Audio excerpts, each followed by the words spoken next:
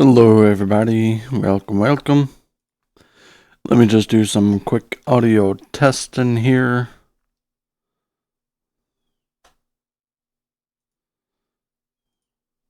Billy Joel.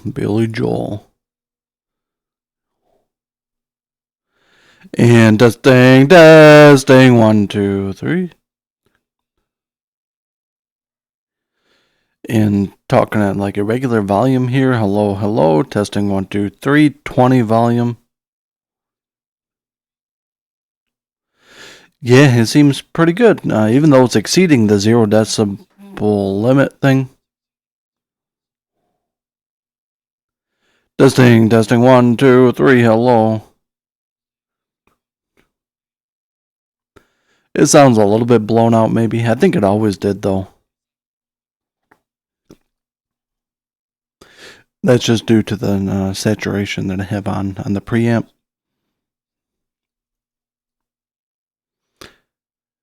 What? That's hitting the limiter. So I think actually we might need to call on. We're calling on the Twitch's audio regulation, whatever. That's fine. It's louder, and I wanted it a little louder. It's a little bit mouth noisy, but that's just my mouth, I guess. And I'm real close to the mic, so.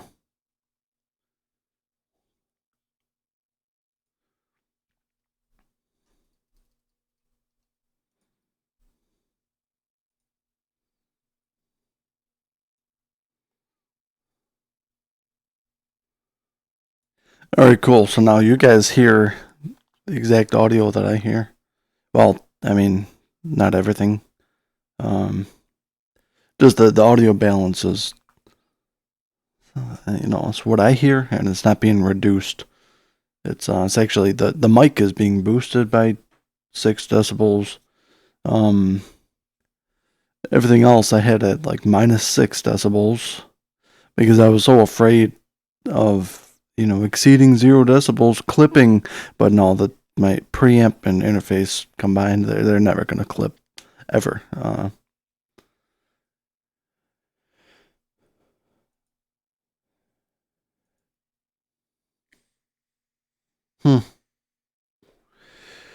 Well, I guess we'll see anyways. It is just a test. So, but yeah, man, yeah, I've been feeling pretty poopy the last couple days. Last few days. First, I was rehooked into the wanting to work out, exercise, all that. It's like a never-ending loop. Well, do I want to look good and muscular, or do I want to just, do what's comfortable and what makes me feel best? Because I really do like exercising and I like lifting weights. It makes me feel good. It makes you feel awesome. And not just a mental thing either, like the actual physical benefits. Like I feel more awake and alert and stuff. Monocolics.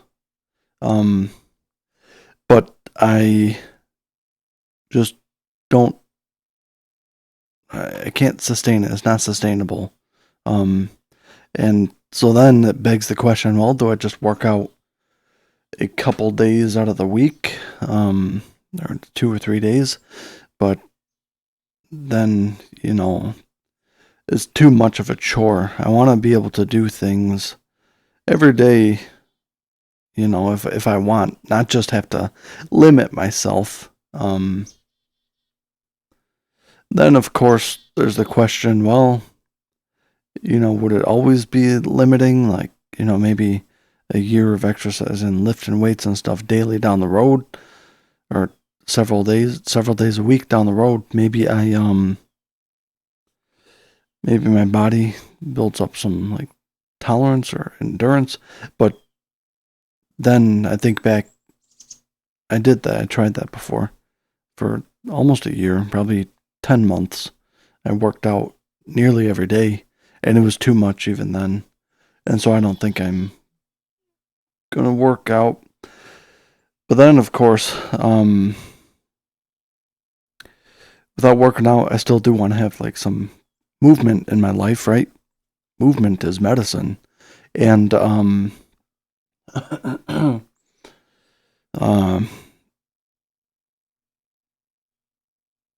shine a light on me. Um, and so actually tomorrow is the first day I'm gonna be going fishing with my stepdad. New reward available: World of Tanks, Heat, G-Force reward. Can I exit out? Yeah. No, it doesn't go away. Clear. No, oh my god. I was hitting the X like several times and it would like twitch over the notification on Windows, and then I hit it again and it automatically opened it. So you must claim the World of Tanks reward. That's dumb. Steve, good morning. I do like jazz. By the way, guys, this is oh no, this is I think is this Creedence Clearwater Revival? No webcam today. I'm feeling a little shy.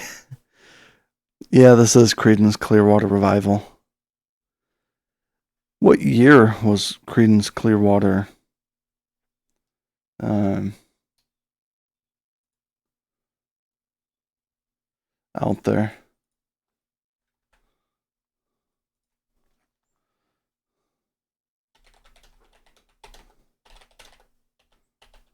CCR. Creedence Clearwater Revival formed under the name in 1968 and was active until 1972. Their roots trace back to 1959 as the Blue Velvets and later the Gollywogs, before they officially changed their name to CCR and released their self-titled debut album. Oh, really? So they were only CCR from 1968 to 1972? Man, like, they have a lot of hits. Yeah, I didn't know either. Apparently their roots go back to the 50s, though. 1959, so... And I don't know how old they were at the time when they, like, were playing musicking, but they were probably, like, 20 years old around. And so maybe their style was, like, 1950 style. Or, I don't know. Not Not sure, but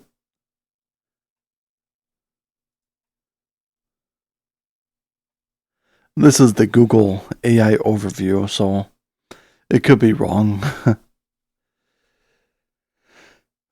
But anyways, yeah, I um try to increase the volume of everything by 6 decibels. Well, I just put everything to like 0, no reduction, whatever. And then I boosted the mic, which was already at 0. I did +6. But that means the mic is going to be crossing like the 0 decibel threshold thing, whatever. But I don't know. I tested it. It sounds fine. I think the same, just 6 decibels louder, and that's what I wanted. But if there's some sort of issue with anything, then please let me know.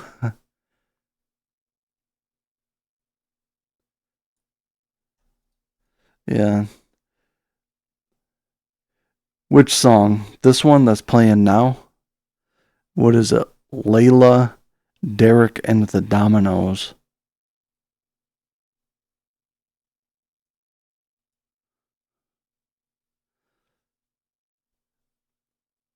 I don't know if I've heard this one before.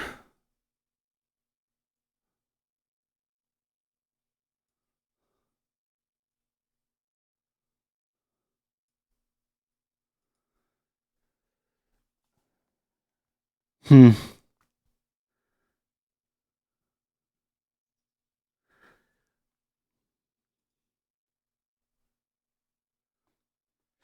Well, and I also took the background thing off. I feel like it forces a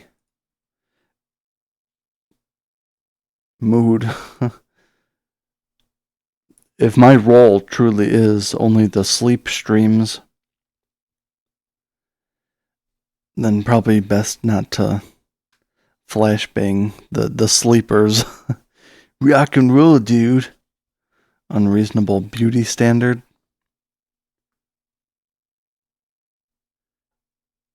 The the background or the no webcam.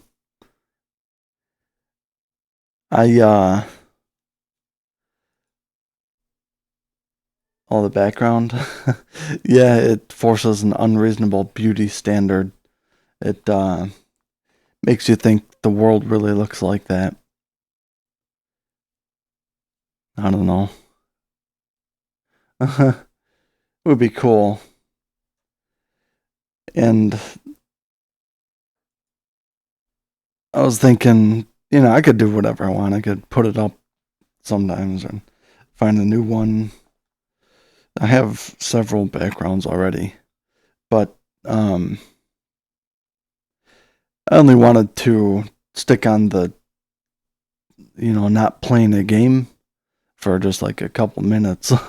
I want to mostly, let the game be the atmosphere of the stream and not Spotify and not any background. I just, I kind of like when it's just a black background. uh, it's like the void is talking to you, and it's easier on the eyes, I think. But anyways, so today we got now where'd it go? This librarian tidy up the arcane library game.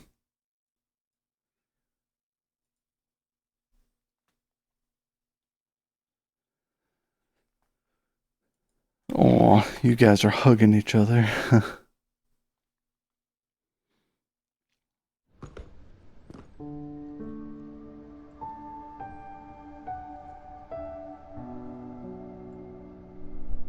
Wait a second. Why are the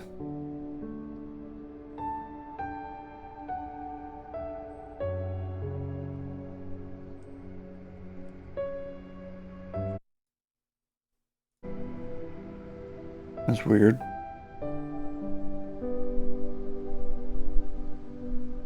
Let me move that back down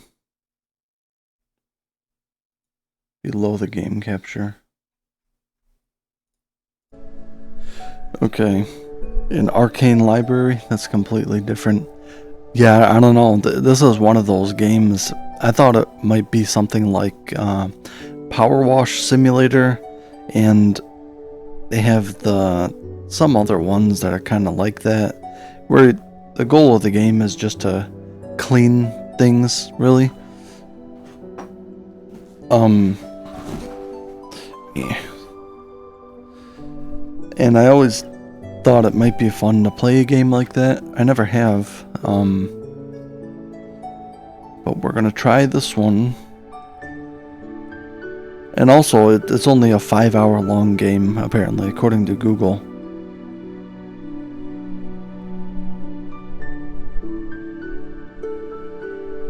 I'm not sure if this one...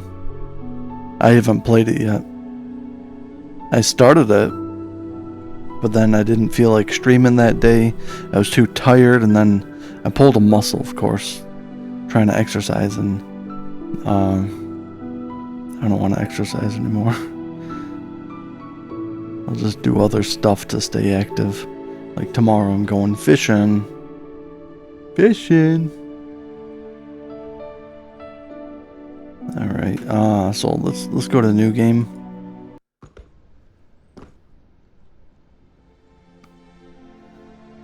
Thanks, Colex. Thank you.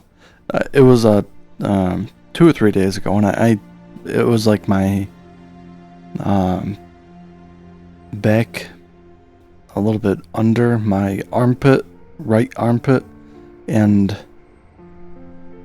it is feeling significantly better. But okay, so let's set up. Game settings. Field of view 90. Video, borderless full screen. I don't know, Epic seems okay.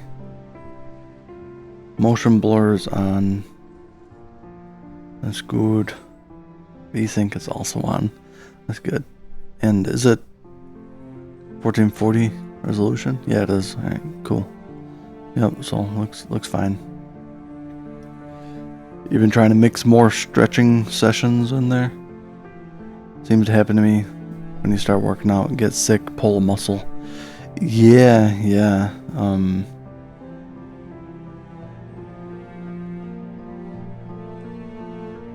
Stretching is important. Well, they always say it's important, but honestly, depending on like what exercises I'm doing, if it's just simple lifts, like, I don't know, bicep curl or something, honestly, I feel better without stretching. Stretching, I feel like, is the hardest part of the workout if you're lifting weights. And so, I mean, unless you're really, for the lift, the motion of the lift, you have to stretch your arms out or something. I don't know, I prefer just not to stretch at all. You probably do it tonight. Really boring workout. Yeah, that's the thing though. Like, if the workout is too easy, then you're probably not burning many calories or making much progress. I don't think, in terms of like strength training, because I don't know, I go by the advice that you want to like destroy your muscle and lift reps to failure and stuff every time you do it. But that's not the best way, probably. I don't know. Anyways, though, I don't think for many years I haven't wanted to exercise. It was just a phase that I wanted to exercise or work out, lift weights or anything. Because all throughout, my younger years in school and stuff, I never exercised, like, voluntarily. Sure, for sports and stuff. In gym class in high school, and I didn't mind doing it, but I always just preferred to stay active, like, I don't know, play tennis or fishing or something. Emo phase, sports phase. Yeah, right now I'm in the emo phase. I hate everything. I hate myself. I hate the world, man. I hate the government. Just hate it all.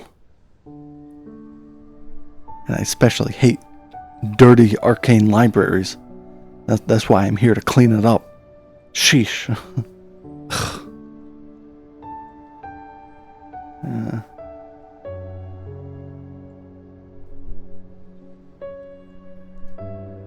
Oh.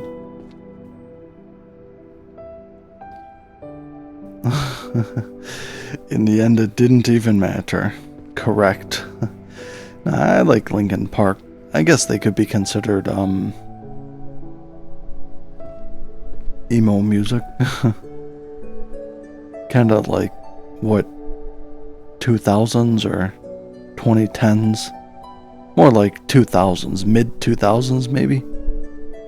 I don't know, I remember when they were like a big hit, that song, Tried So Hard, Got So Far, and I was pretty young, but I had older siblings, and they were into MTV and VH1 music videos and stuff. Early to mid, okay. Yeah. So I was born in 96, but, even in the 2000s when I was sentient. I would have been like 4 years old in the year 2000. On the radio and stuff, all the hit songs you would hear, they were, like the 90s, 80s music. And even today, they still play a lot of music from like even the 70s and stuff. And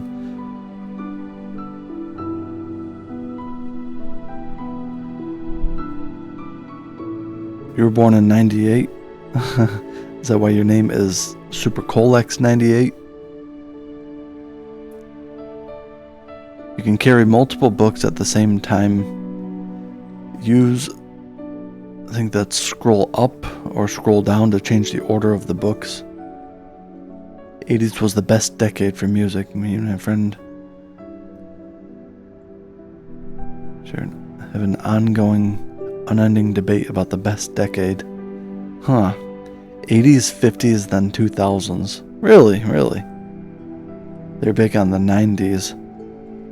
Yeah, I feel like people of, an adult age today, they really do like the 90s. I don't know, what is that, like grunge type music and alternative alt rock and stuff is big in the 90s.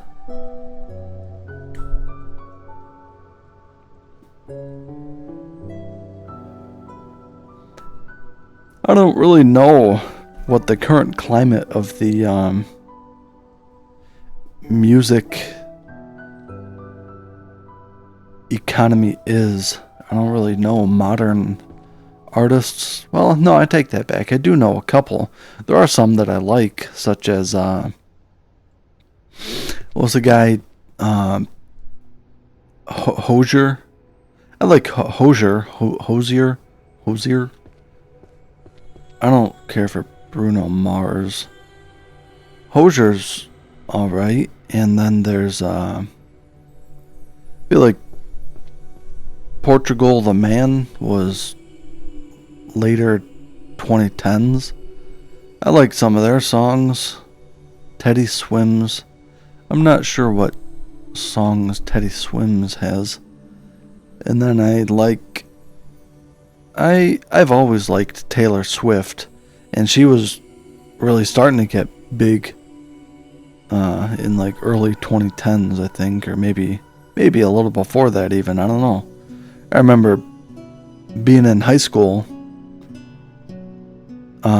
which I would have been into high school, 9th grade in 2010 exactly, and Taylor Swift was already a hit by that time. Like, a lot of people liked her. Like, a few of her songs, she was so oversaturated in all forms of society. You never want to see her again. But she's purty, Steve. Taylor Swift is purty. Yeah. She's fine. I mean, her songs do seem pretty generic pop. Like, it's not bad. Well, her nowadays songs, I think she used to sing country and stuff, but I don't know, personally I think it's similar kind of vibe. Good singer. Yeah, and she's pretty though, so she gets points for that, right? She's also taller than me though, so I think she's 6 foot, I always heard. I'm not 6 feet.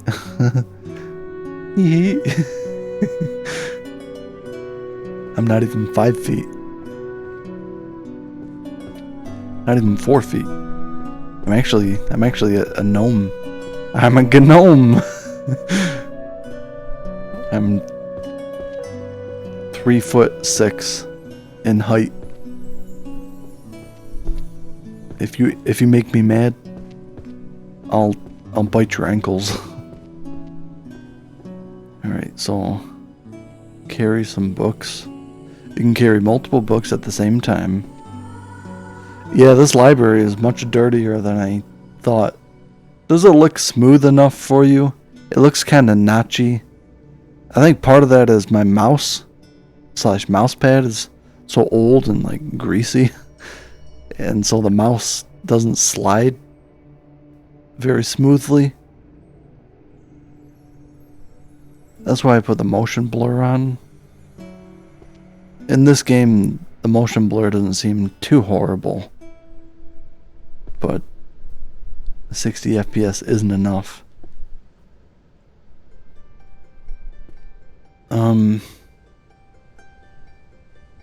So you can change the order of the books. I see that. By pressing R, you can open the list of books currently in your possession. The order... Oh. Something about the order of the books. Place the books in hand on the bookshelves according to their categories. The location of each category's bookshelves can be found on the maps on both sides of the stairs. Let me read that again. Place the books on the bookshelves according to their categories. Okay, so each category bookshelf, there's maps on both sides of the stairs. Okay. Is there a sprint button in this?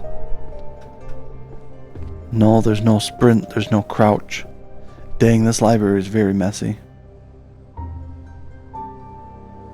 The current state of music, to oversimplify a little. Spotify.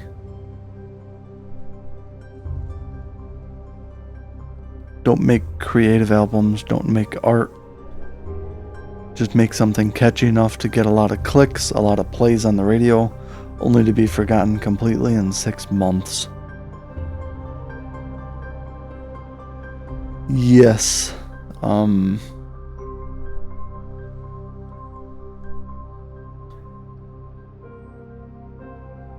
I think you guys may be on ad break. I don't know.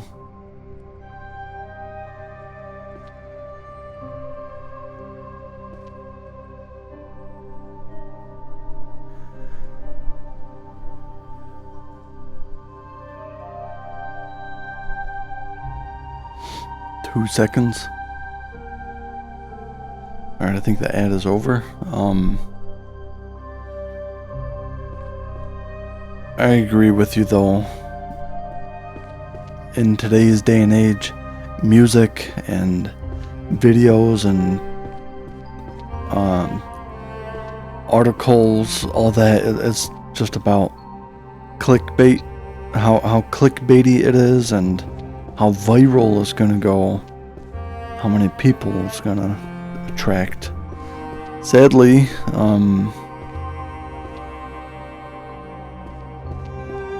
probably some of the best media is not put out there to reach, you know, enough people because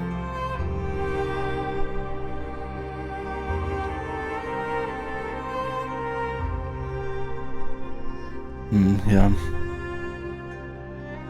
I don't know, I feel like there's a lot of good YouTube videos and stuff that I see, informational stuff.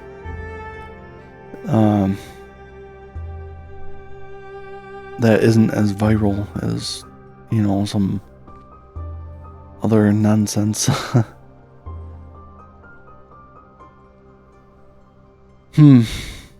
Yeah, this is definitely a mess.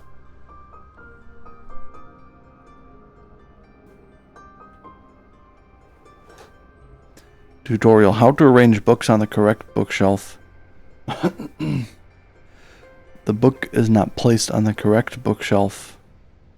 Check the maps beside the stairs to find the correct bookshelf. When a book is placed in the correct bookshelf, a yellow glowing effect will appear. You may freely choose which shelf tier to place the books on, but books with the same title must be arranged in volume number order from left to right. And different book titles may have varying numbers of volumes. Choose a shelf tier that matches the number of volumes. Alright, so if there's 10 volumes of the book, you want to have them all on the same shelf, not like split up. Okay. Some lore for you folks. my first job, I was a page at a library. And so I did this. The library, every day when I would go into work, it would look like this. And I had to, do exactly this. Put the books all back on the shelves and stuff. No, it wasn't this bad.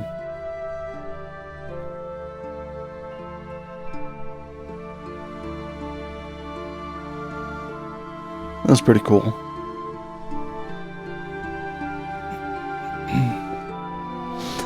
Alright, so let's look at the map and find... So we have Tomes of Alchemy and Books of Alchemy. A volume 4 and a volume 6. Which one is the alchemy location?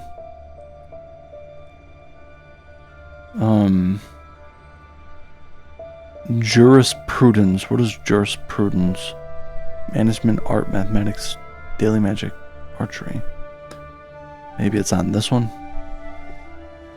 Monsterology. I'm uniquely suited to get this done quickly and efficiently. I don't know about that.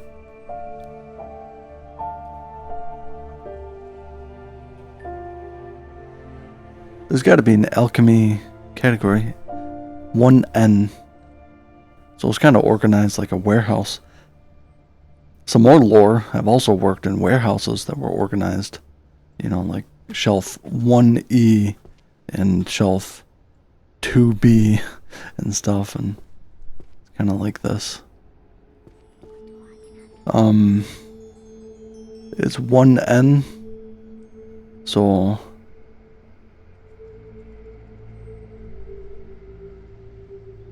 And... I think it... Here's the stairs, right? Yeah. We're on this side, so 1N is going to be over there. Is it on... I don't know.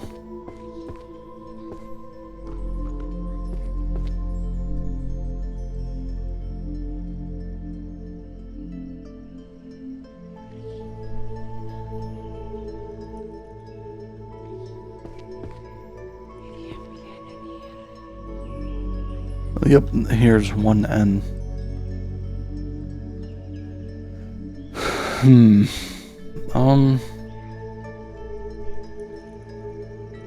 So if we put it just here in the front, we're gonna have to move them all down. So beginner manual, that's alchemy, starting with a B. So A, B, C, D, E. There's only 5 shelves. Let's put it here. This book has been placed on the correct bookshelf, but its position is incorrect. Well, actually, it's volume 4. 1, 2, 3, 4. Is that right then? What did it say about glowing yellow? It's not glowing yellow, so I will be right back. I gotta pee-pee.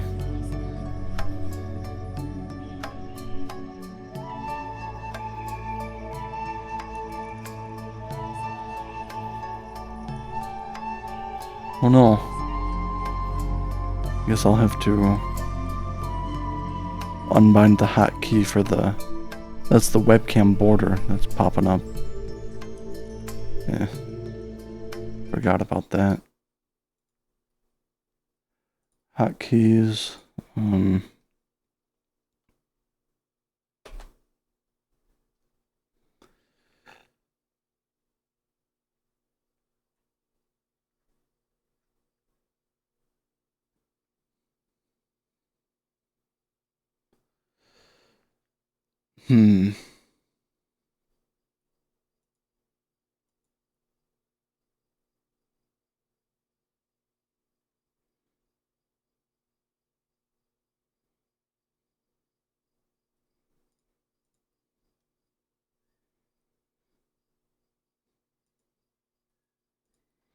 Let's see, does it work now?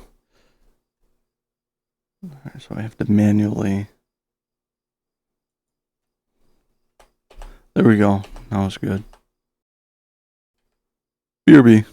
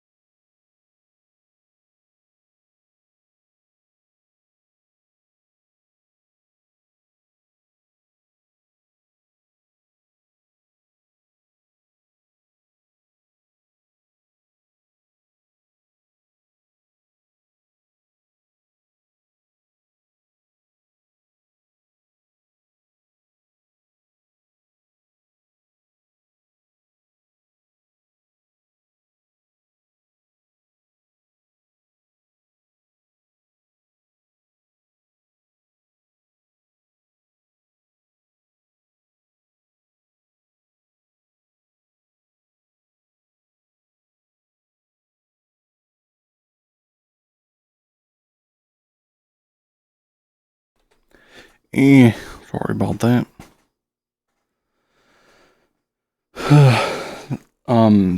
Yeah, so for the last couple days, you probably noticed I have streamed like couple times or several times for just like a few minutes because ever since that one day we were playing what do you call it, Dredge. The internet has been messed up, and yesterday actually I had to have the Spectrum tech here at my house. I'm almost never around on the weekends. Yeah, the internet was like crapping out.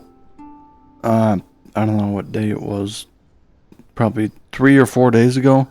Well, it has been like much worse for the last couple days.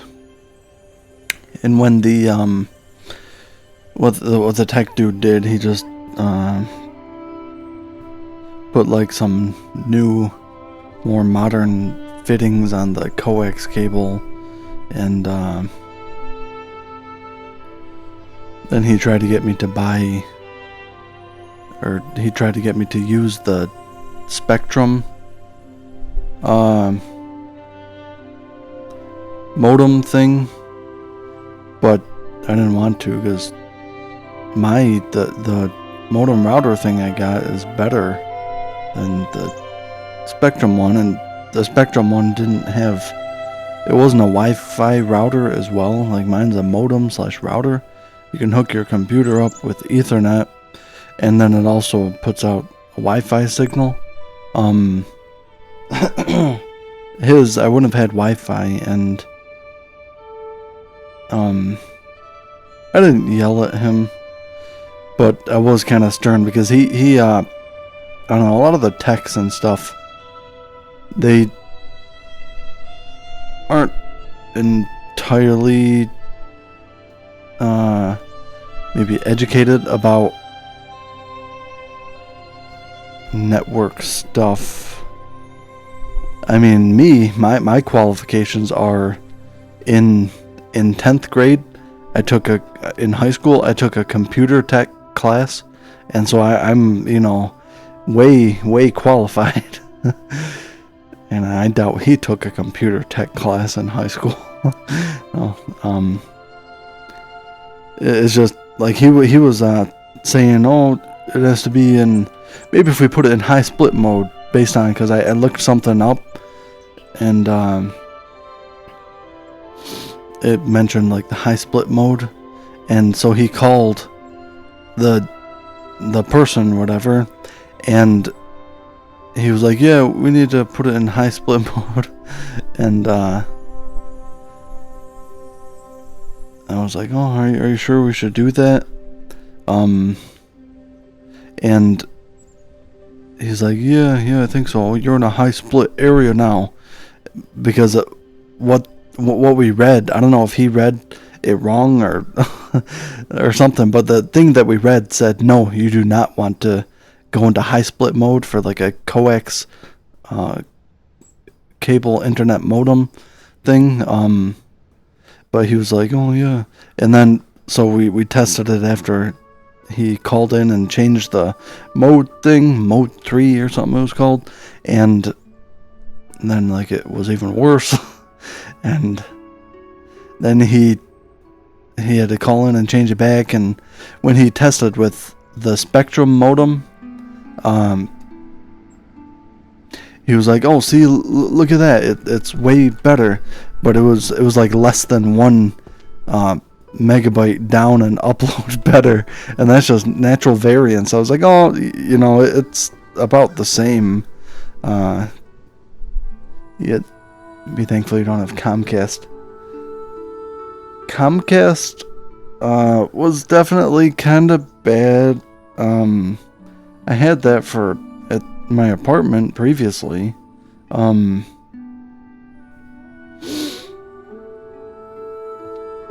mean, every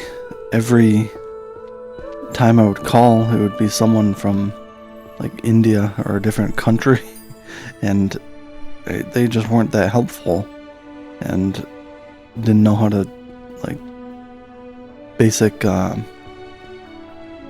common courtesy is when you're talking. They just be like, no, you do this now,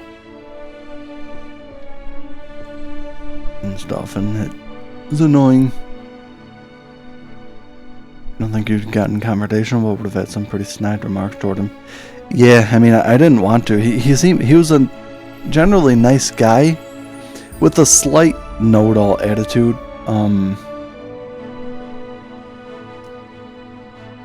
And I tried to, remain neutral and stuff, but then when he starts suggesting, the things like the high split mode, whatever, and saying that, oh, it's, so you sure you don't want the Spectrum modem? I mean, yeah. And there's a speed test website that I was on, and I showed him the speed test, and the upload speed has been like way slow. That's why I couldn't stream. And he was like, yeah, it looks okay, but it's like under 10 megabit upload, and it's constantly disconnecting and stuff, and it's supposed to be 20 megabit upload, which, it's not a big difference. It's just the stability or whatever that I've been having a problem with. You have to be kind of stern. Yeah, you've gotten confrontational with customer service. Yeah, so sometimes I do, actually, because it's like they're not listening to you, and they just put you off and be like, oh, well, you'll have to do this and call this, and it's like, no, mother fricker, I've been calling for, hours, and stuff. Like with the health insurance thing, I spent probably literally like 10 hours on the phone total, and I'm like, my patience, isn't unlimited. And these people, they keep giving you the runaround. And it's like, I've already gone through the runaround like 3 frickin' times, just to solve the issue. I can't, change your record of this because, I'm not working there. And then, I don't know, it's enraging. Customer service sucks, so you try to be nice, but sometimes they're so stupid and have no idea. Yeah, yep, they can definitely be rude. And, I mean, the customer service jobs is probably, it's like an entry level, in most cases, minimum wage job probably, or pretty close to it at least, and so you definitely not get the most career oriented people. Like, I don't think most people working in customer service plan to have like a career working in customer service. They just, so naturally some of them are not great at their job and not helpful, and yeah, they can be rude and stuff. Being stupid and uninformed is actually worse than being rude. I think so. And especially, even if they're not rude, if they say something stupid or uninformed that's, just clearly wrong or whatever, with a confident tone, and like they just keep, talking and saying this is how it is, but they're just plain wrong, then that's worse than being rude. I'd rather, I don't know, sometimes, I don't know if it's just around Detroit or whatever, but it seems like I get a lot of sassy black chicks in the customer service, and I like sassy black chicks. Like in previous workplaces and stuff, usually I get along with the sassy black chicks, but despite being sassy, you also at times like the sassy black chicks. Yeah. Despite being sassy, though, they do, I don't know, sometimes they admit, and they'll be like, oh, okay. And they don't have an attitude like they're all-knowing or better than you. They're just, sassy, and it's like their default mood or tone is sass. And I don't know, I'd rather deal with that than someone who's just plain rude or insulting. Or, and one time, I will admit, I cussed out the supervisor for the health insurance. I contacted several agents or whatever, the customer service reps, and none of them could help me, and I was sick of it and getting impatient and stuff. And so I was like, yeah, please get your supervisor on the phone. And then the supervisor gets on the phone, and he has like I don't know, he thinks he's the attitude, the way he spoke was like, I don't know, if he was in person, he'd be looking down his nose at you, like, on his high horse. Thinks he's all that and stuff. That at least that's the impression that I got, and just the way he was talking to me, and like, oh no, you don't know how this works. You don't know. But I'm like, I don't care, and I yelled at him, and he actually hung up. But actually, since then, that issue with the health insurance has been resolved. So. So maybe they do say sometimes, you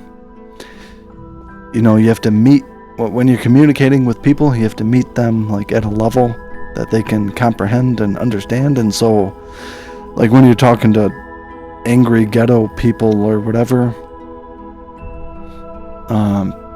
maybe it's best to also speak like an angry ghetto person so that they understand. Or maybe, I don't know.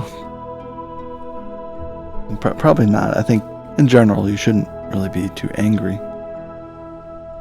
But then it feels like you're letting them walk all over you. If like they have an angry attitude and they're like yelling and stuff, and even in just a regular conversation, maybe they're not yelling at you particularly, but I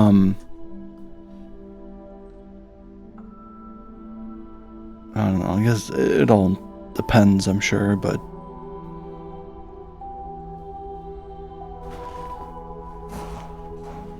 yeah.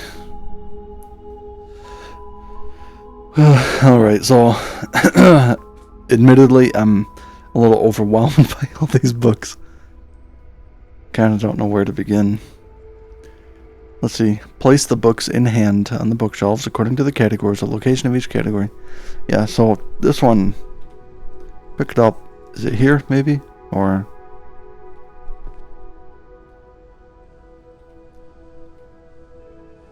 Alright, and homunculus.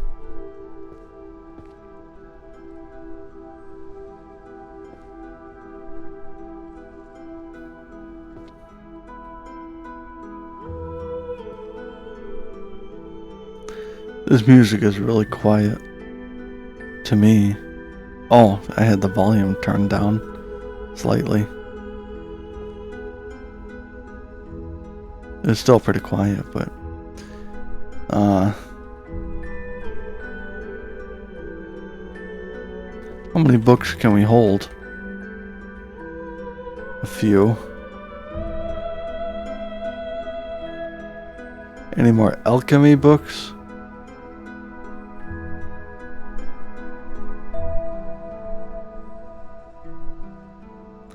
No.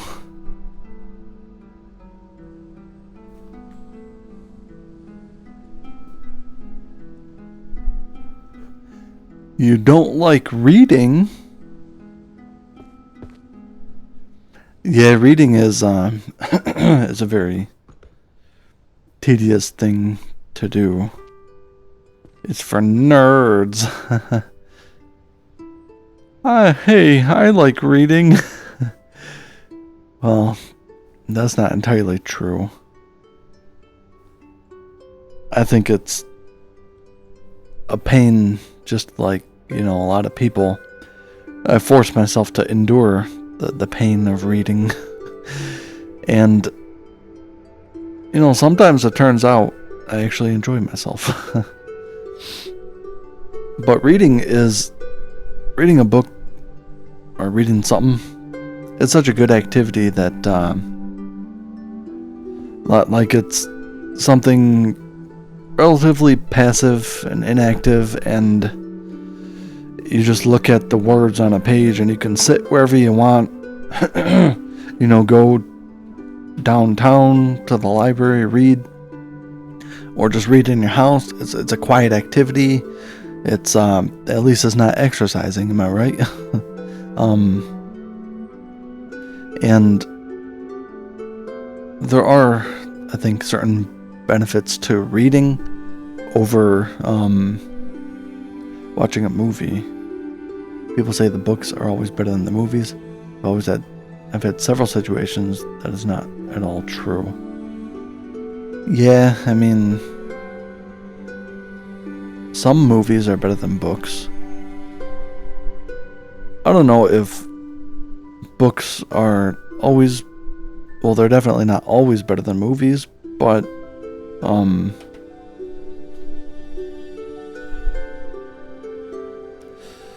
yeah, I don't know about this game.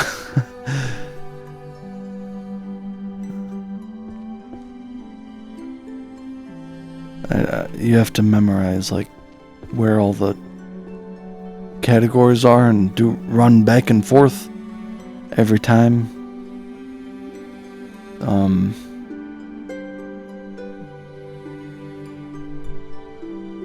They're more descriptive. Yeah, they're more descriptive. And I do like that you can hear the characters' thoughts and stuff. I totally understand reading isn't for everyone, and you know, but there's so many types of books, just like there's so many types of movies and music and stuff.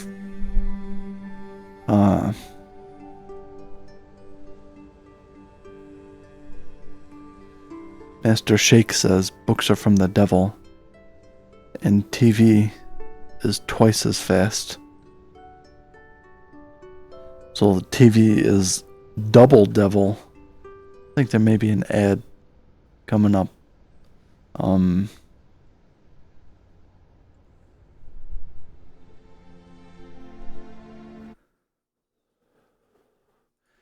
Here, let me adjust something.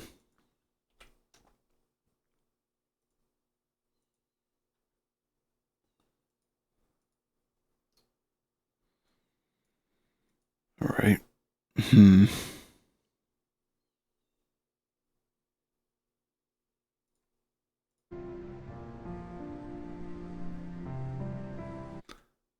Oh no.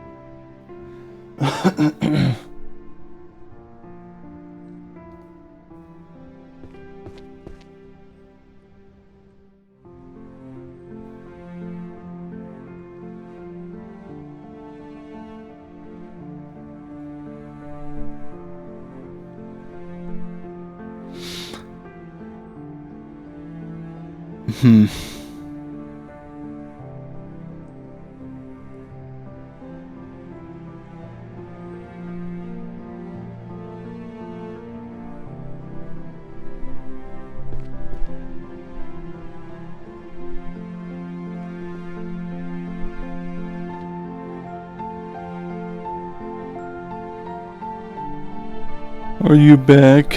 I need help with this organization. Yeah, I don't know. I don't really feel like running back and forth. Every single book that I pick up, you know how many books are here? It's probably at least 12 books. And that's just too much running back and forth. Well, how about we find something else? I tried the game. And I don't really feel like playing that right now. What else do I have? There's Plague Inc.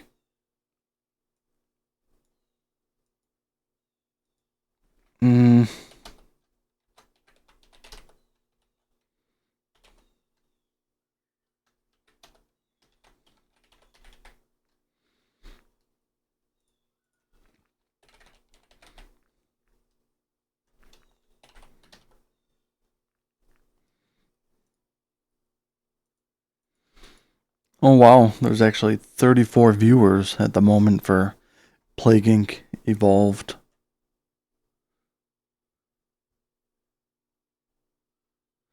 Let me actually check something really quickly.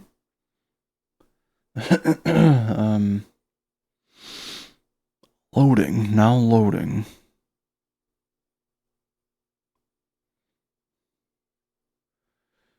All right, looks good. Let me check input delay compensation. Oh, okay.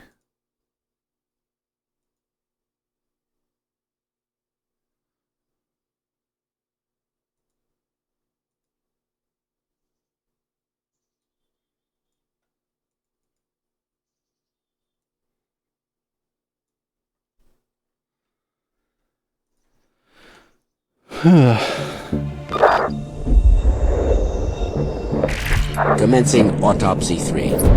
Oh. Time 21:04. This one's pretty loud. 27-year-old female infected with unknown. Oops.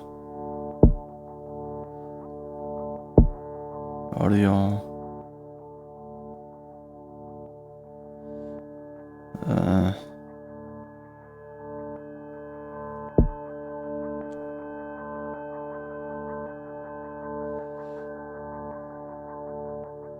How do we view that opening cutscene again?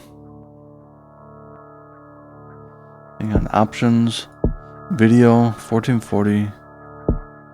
Yep, that's good. VSync. What? What are these? Every V blank? What is a V blank? I never heard of that.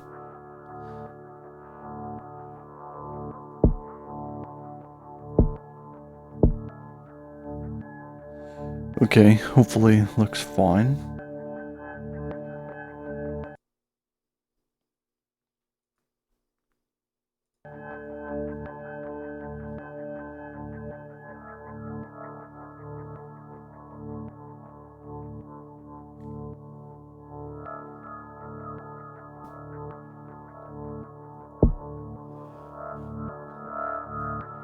Alright, main game here. Play. Bacteria, most common cause of plague. Unlimited potential. Is there a tutorial? Help and info. How to play. Game start. Select a country to start your disease. Some countries are easier to grow in than others, so choose carefully. It is good if they have an airport / seaport / lots of land neighbors. Rich countries are harder to infect. Begin to infect people. Strategy is everything. You can't infect countries directly. Instead, you must evolve your disease to be more powerful. Choose well, and your disease will spread faster and faster.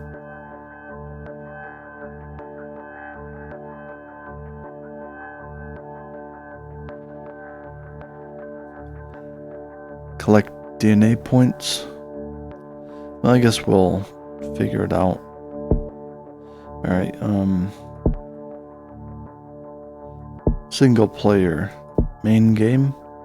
The core Plague Inc. game. Can you infect the world? Tutorial. Name your plague.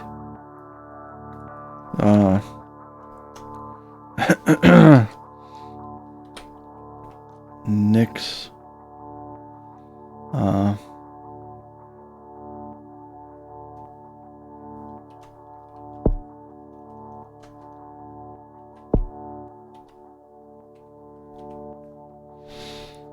Colex 19. Instead of COVID-19, it's Colex 19. Welcome to Plague Incorporated. Are you ready to infect the world?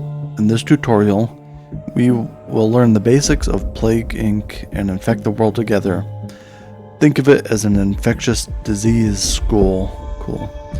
First, you need to choose where your disease will begin. Start in China.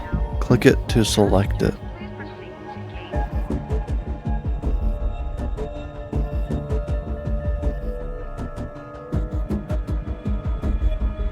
Now pop the bubble. Wait. You can't adjust the audio? Now pop the bubble to infect patient 0 and start the game. Your plague has been unleashed. Below, you can see how many people are infected with your disease. Okay. 1 infected, 0 dead.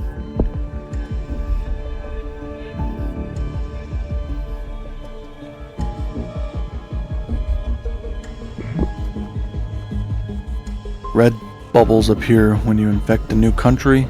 Pop the bubble to get some DNA points.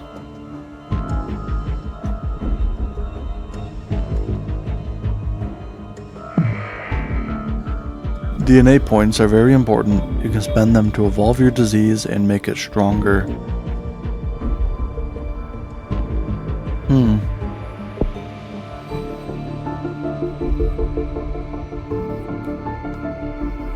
You will get more DNA as you infect and kill people across the world.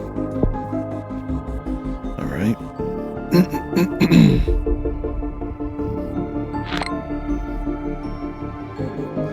You also get DNA by popping orange bubbles when they appear. Pop the bubbles now. Nice. See how many DNA points you have here. 20 points. This is the disease menu. Wait, hang on. Here you can evolve new traits to make your disease stronger. Your plague needs to spread faster. Let's go to the transmission tab. It costs DNA points to evolve your disease. Let's start by getting the livestock transmission. Check livestock 1. Nice, your infectivity has increased. That should help your plague infect a few more people.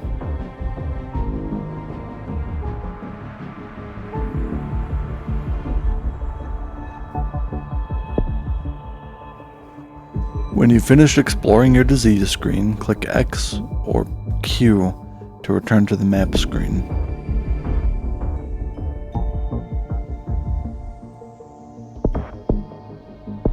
Alright, so we want to evolve the livestock 1 thing. Alright.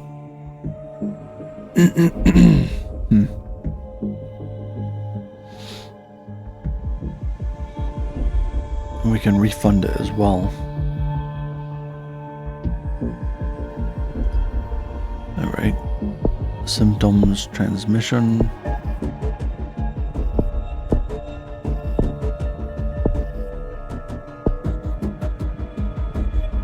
What's this? World Colex 19 has not been noticed. The world menu shows how your disease is doing on a global level and tracks any human cure research. Here you can see how many people are healthy, infected, or dead worldwide. Use the toggles to filter categories of countries on the minimap. For example, if you want to see any hot or rich countries that you haven't infected yet. Here you see countries listed by if they are healthy, infected, or dead. Hover over each country's name for more details. Okay, so in China, less than 0.1% is infected. That could still be a lot of people, potentially. 6 are infected. If the cure reaches 100%, then your disease will be cured and you will lose the game.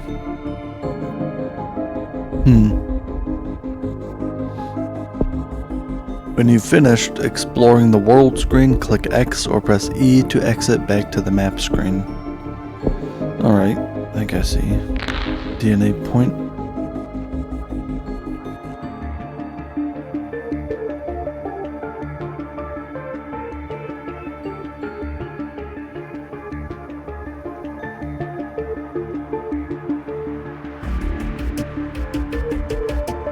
You can change the game speed. Here are your time controls. The game is currently paused. Click play or press Alpha 1 to unpause it. Click fast forward or press Alpha 2 to speed the game up. And click faster forward or press Alpha 3 to speed it up some more. Okay. You can also zoom in for a closer view of the action. Scroll up or drag the slider up to zoom in.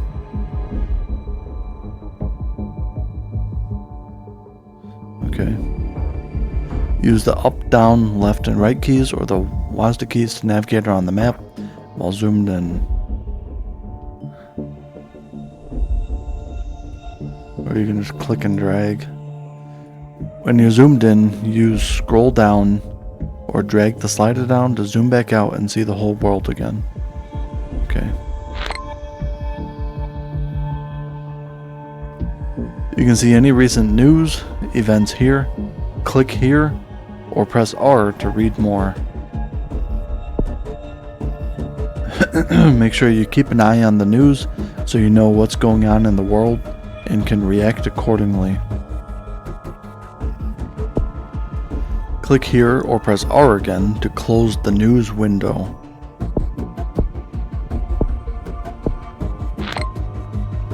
I didn't feel like working. That's what happened to it.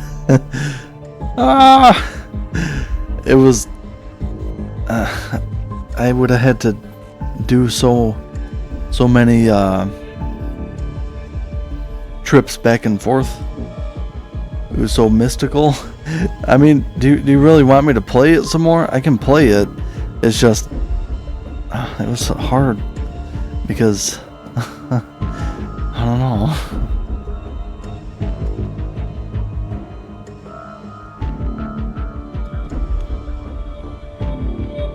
My biggest complaint with it, which I'm sure that you can get like an upgrade, and over time playing the game, you learn better, but it wasn't regular categories of books. Like usually there's fiction, non-fiction, biography, autobiography, and DVDs and romance, etc. But it was all like, you know, fantasy type stuff. Yeah, it's just a lot of work. I mean, I don't know. It was like alchemy, monsterology, all stuff that I don't even know. The books, the titles of the book, I didn't even know how to... Like, it wasn't always the genre's name in the title of the book. And so if I don't even know what the categories are, how am I supposed to assign the book to its category? And I don't know. Maybe I'll try it again in the future. 1,000 follower celebration. I'd like to see a 24-hour marathon librarian. Oh man. Yeah, well, that probably won't be for another 20 years at least, at this rate. Let's see. Legend of Kijibo followed 12 days ago. Super Colex 98 followed 20 days ago. And the activity feed doesn't go beyond 1 month. So 2 followers in the last month.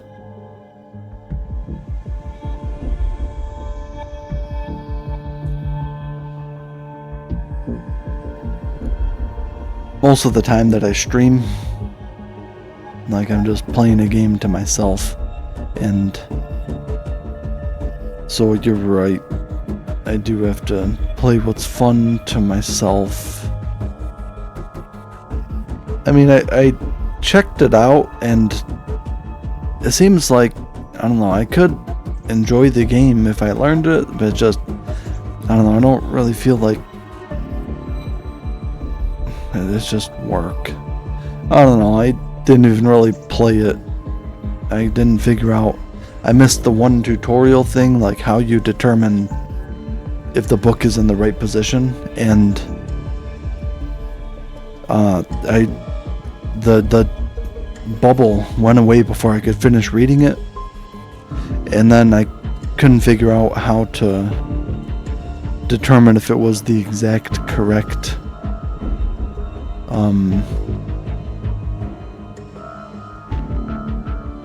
location of the book.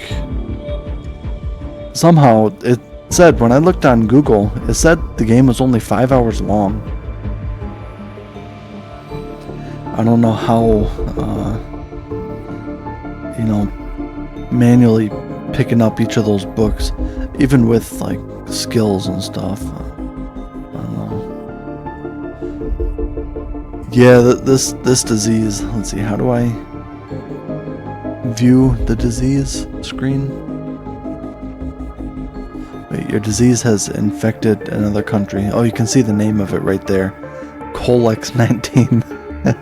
It's not COVID-19, it's Colex-19. Colex 19 is really starting to spread. Pop the red bubble to get more DNA. Let's look a bit closer at the country your disease just infected. Click here to select that country. The country screen shows how individual countries are responding to your disease.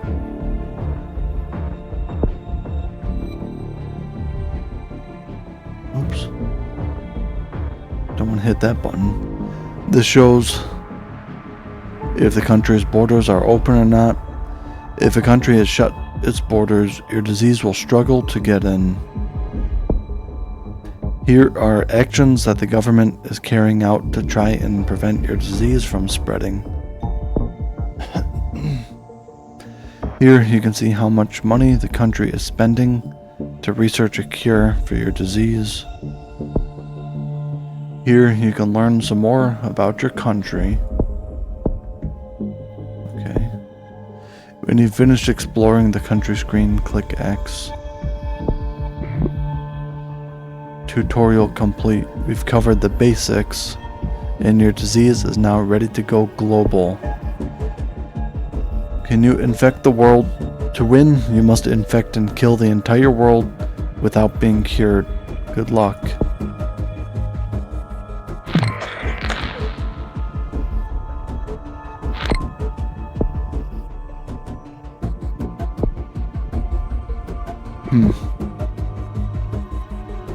What is this? Festival of Love in Korea? Korea celebrates the Festival of Love. Fans praise the replacement for International Kissing Day. Critics question hygiene standards. Cysts symptom mutated. Colex 19 has mutated and developed the cysts system without using DNA points.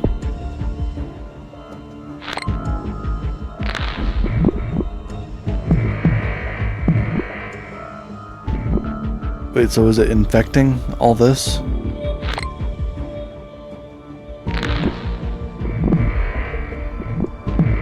What do I have to do? Danish mafia becoming too powerful?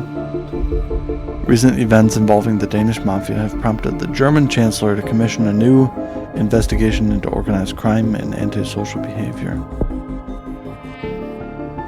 Alright, so I think China, most of the people are infected. New minor disease spreading.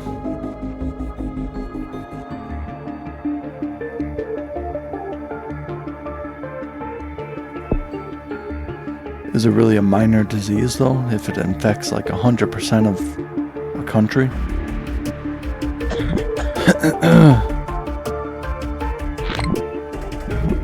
So that's Japan. Where's Korea?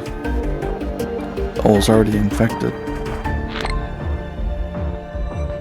Well, I have a bunch of points, and so it affects livestock and causes cysts, transmission, evolve air, yeah, it's transmissible via the air. Air 2 gives organisms ability to survive suspended in air for a long time. Increased infectivity, especially in arid environments, and plane transmission. Water. Let's just make it highly transmittable, whatever the word is. Blood.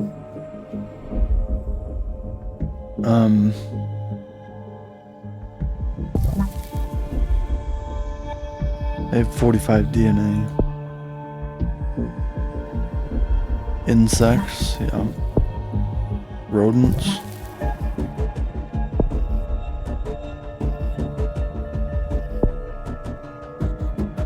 And I don't think I can afford anything else.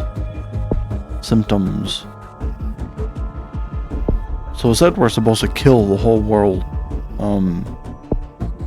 Insomnia, hypersensitivity, cysts, abscesses,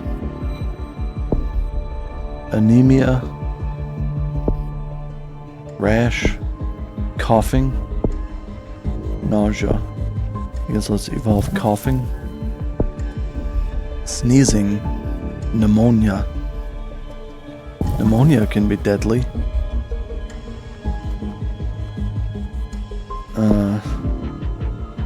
Pulmonary fibrosis or pulmonary edema.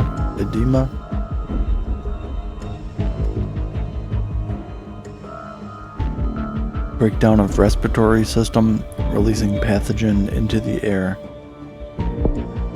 Yeah, pulmonary fibrosis. Scarring of the lungs causes shortness of breath and extreme coughing. Can be fatal when combined with intense exercise. Okay. Then can we afford anything else? No, we can't. We only have one more DNA now. Upgrade lets ships be infected again. The water transmission upgrade lets Colex-19 survive the new cleaning techniques on ships and spread between countries again. First death in Korea. Oh, cool. So it's killing people now. Bad luck or the beginning of something terrible. We'll see. Korea starts work on cure. Uh-oh. It is expected to take a long time. Total organ failure symptom mutated. Wait, so... There's pause. Let's do normal speed. Has mutated and developed the total organ failure symptom. China shuts down seaports. Oh boy. China has become the first country to try to limit the spread of Colex-19 by limiting access into and out of the country. Well, I think it's already into the country. Yeah, see, it's spreading. Pretty good. And it's even going across to America, of course. Colex-19 placed on watch list. Has been placed on the WHO watch list. Already dangerous, governments are warned that it could become unstoppable. Like my DNA bubbles. So we can like mutate it some more now, probably. We've updated the transmission and the symptoms. What is abilities? Bacterial resilience. Oh, so this is to prevent people from finding the cure for it, I guess. Cold resistance, heat resistance. The heat and cold resistance, that would be useful, you know, to infect more of the world. Costs 7. And then costs 12 for heat resistance 1. What else we got? Bacterial. Protect against all climates. Alright. Bacterial resilience 2. Bacteria survivability in all climates. What is this one? Drug resistance. Yeah, we need some of that to prevent the cure that Korea is coming out with.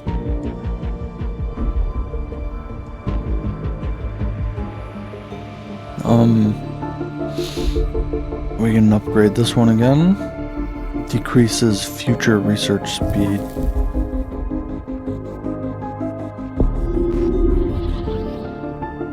Alright, so 37% of the world is infected already? Wow.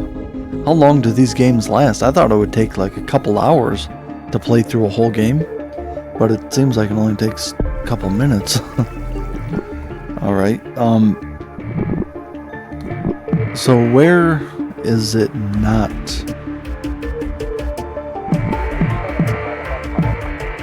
infected yet? It's true to life. Yeah. Only took a couple minutes for COVID to spread. It seems like it's on the triple fast forward mode. COVID did spread pretty quick. Mexico leading global cure effort. Mexico has started to send research teams to infected countries. Mexico? Huh.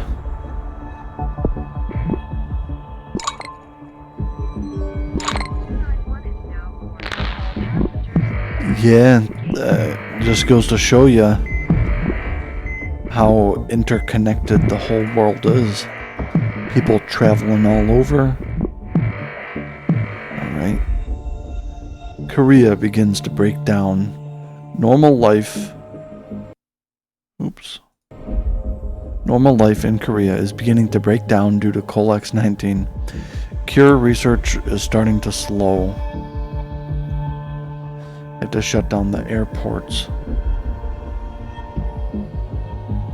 They do try to, the countries will try to do stuff, like Mexico's trying to develop a cure.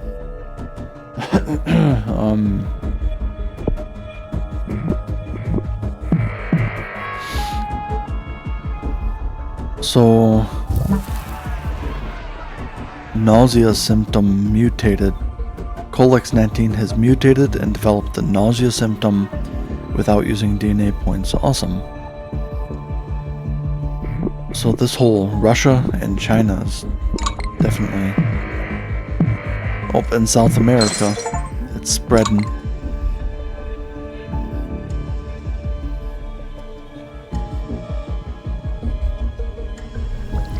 Is the volume okay, Steve? Is it a little loud, maybe?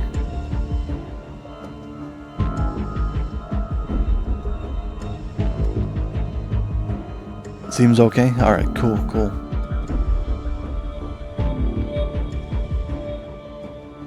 I need some water. Global research focused on a cure. Research doctors all around the world are completely focused on developing a cure for Colex-19.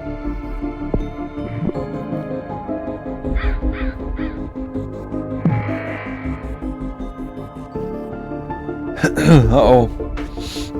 Korea is in anarchy. Korea is first to fall into anarchy due to Colex-19. No cure research can take place. Interesting. Oh wow, it's even affecting... What is this? Greenland? Or Iceland? This is Greenland. Alright, so maybe we should start evolving some more abilities.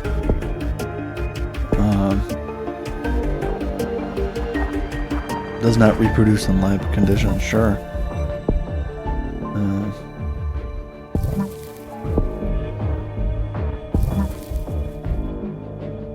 We out of points now? No. What is this? A new strain of the pathogen now exists. Alright, and then let's make it even more deadly. Which ones are the ones that I've gotten already? The black ones? So the white ones I can upgrade. Fluid discharge through sneezing greatly increases infection rates.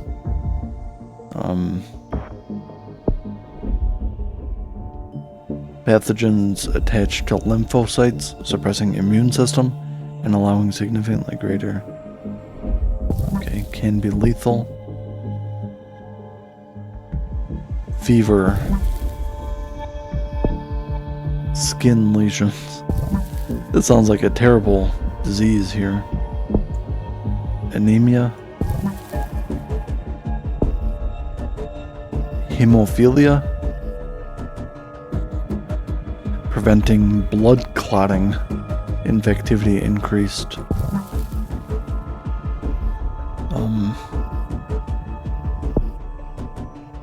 Tumors. Alright, and that's all the points we have.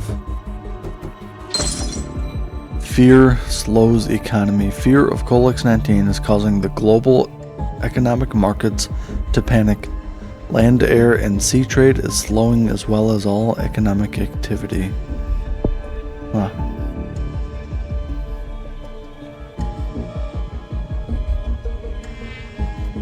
I don't really know how to...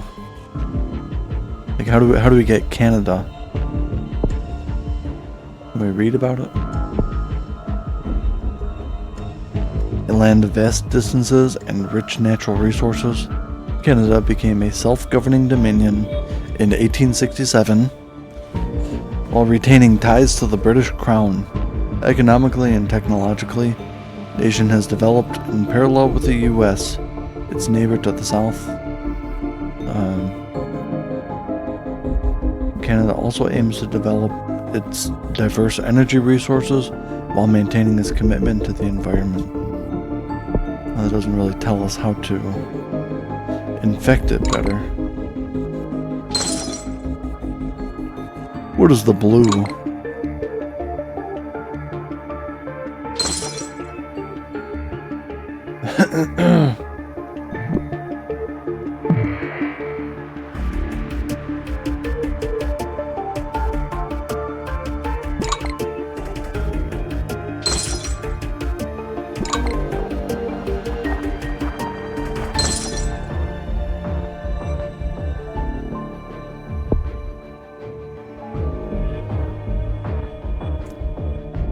So the top is the most recent one.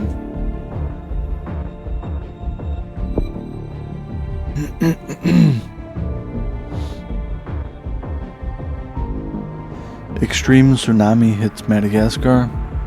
WHO analysts expect significant loss of life despite existence of early warning systems.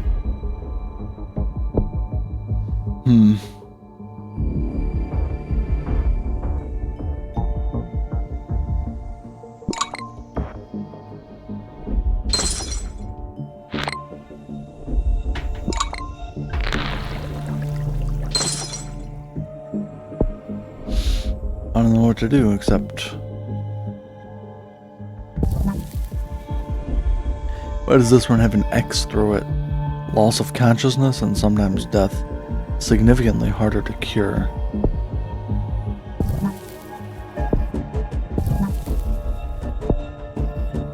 Alright,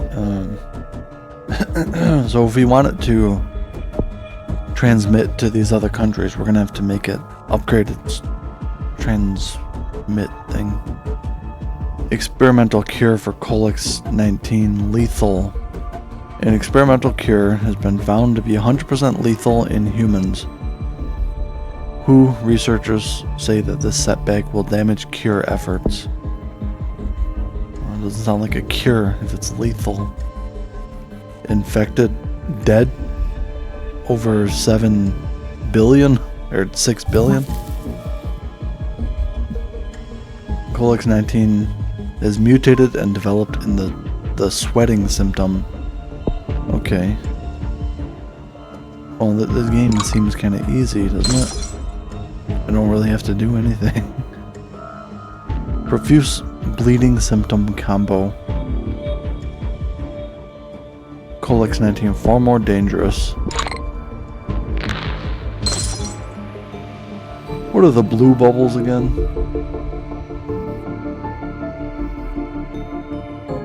Alright, so... transmission.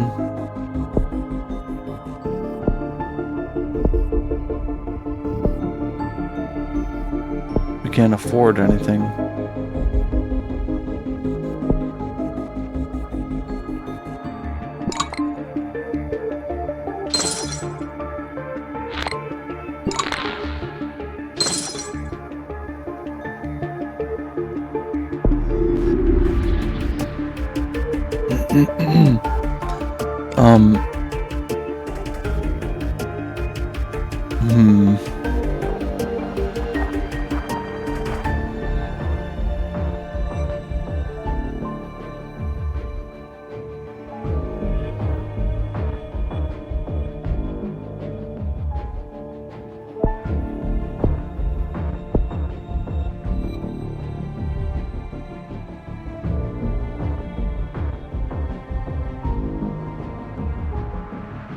Seems like it's kind of at a standstill. Because nobody's traveling outside of their countries. It's infecting West Africa.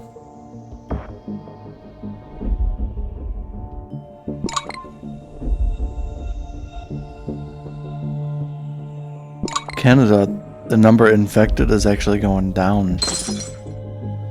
So maybe we should make it more cold resistant, or I mean, Canada's temperate, it's not all cold. Not the entire year, at least. Make transmission worse.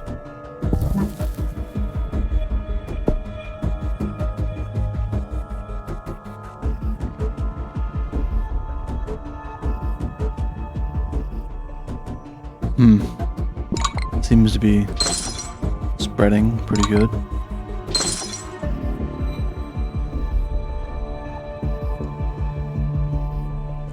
I thought this was going to be way more strategy. Seems like if you just upgrade everything, then you win. Basically, or not win. What is the plane doing?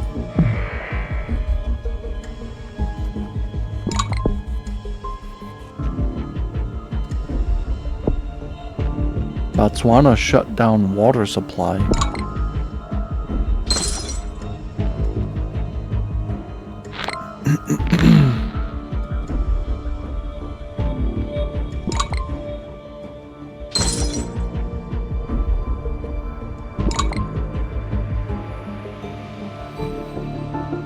There are 0 infected in Central Africa.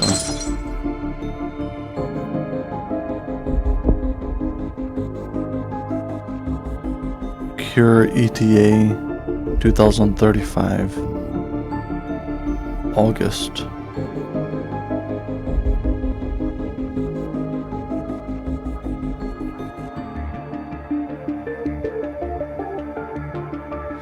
Alright, so we have to... These are healthy countries, infected, and dead. Long list of dead countries. USA is one of them. Or, what does that mean? Brazil is the healthiest country? No, it says, well, 0 infected, but looks to be dead. Don't understand.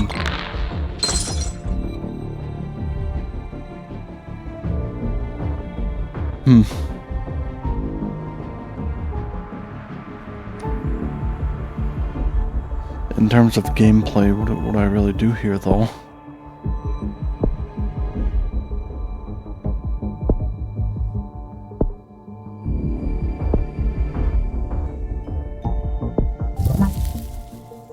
Hemorrhagic shock symptom mutated. Colex-19 has mutated and developed the hemorrhagic shock symptom. Okay. Well, while this is going, I'm gonna BRB.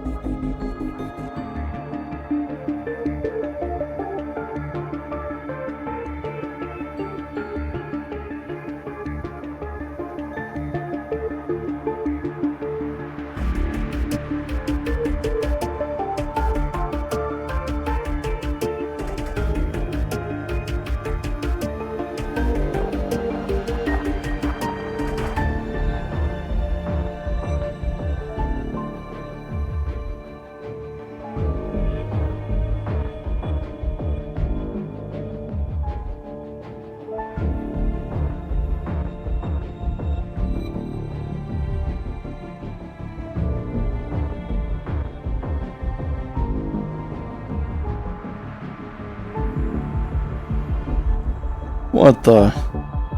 Defeat? Colex 19 killed all its hosts. Some healthy people survived. Really? Bad luck. Your disease didn't manage to infect and kill the entire world. Oh. Practice makes perfect. Maybe try the main game on casual difficulty until you get the hang of it. That sounds kind of condescending. Maybe you should try the main game on casual, easy mode. Huh.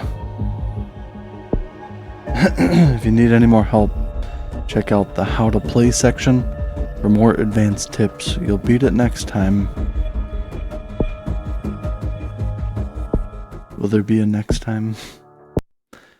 Huh.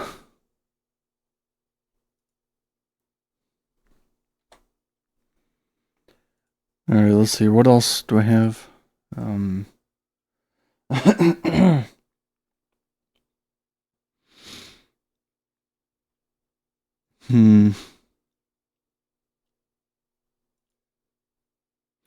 I want to try Librarian again? Because I'm sure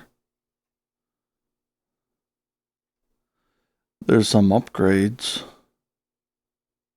you can get. Or, maybe.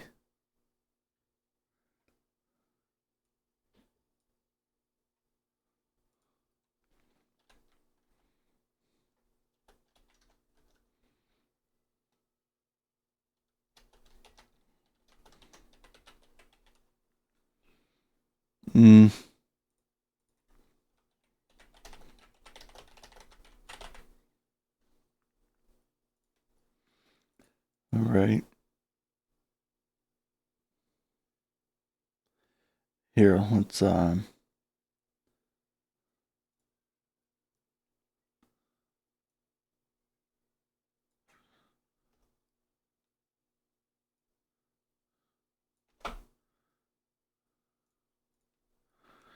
shorten the title a little bit. Stream health appears to be fine.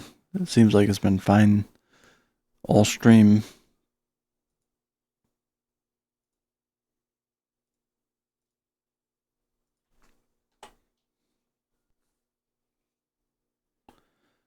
Alright, so this is The Life and Suffering of Sir Brante. Loading.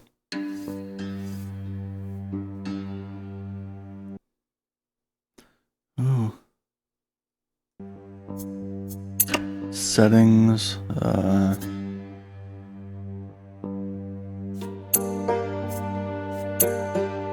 Borderless window. Desync.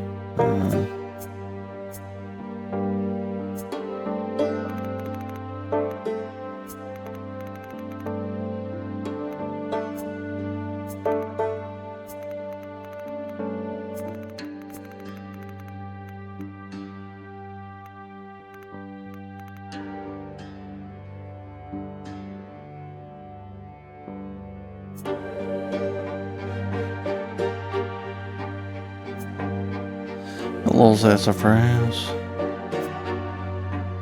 Alright. No, confirm.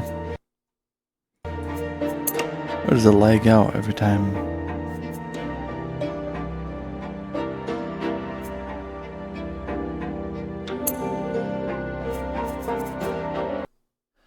Well, I just wanted to read about the game. Kitty.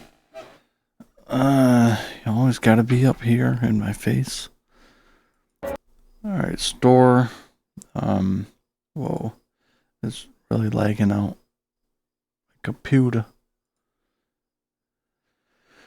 Alright, so The Life and Suffering of Sir Brante. My time has played out, but the story of my life remains written on these pages.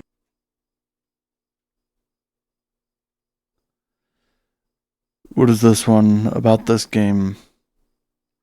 You're probably... Where's the display cap? There. The Life and Suffering of Sir Brante is a narrative-driven RPG that comes to life on the pages of the protagonist's journal. Set in a ruthless world where any form of dissent is mercilessly crushed, the story follows a man who has dared to challenge the existing order, set out on a lifelong journey and become an individual able to carve out their own destiny. But remember that freedom never comes cheap.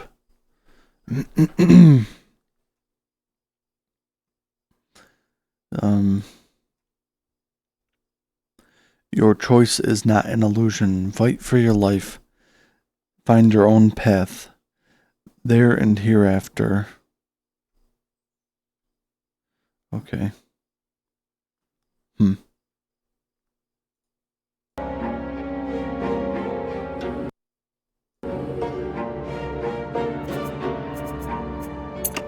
Is there no FPS thing? No, there's not.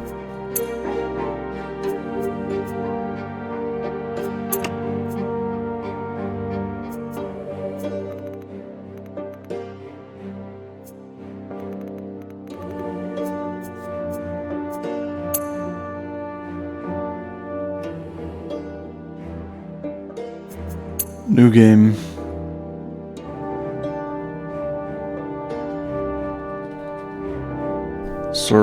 Sir Brante. Chapter research enabled. Consequences open. You hold the fate of a single man in your hands. You will follow his life from birth to death. Your choices shall define who Sir Brante will grow up to be. You will decide his personality, social status, and what mark he'll leave on history. With every step he takes at your behest, Sir Brante's character will change and evolve. Your decisions will close some doors for him, but open many others.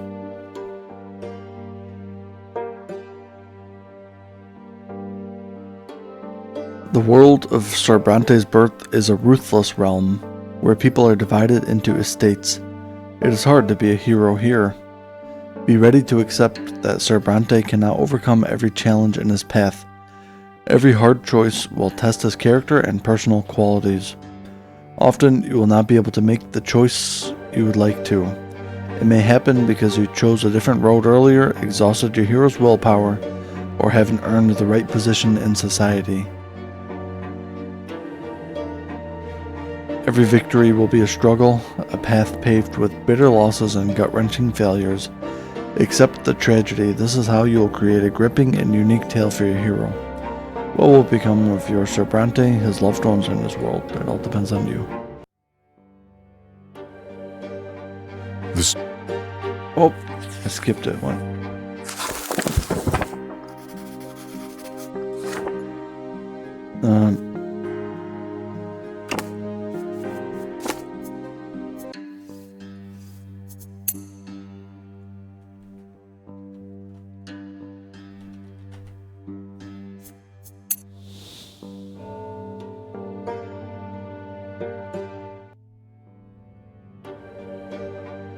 The story of my life remains written on these pages.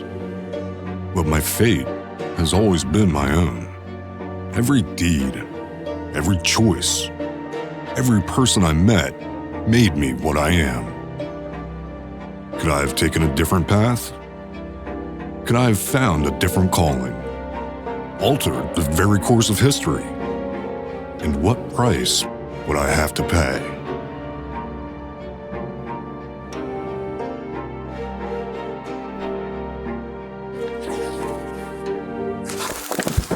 Alright.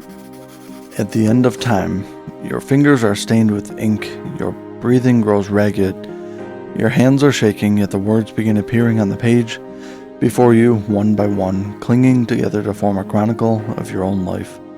Who are you, and how did you reach this end? You were born, raised, and lived your entire life in the blessed Arcanian Empire. In this land, a man's destiny is predetermined at the moment of his birth.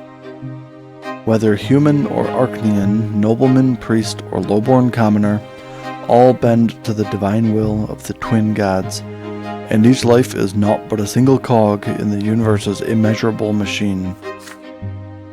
The memories come flooding back, They engulf you as a merciless wave, binding together days that are thrice dead and gone.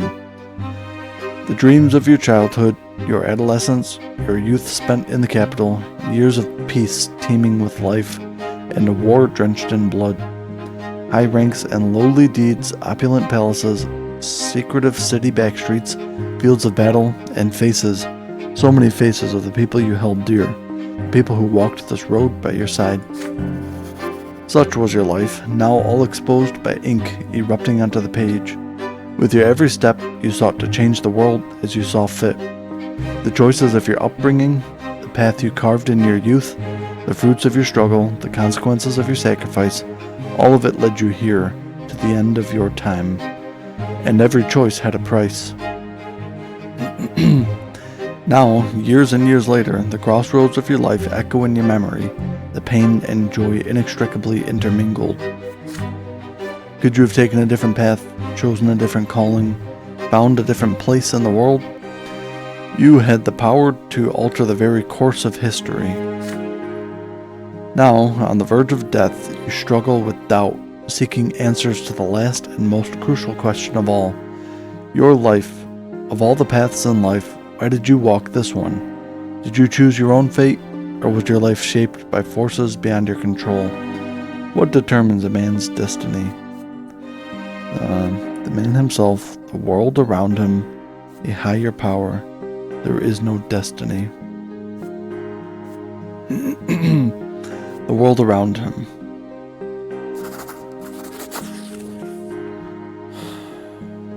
At the end of time, your final hours in this world are upon you. You close your eyes.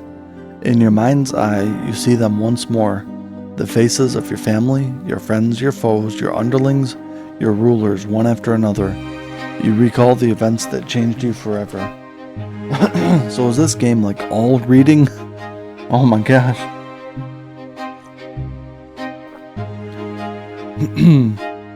Okay.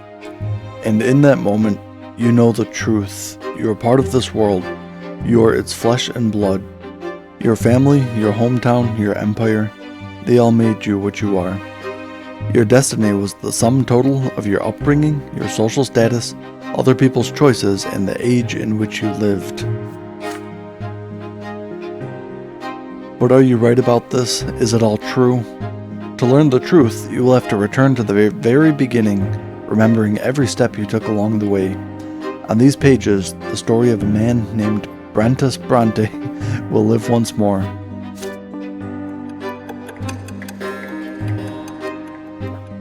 Childhood, 0 years.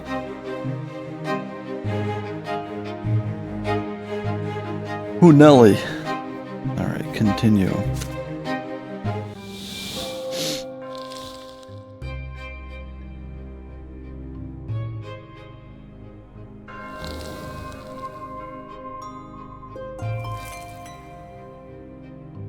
Chapter 1, Childhood. Childhood, where life begins. First words, first unsteady steps. Man, my throat is not good enough right now for reading this much. You are but a small child learning about the world in which you were born. To you, everything is so new, so baffling, and so unforgiving. A long, trying life stretches before you, so many feats and faults, so many fateful choices to come. Yet you are already sowing the seeds of your future self. You are learning to live and survive in this world. Look for a place within it to call your own. Looking for a place within it to call your own. Choosing your future destiny. Who will you grow up to be?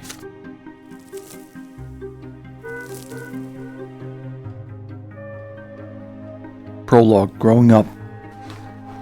In chapters Childhood, Adolescence, and Youth, you will live through your hero's coming of age.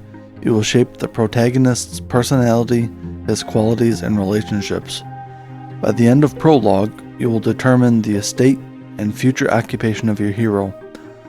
Only in adulthood will he start to influence the world around him and even the ultimate fate of the Empire. Who will Brante grow up to be? It's your call.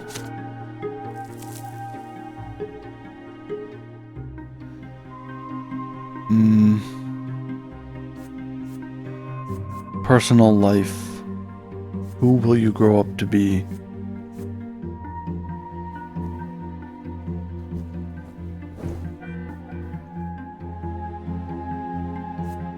We're gonna grow up to be a nobleman's sacrament. You challenge the sacred order and attempt to seize a noble lot. In Epiphany, you experience an insight when your mother tells you about the ways of the world and the lots of its inhabitants.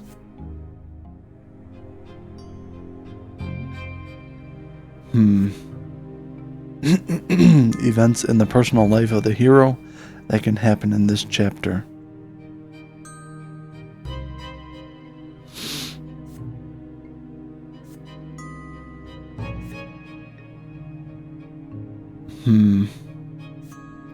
So that is willpower 0, kiss the sword. Perception 4, play with the ants. What is all this stuff here? Destiny? Personality? Estate, lowborn, occupation, growing up.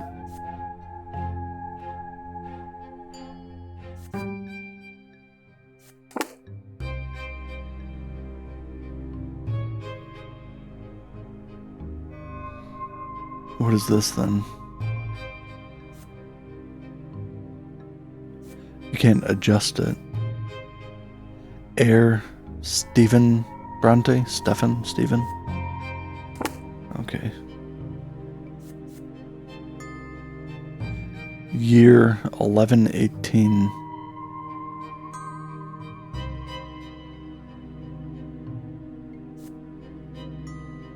How do I resume back to where we were? Family. Gregor Brante is the grandfather.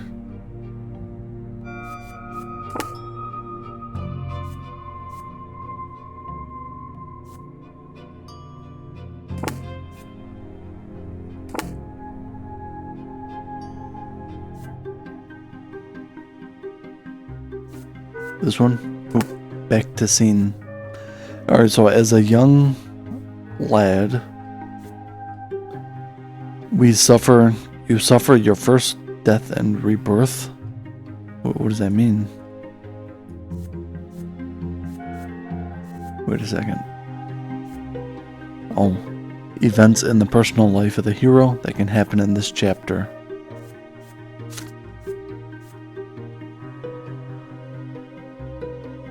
Your personal qualities at this age, they determine which choices you may take. Alright, so I'm pretty low, because I'm 0 years old currently. Your inner strength and the number of lesser deaths that you have experienced. These qualities will stay with you for your entire life. The sections that open up in this chapter. Destiny screen is now available. Personality screen. House of Brante family screen. Begin chapter.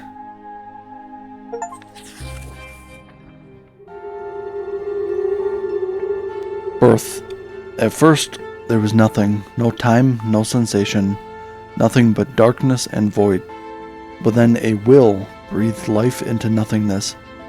Matter and spirit were set in motion. History began its march.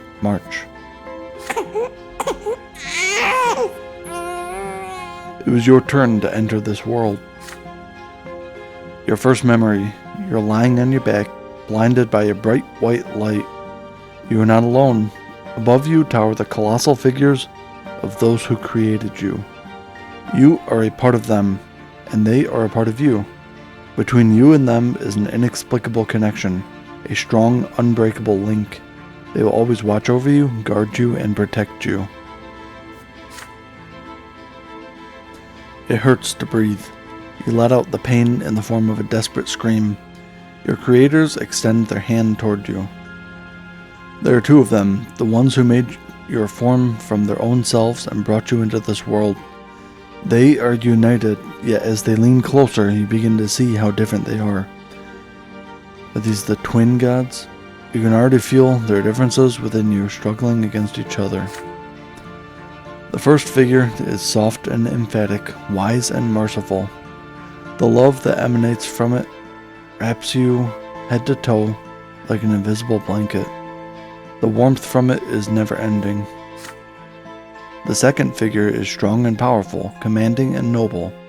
It is harsh but fair, a beacon of guidance, a force of protection, and merciless punishment for every misdeed. Yet there is also a third figure. It is like a shadow barely seen behind them, yet already pulsing with an unbreakable will to live. It is the very will to live that is now growing ever stronger within you. A soft open palm, a strong closed fist, a lingering distant shadow. You struggle to loosen the swaddling clothes wrapped around you and extend a tiny hand into the world.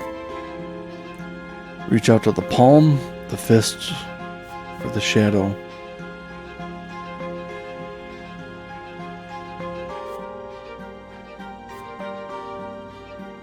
Determination +1, perception +1, or willpower +10. Well, the +10 bonus seems like it's 10 times more than the other ones. Smile at the shadow.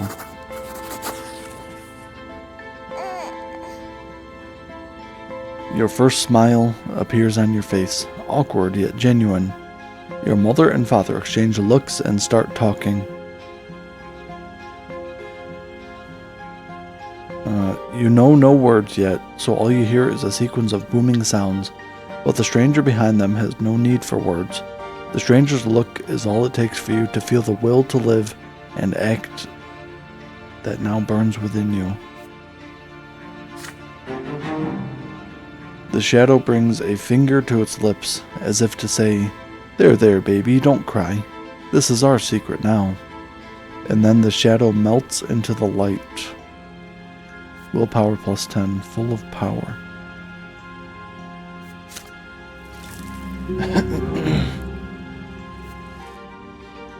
Birth, year 1118. Your life in this world begins. How will you live it?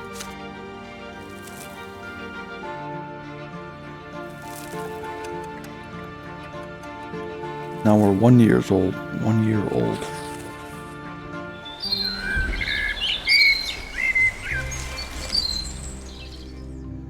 Hide and seek. As the days go by, you learn to tell your parents apart.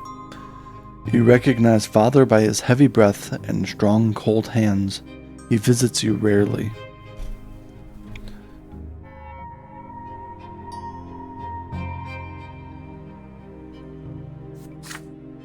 Robert Brante. Hello there, little Brontus Brante. Mother's tender voice, however, follows you day and night. Lydia Brante. My, you're growing up so quickly, my child.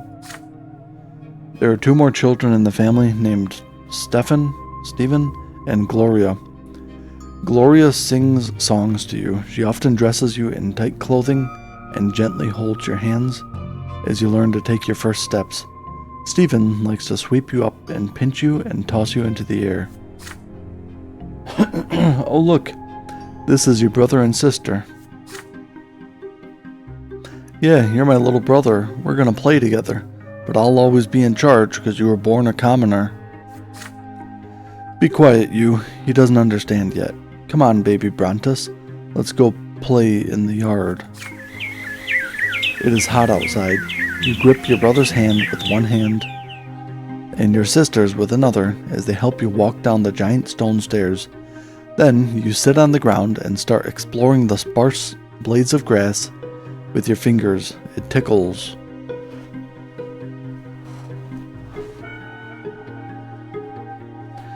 In the sky far above and away from you is a gigantic pillar, a perfectly straight stick made of light. It is so bright it hurts to look at it. Why are you staring at the shining pillar? It's not going anywhere, you know. Hey, I want to play hide and seek. He's just a little baby. How's he gonna play? Gloria is our sister? Stephen Brante is our brother? Then you hide him, and I'll try to find both of you.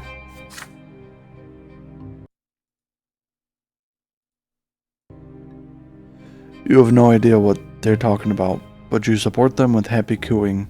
This is strange, but so exciting. Stephen and Gloria glance at each other, then your brother walks to a big tree, closes his eyes, and starts shouting something. Can we save and quit? You'll be able to continue from the last scene. I don't want to read a novel.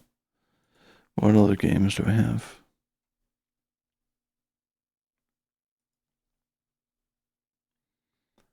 Unravel 2.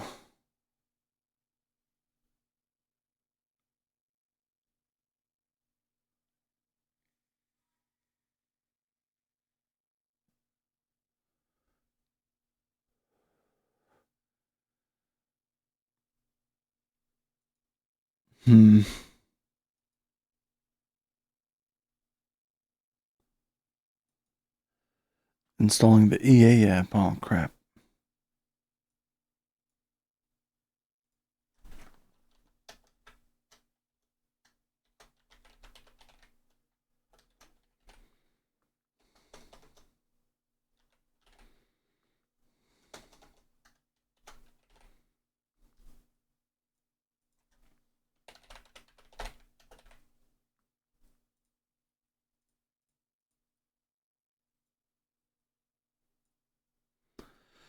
I have to create an EA account.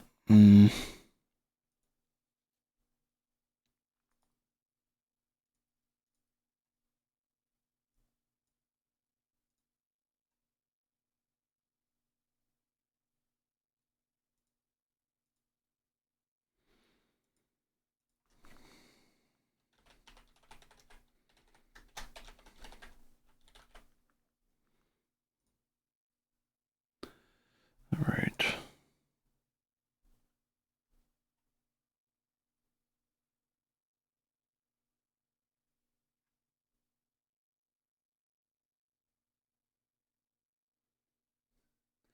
Why is game capture automatically trying to capture whatever's...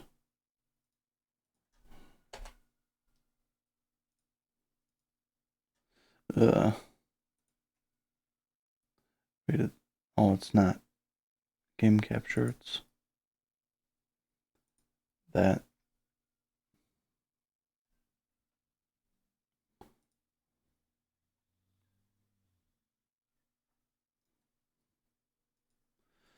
Yep, I got my fishing license.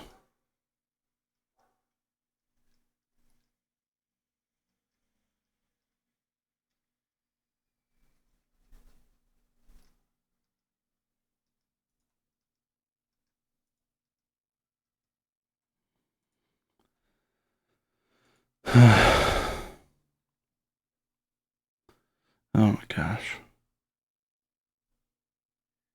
I have to get my phone.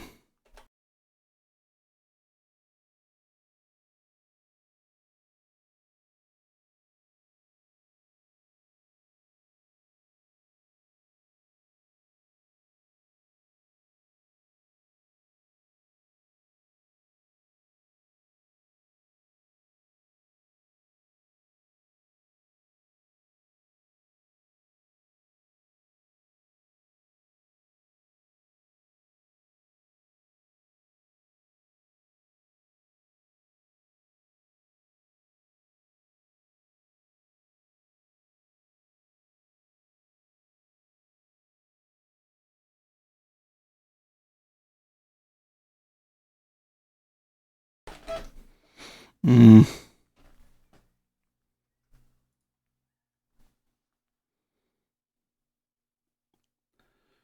All right.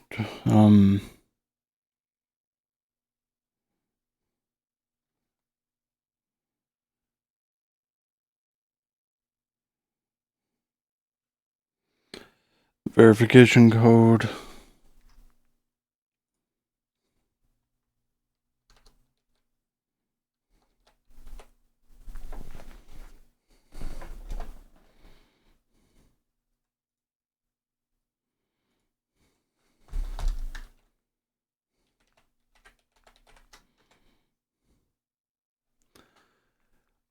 EA ID contains a prohibited word or character. Nick's Elixir?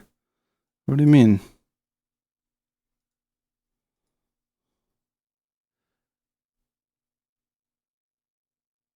Hmm.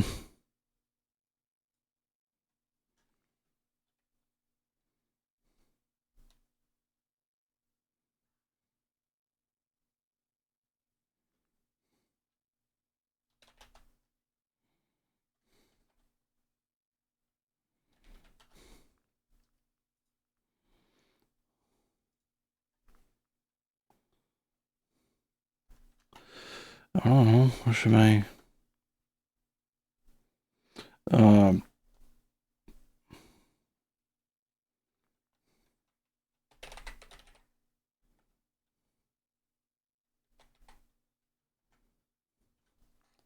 Already in use.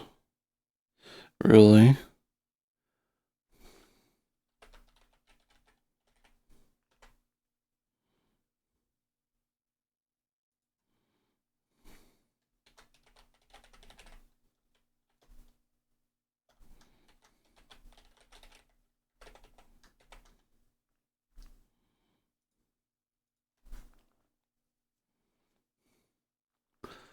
Steam link accounts. Preparing game. So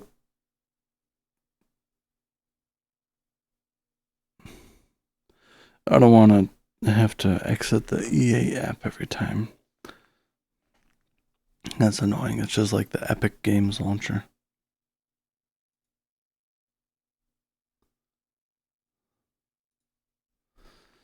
All right.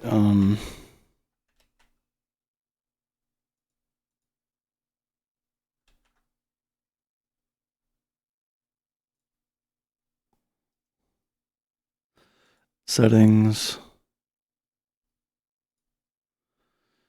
Where is yeah, settings. Application. Don't run on startup. Install updates automatically. No. Notifications.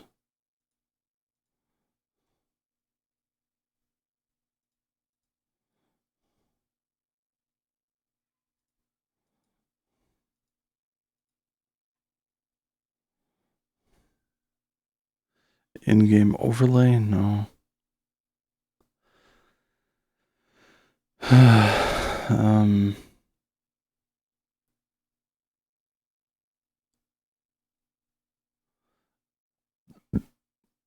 All right.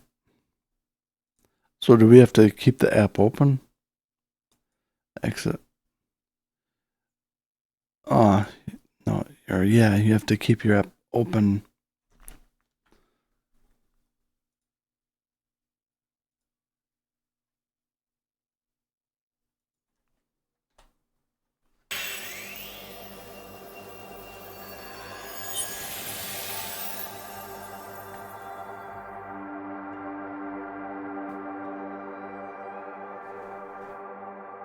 I changed the, yeah.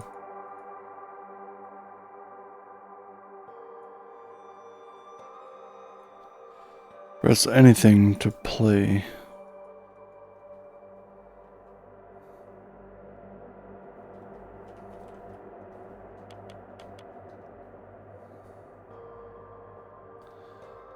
Save slot 1.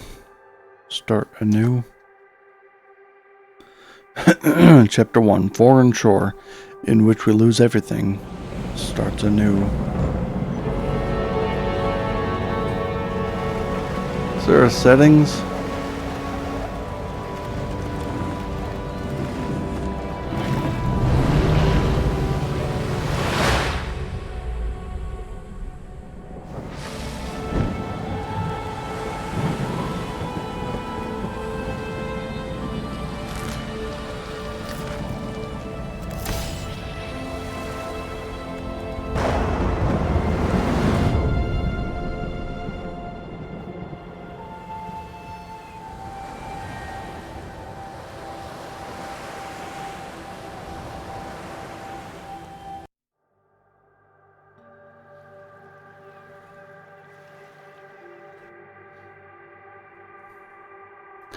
Yeah, so I don't think it's a keyboard mouse game.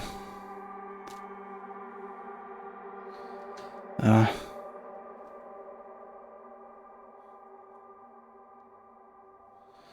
wait, is it? It might be, but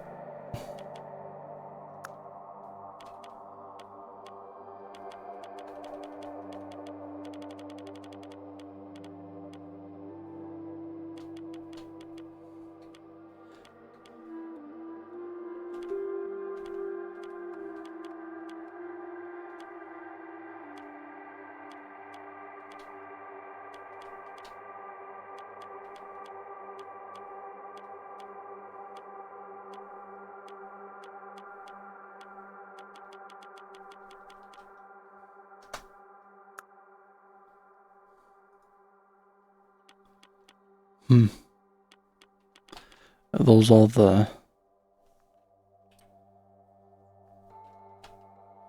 controls?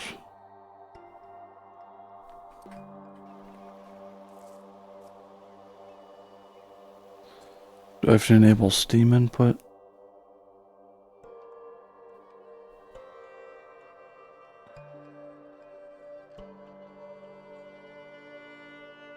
It's remote play together controller sending.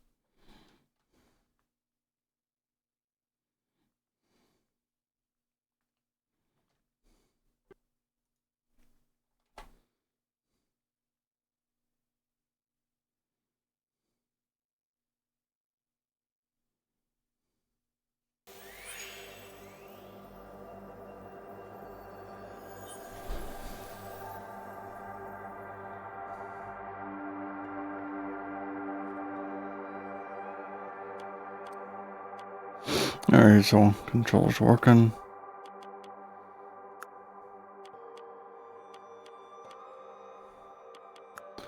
Start anew, continue. Chapter 1, Foreign Shore, in which we lose everything but start anew. We just watched that. We're on a boat, and it's stormy out. Alright, so options.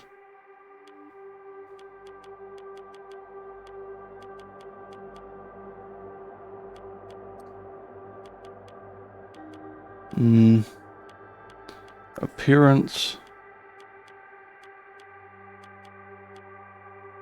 Okay. Controls. Hint. Grab connecting. Lasso. Slow motion. It'll teach us all that.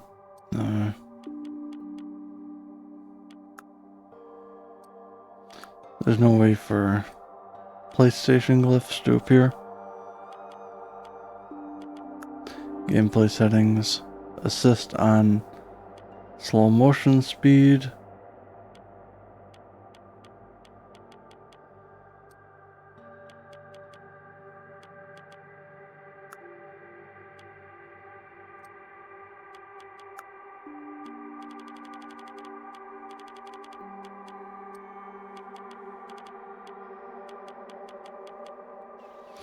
Alright. Can't choose frame rate limit or anything. Looks okay for me.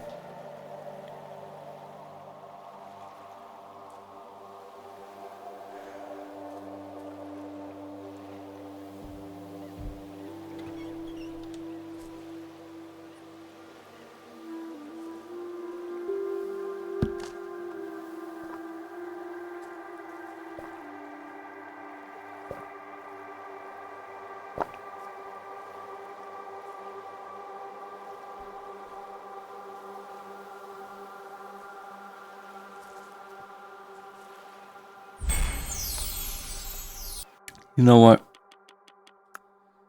Maybe I should keep playing that Brante game. There's no reason I have to. Yeah, I want to keep playing the Brante game.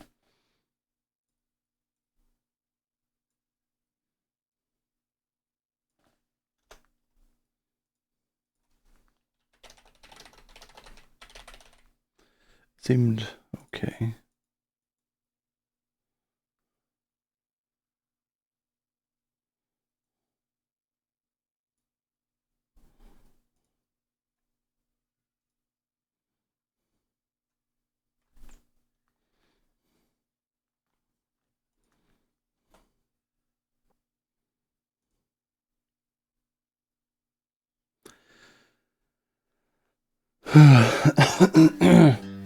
I'll just have to try to read notable sentences. Continue. Alright, so the 11:34 a.m. one. Childhood. Continue. Hide and seek. As the days go by, you learn to tell your parents apart. Yep, we already read this. Parents Robert Brante and Lydia Brante. My, you're growing so quickly, my child.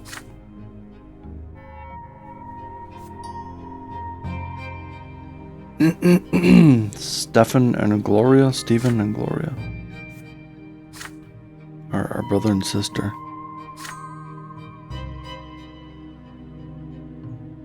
Let's go play in the yard. You sit on the ground. Start to explore the sparse blades of grass with your fingers. It tickles. In the sky far above and away from you is a gigantic pillar and a perfectly straight stick made of light. It is so bright it hurts to look at. Why are you staring at the shining pillar? It's not going anywhere, you know. Hey, I want to play hide and seek. How's he gonna play? Then you hide him, and I'll try to find both of you.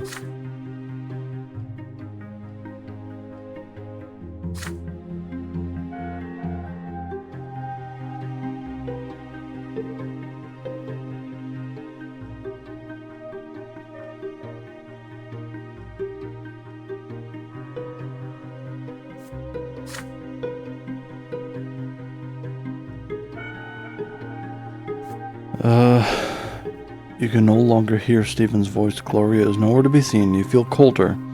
The bugs are no fun to play with. You've been sitting here for a long time, completely alone. Nobody checks on you. Did they forget about you? Did they abandon you? Sit there and wait. You start playing with leaves and twigs and little bugs.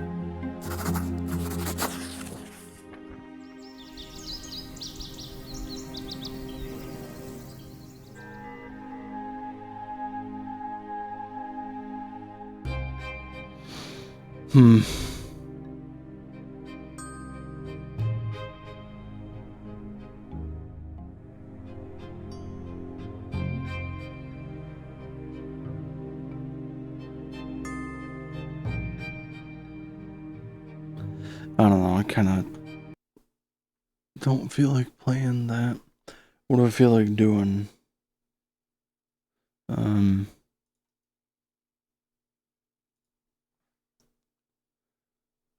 know, what do I feel like doing?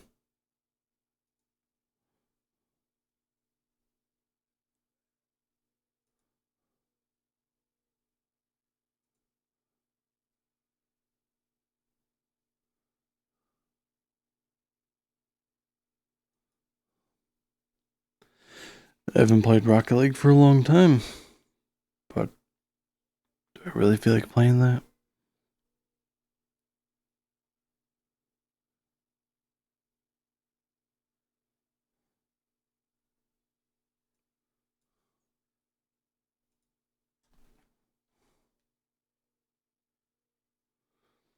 Maybe I should try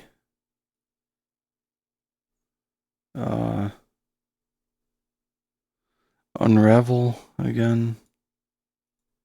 Yeah.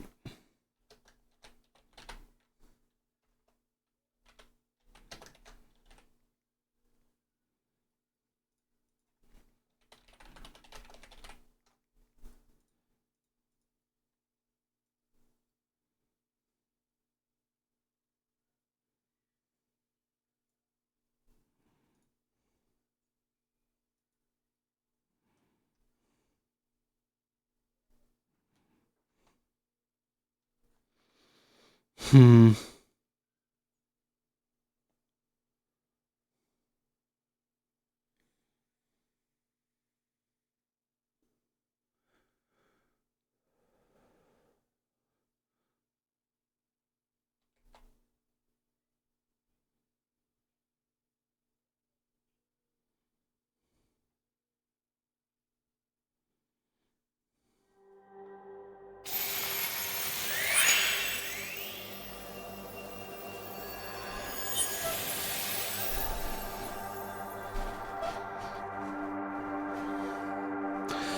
All right.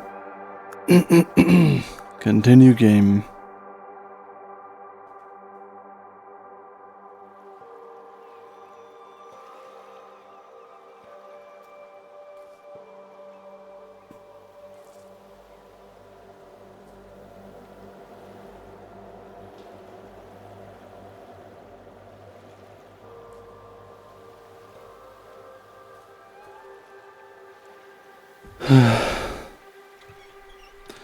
I know what I can do.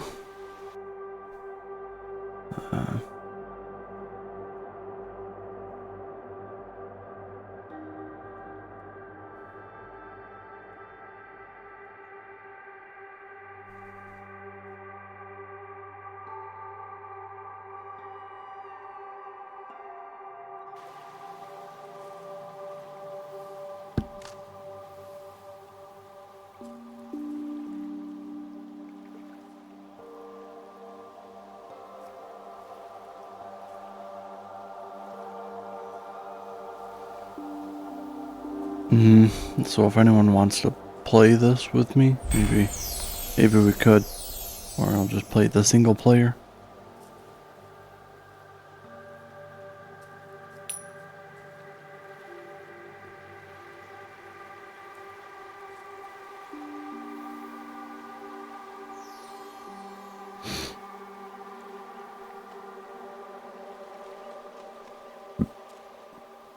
Switch between characters by pressing Y.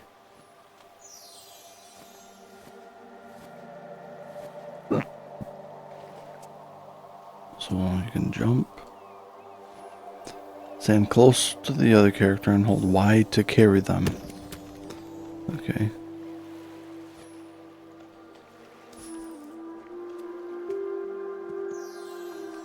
They like become part of you. Some objects can be pushed.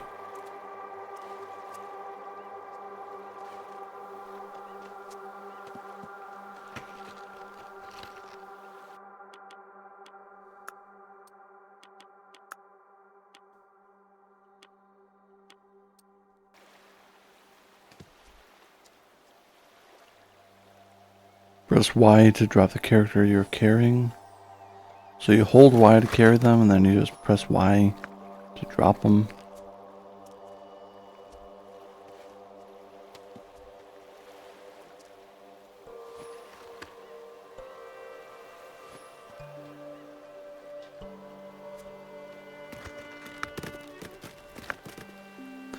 Stand close to the other character and hold Y to carry them.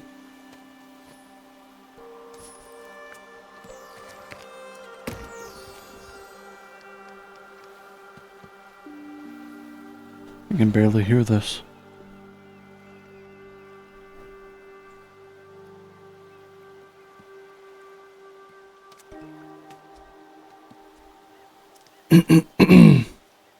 So already this game is different than what I expected.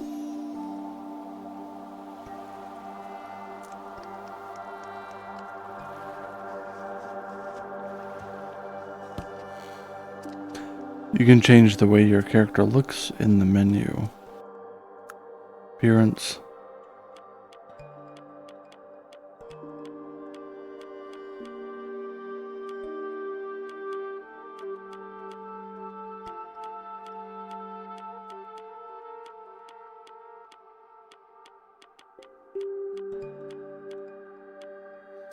Red and blue.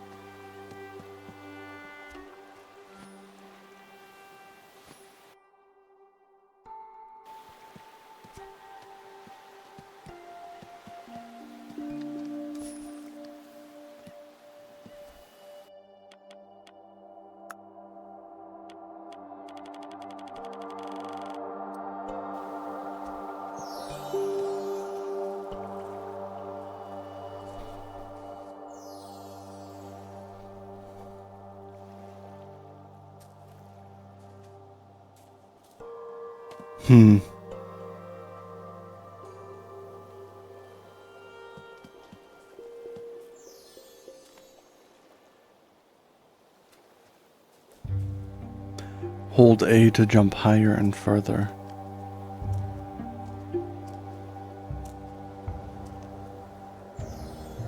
A little bit higher and further.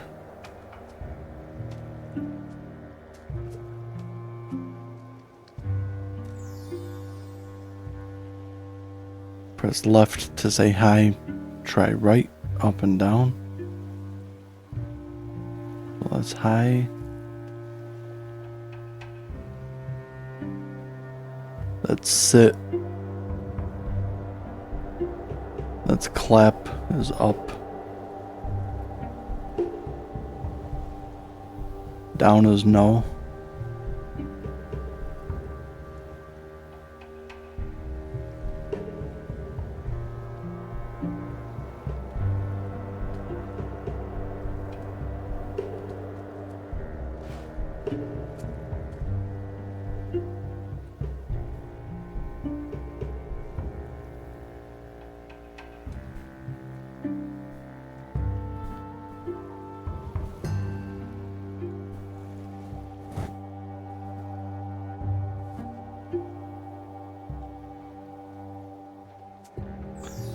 Alright, what are we doing here? Average volume.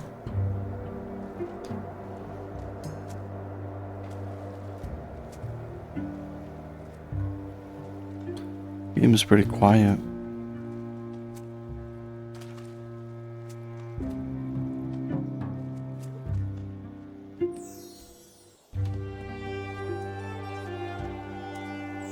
You can jump off walls.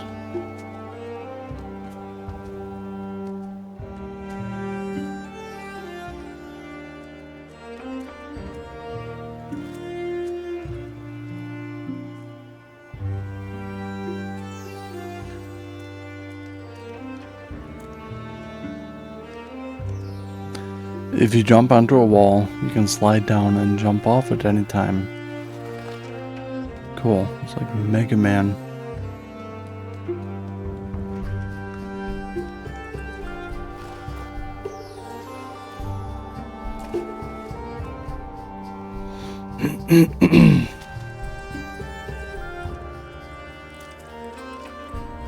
Hold RT to use the lasso.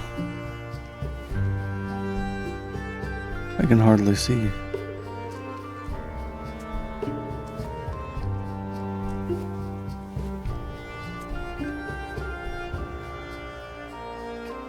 You can climb up and down the yarn. Okay. Is that what it is? Yarn? You can use the lasso while jumping. Press A and hold RT. Okay. What happens if we... Oh, nothing. You can't really knock it over. You can swing from the yarn. Yeah.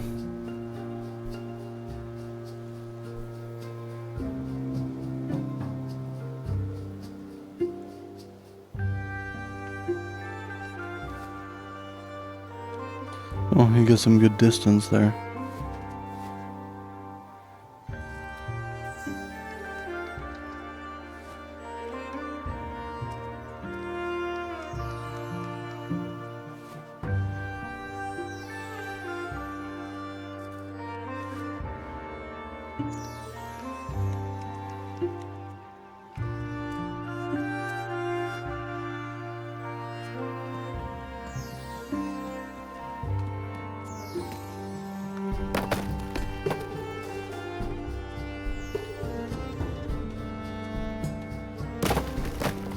Whoa.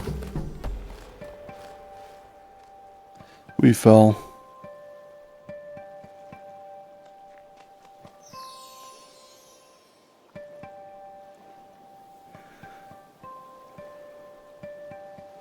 If you find a section difficult, you can get help. Help features can be turned on or off in the gameplay menu.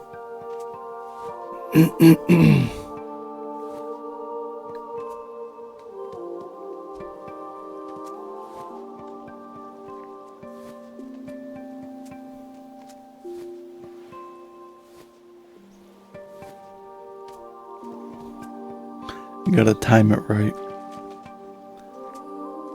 I wish it was a little more zoomed in.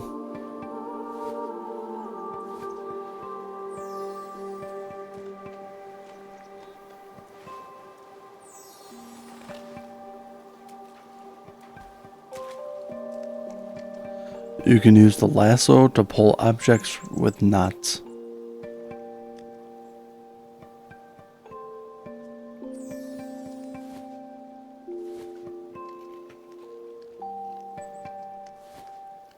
Also, the lasso is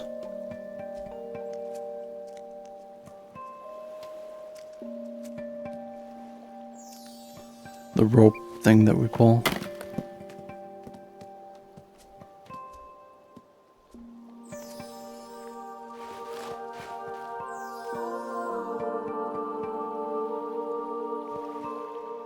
You can switch while using the lasso.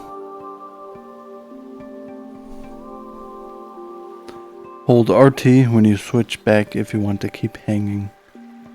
You can switch while using the lasso.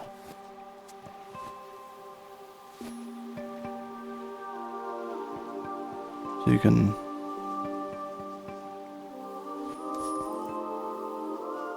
hold both. Hold RT when you switch back if you want to keep hanging.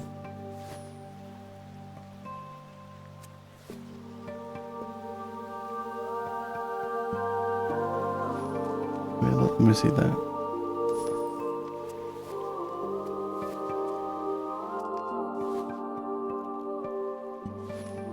Oh, okay.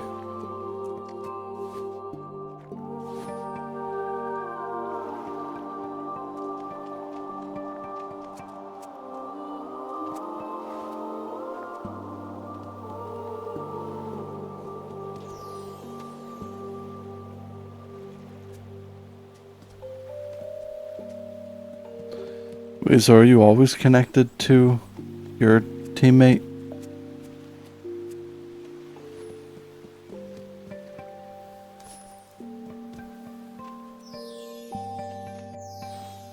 Alright, I see. You can jump up through thin objects. Yeah.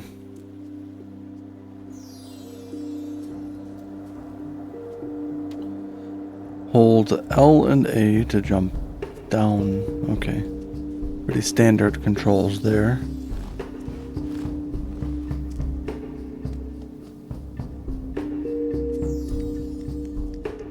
You can climb on surfaces with an arrow pattern. Oh, okay.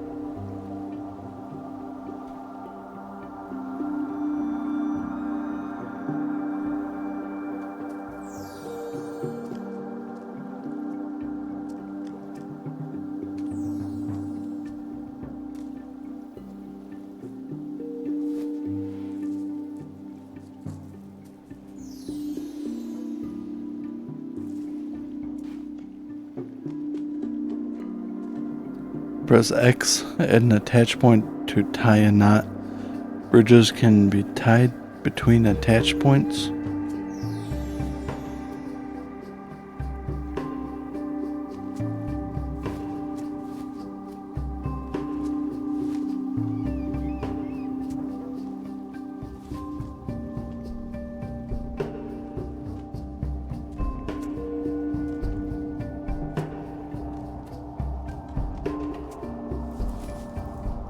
Tie a knot. Hey Steve. Yeah, it's been pretty self-explanatory. Except for this part. I don't understand the knot tying mechanic.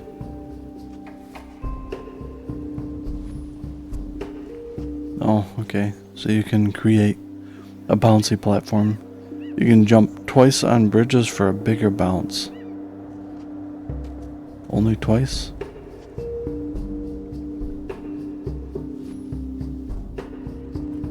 So now how do we untie the knots? Okay.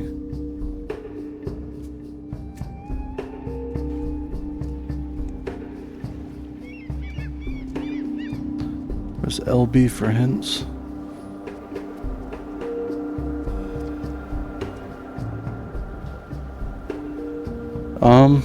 Hang on, let me.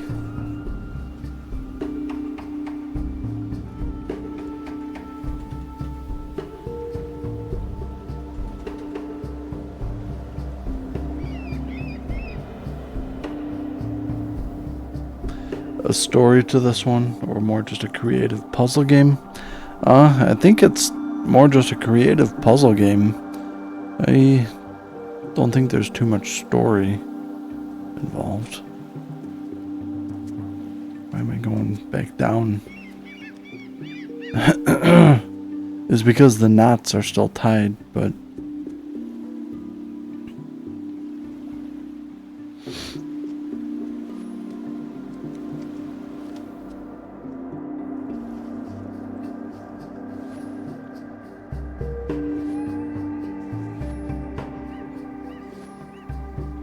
why can't I combine with my partner here?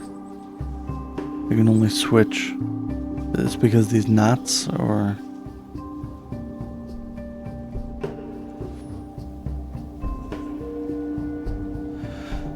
Huh.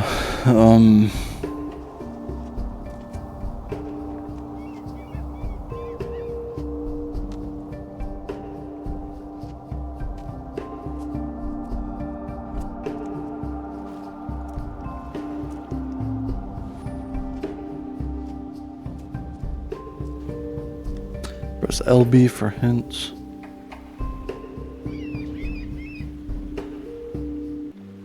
You can press LB to see hints. You can turn these reminders off in the menu. There are 3 hints for each section. Each hint will have more information than the last. You can scroll back through the hints or tap LB to close the browser.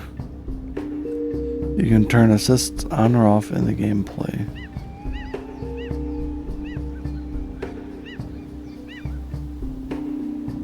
Okay, so it's not actually a hint.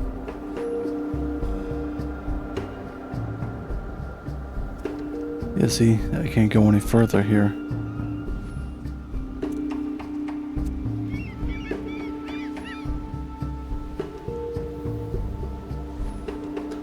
So there's got to be something with these ropes, but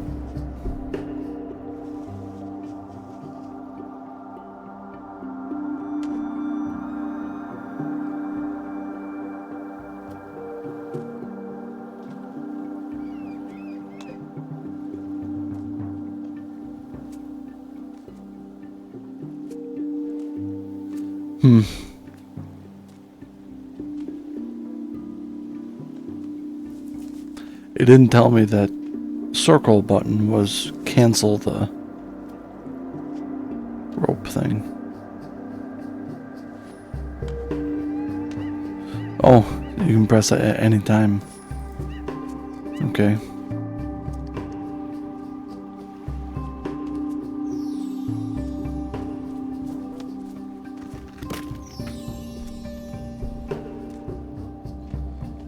You can push objects over bridges. It wants me to push this thing.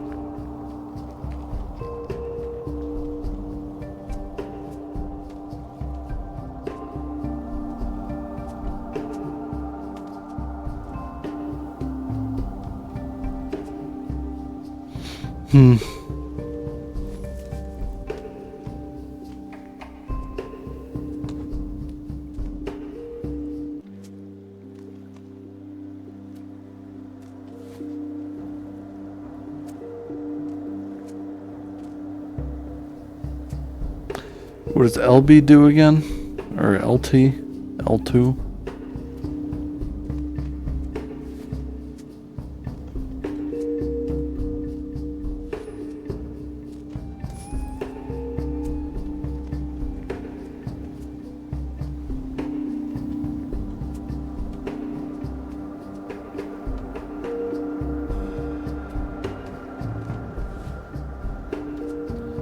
There's no lasso point.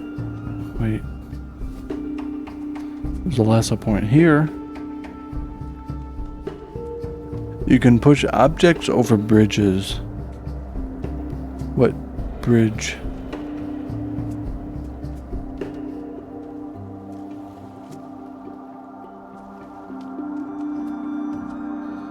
You can't, like, just tip up one side of this thing.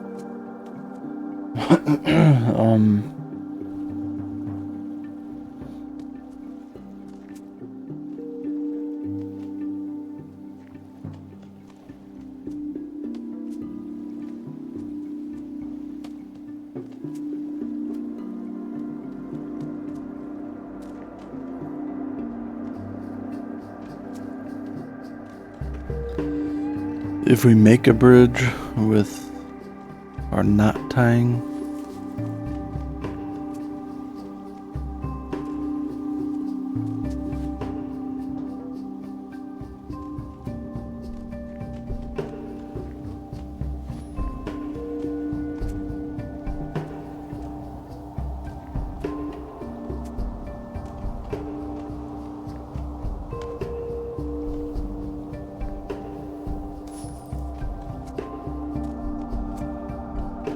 what the?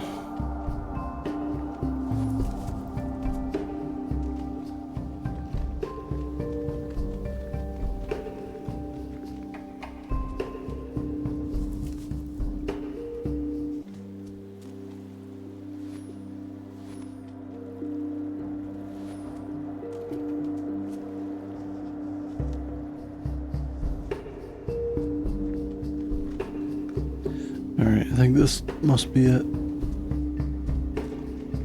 Yep.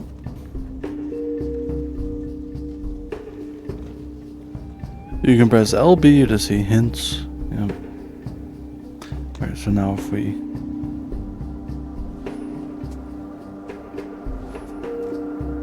Wait, how am I gonna get back up there now, though?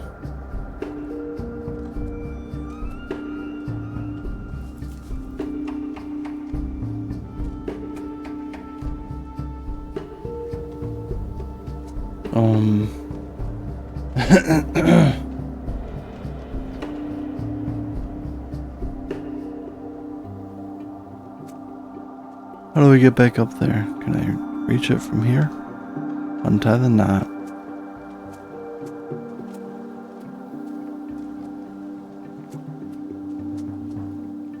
Okay.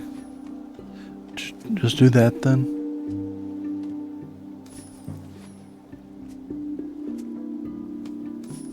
Combine. There we go.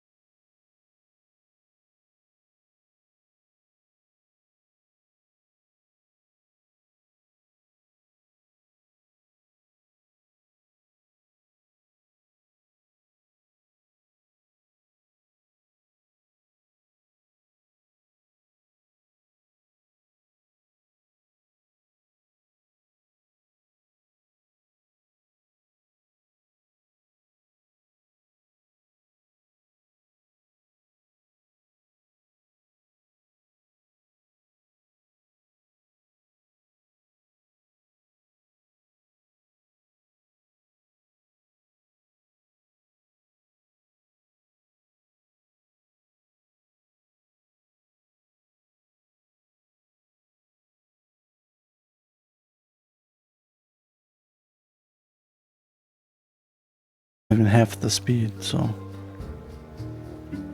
Alright, I'm pressing.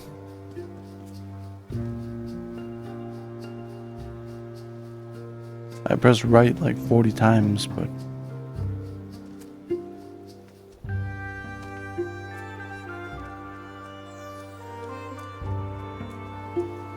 What's difficult about this? Hold the yarn with LT and swing under the other character. What?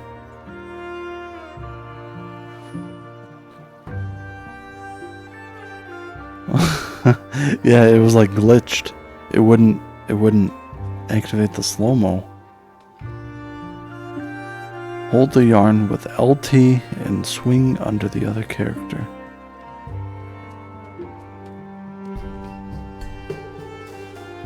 Oh, okay. What happens if I let go of LT? Oh, okay.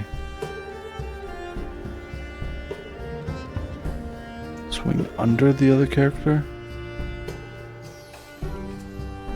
Get up there. Darn it. Okay.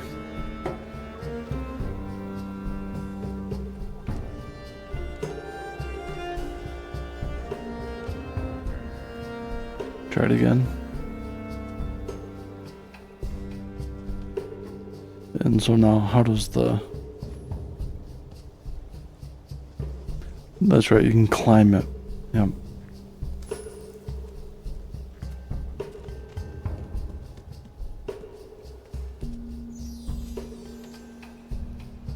Oop.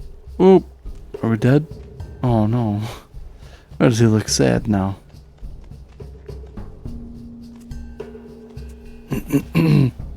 How do we get back up?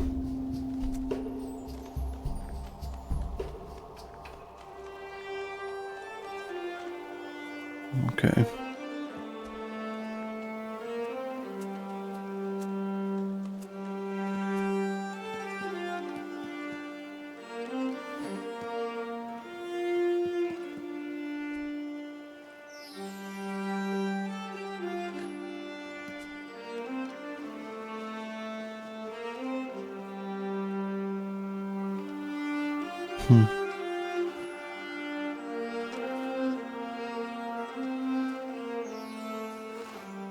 Oop.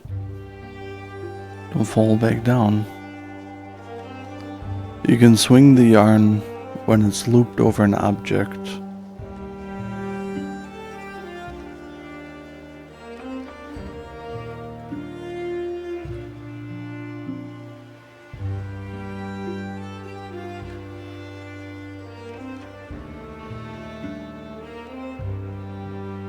Can you? I like the music too. It's pretty quiet though. Alright, just climb back up the rope, man. Try it again.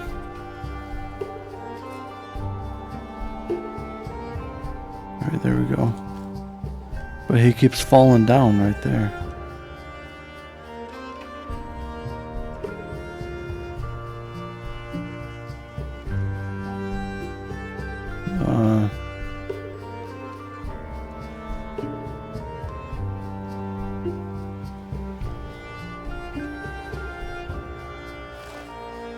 There's some way.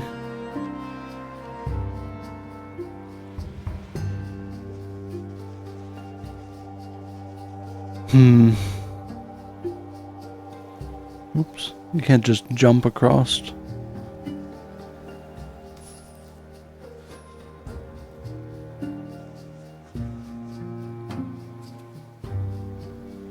Not really.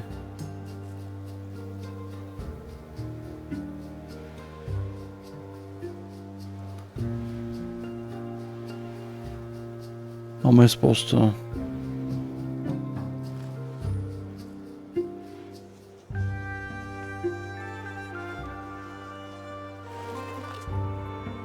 No.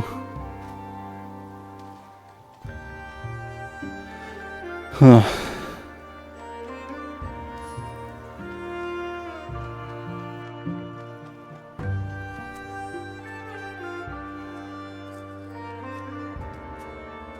We'll try again.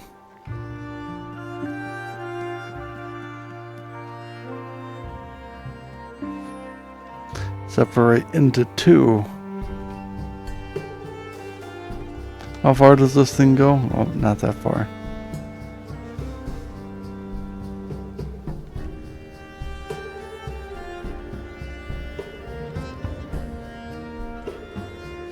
Yeah, I'm sure there is some way.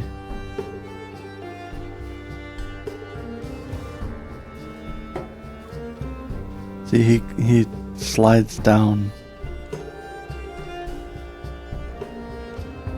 Oh, okay. Oh, just had to do that.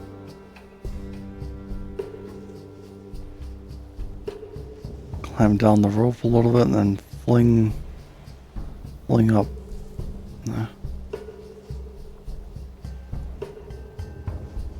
Or no, you can just climb up the rope. There we go. Because you can like pass through the rocks. You can swing from the yarn when it's looped over an object. You can press RB to slow down time. What? I thought it said press right. Yeah, this is the slow-mo. It's like barely even slow-mo. Oh. Come with me, my friend. He like jumps onto your back and then his yarn combines with mine.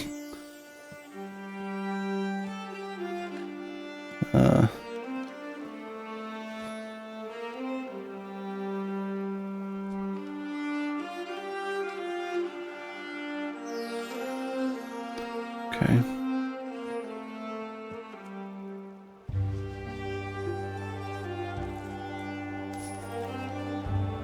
You can also swing from another character when they're climbing. Yeah.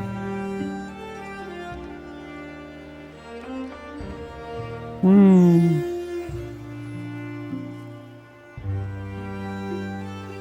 Okay.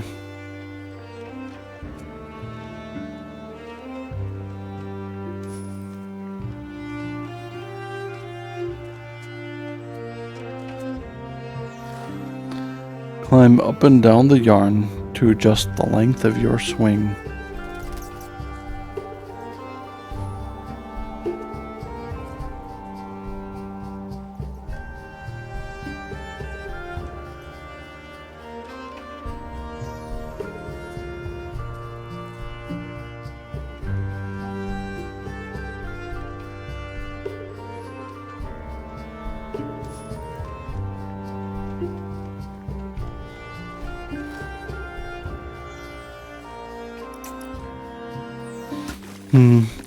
You can swim through water using left stick.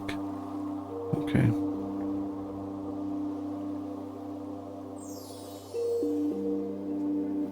You can't jump out of the water though. Lasso point.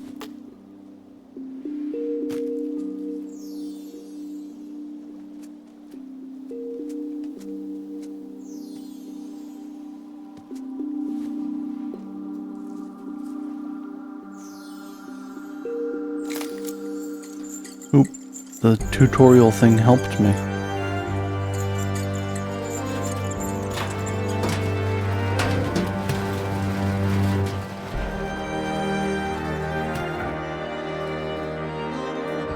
It's a party game. It certainly is party. Pretty dark, but like dark colored at least. Alright, a door.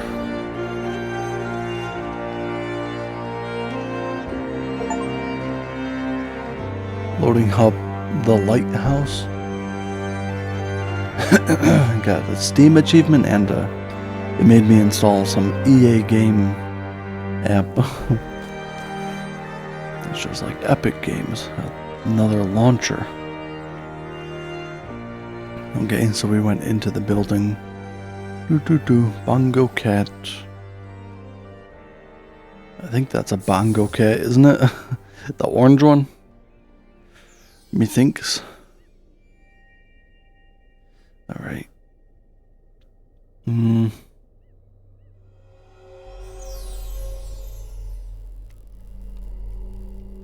Halloween pumpkin themed one, huh? That's cute.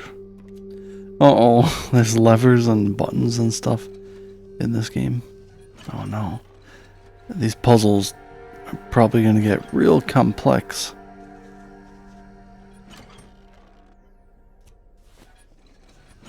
I'm already lost.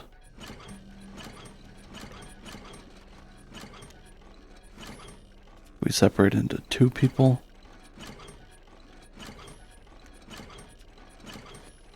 I think I have to hang from higher. Then what if you move this button?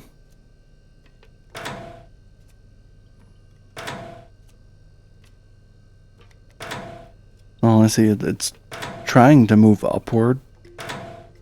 This is as loud as the game can be. It's pretty quiet. So how do I...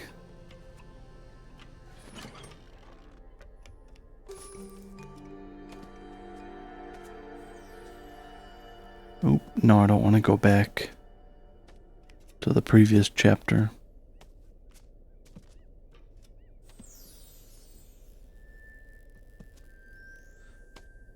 Huh? Is this like the hub where you select what chapter? Info. Levels completed, collectibles found, uninterrupted playthrough without dying.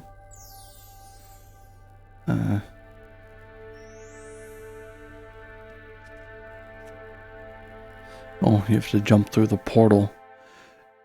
Chapter 2, Hideaway. I didn't read the subtext thing. It was chapter 1 that we completed, right?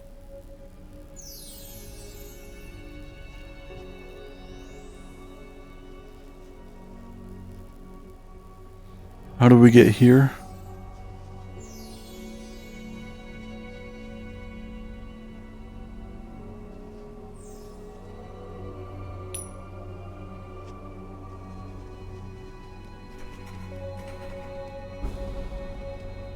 What is that, a ghost?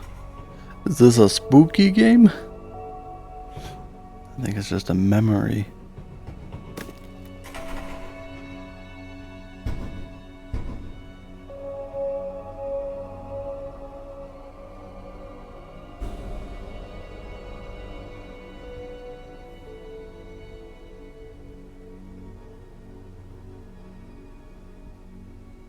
What was that? The little creatures are spooky looking. Yeah, the yarn creatures. It almost looks like a Hollow Knight character. The way that they be.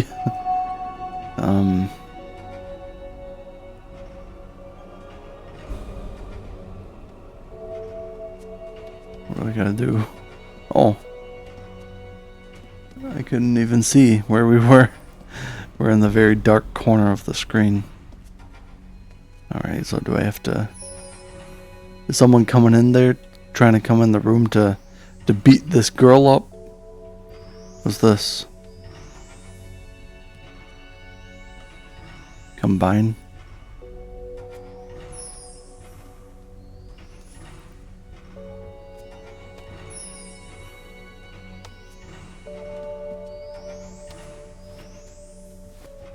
Shoot the rope at her. Gonna slap her. There's another sparkly thing over here. What the? Save her. She's gonna have to wait a minute. No. I don't mean to blow it. I don't know what to do here. Hint. It said there is a hint button. What is it? RB? Yeah. Oh, no. I know how to turn slow motion on. Stand a character on each of the spark shards. Yeah, that's what I figured you had to do, but how does this character get up there? Can you jump off of their head, or...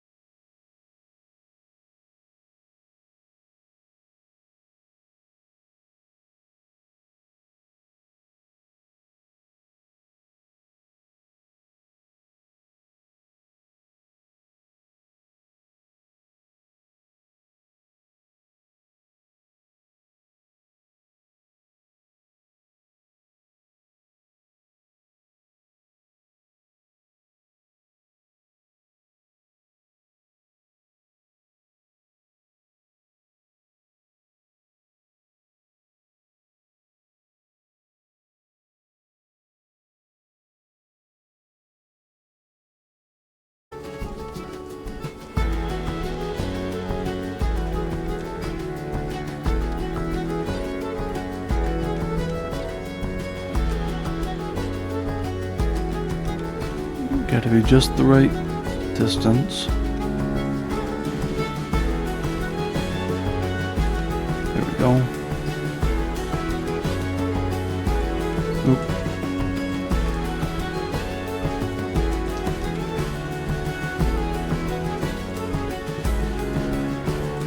Teamwork, even though it's just me.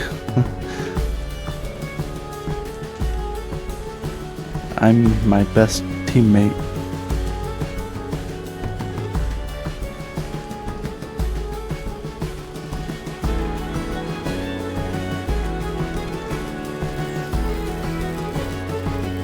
Okay, so I take it back. This isn't hard.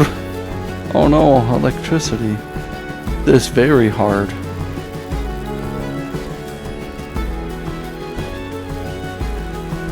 Go down easy.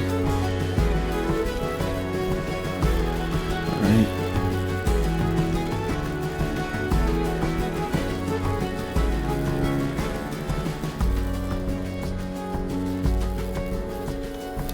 Oh, I killed one.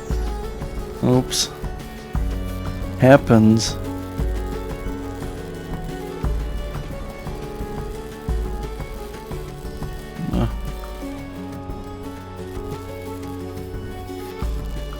Oop. Killed another one. That's okay. They just respawn. They don't mind. They like when they die. Love it when they're electrocuted. Alright, so I could just jump across there before, yeah. Tie that knot. And alright, neither of them are standing anywhere near the knots. Here we go.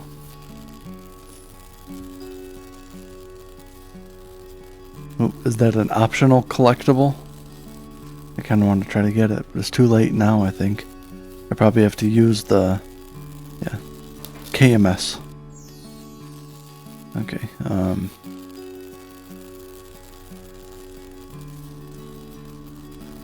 tie the rope. Or actually, hang on.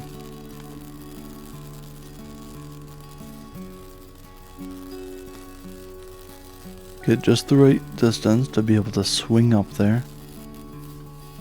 Yes! I got a thing. Alright, now we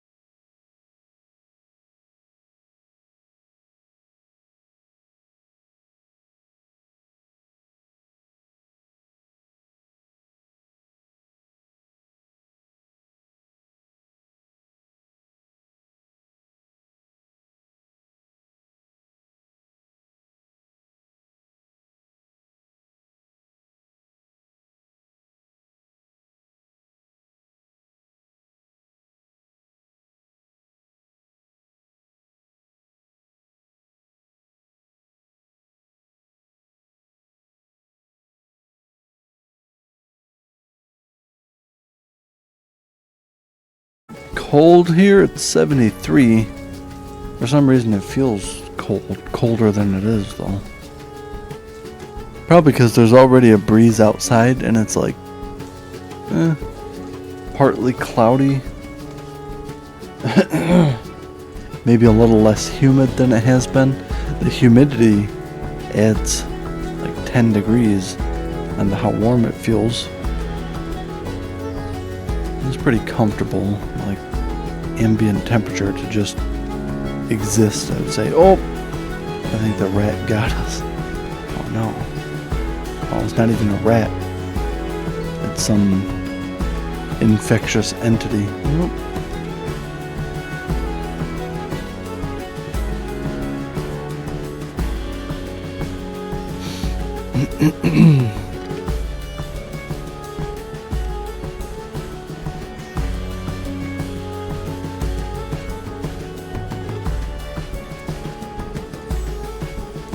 Okay. Oh, no. How far back does it put us now? Oh, just right there.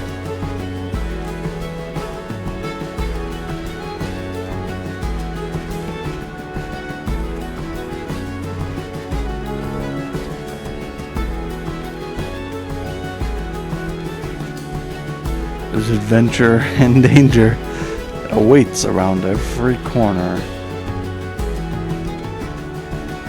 Whoa. Want to swing that far? Oh. Adventure awaits.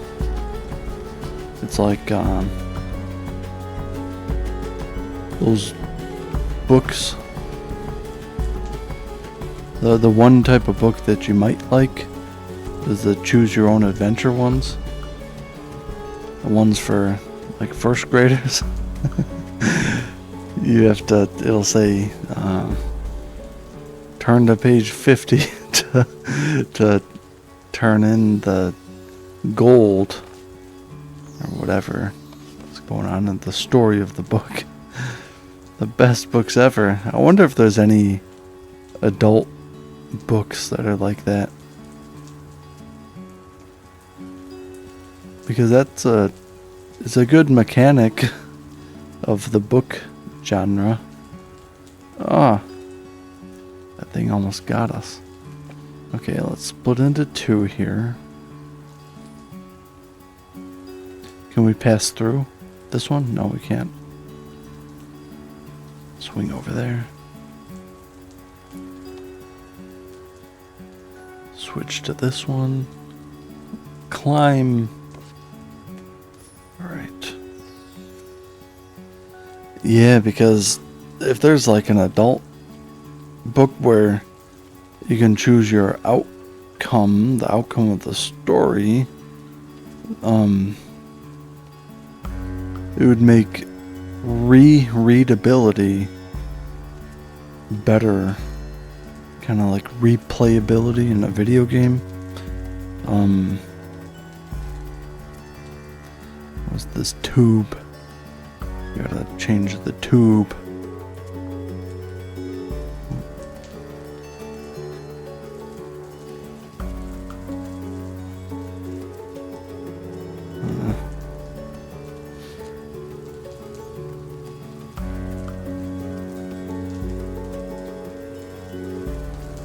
Oh, okay, see.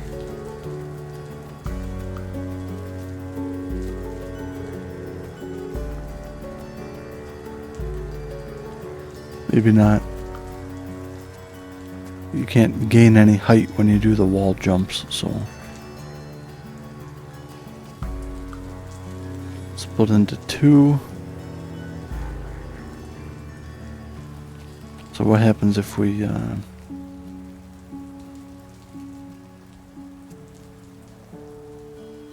oh, okay. You just have to have a person there holding it, or I guess. Alright. Morph. It's kind of annoying because if you don't morph, then you got like one character. There's a certain distance limit that you can get from the other character. Looks like this is it.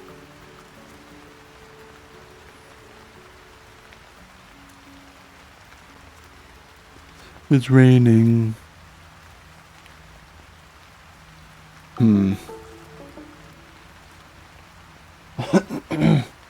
Well, my voice feels a little better now that I'm not having to constantly read.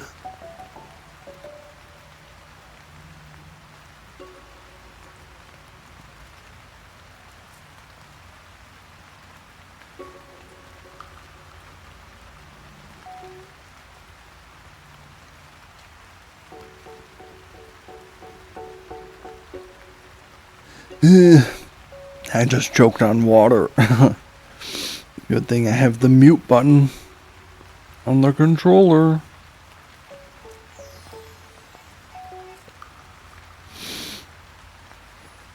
Okay, let's combine into one here. What is this, a sword? Oops.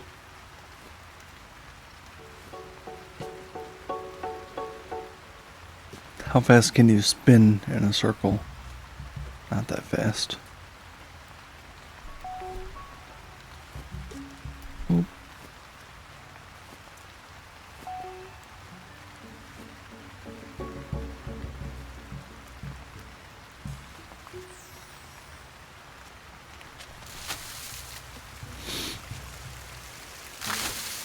Ugh. This game was 2018. It said. I wonder when Unravel #1 was. So the water splashes us and just gotta time the jump apparently.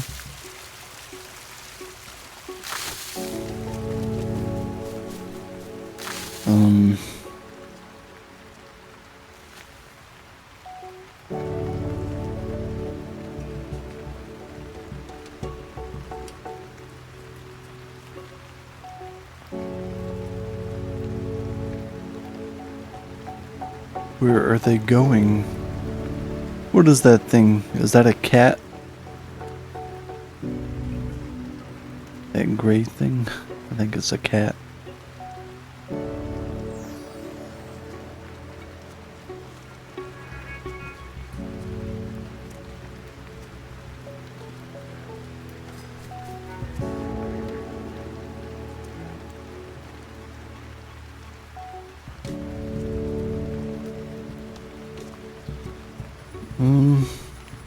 Here. Oops.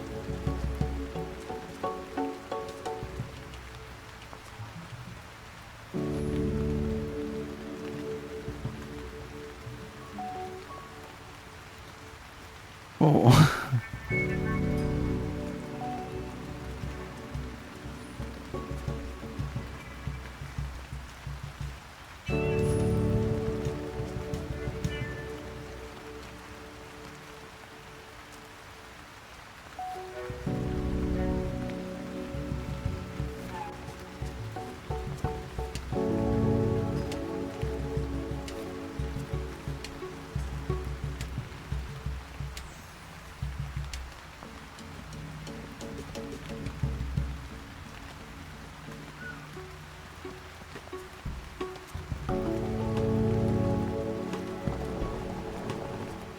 What do we do with this skateboard? How high can we push it up?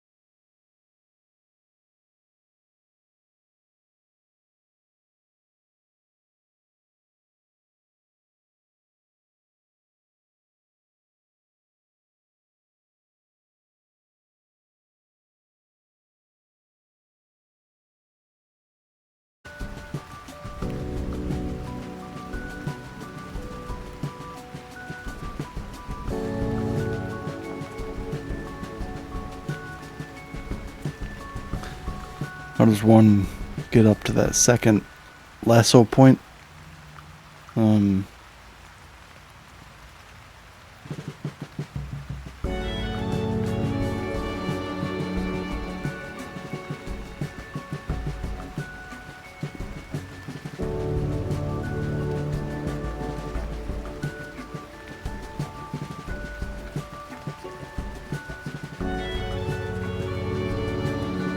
Boo-doo, boo-doo, boo-doo.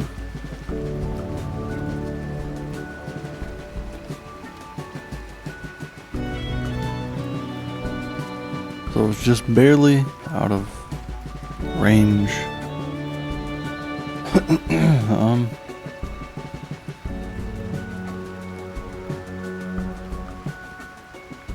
Is it going to be something with these lasso points, or?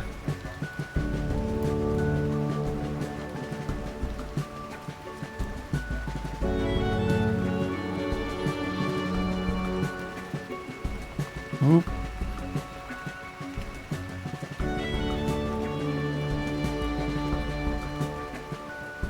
It took me more than 1 minute here, and so the game is being merciful and offering hints. I haven't given up yet. I mean, the only way we could really gain more height is if we were to make a bridge between that lasso point and this one, but then it would bounce us. Would it maybe bounce us like on the roof, or? I don't know.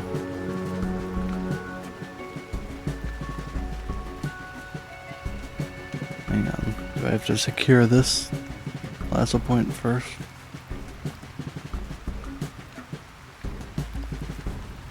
Okay. Boing.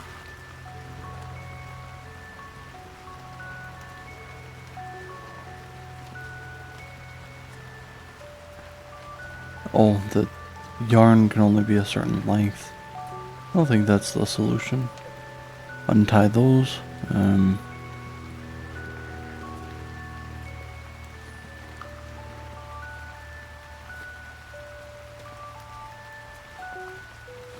Can't pass through this ramp thing. Ladder, whatever it is. Rock climbing wall.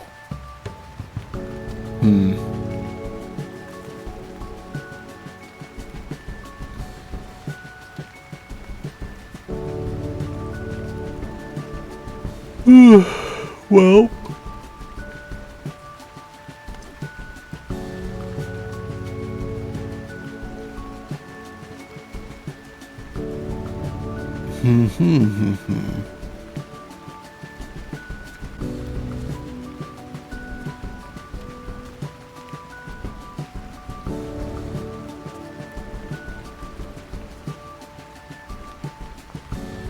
Yeah, you can't cheese it and just get up there.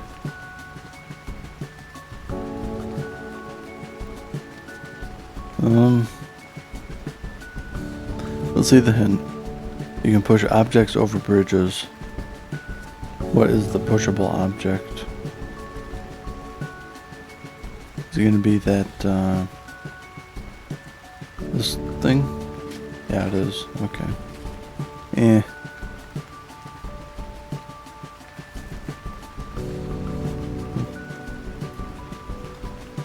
I knew I could figure it out. Maybe I did need a little hint, but... Alright.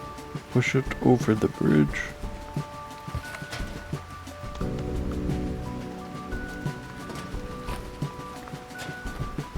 Move! Alright, so what now? Oh. Then switch to you.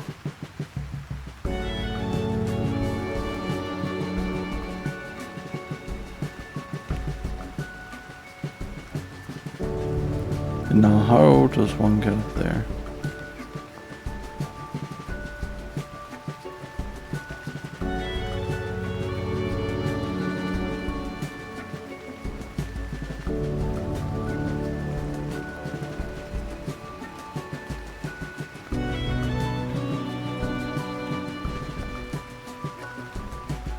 have to tie another bridge.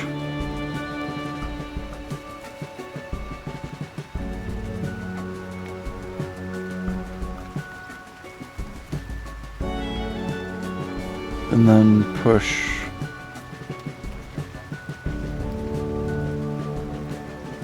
There we go, yeah. Makes sense.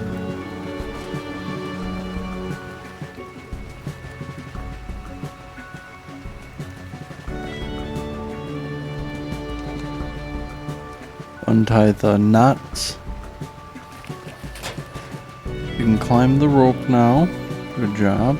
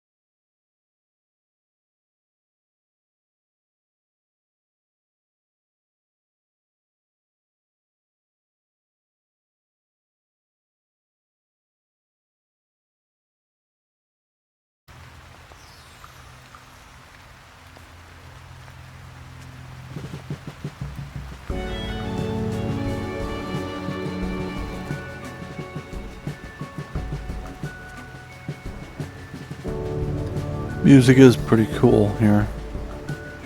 Warning, out of order. What's out of order? What is this?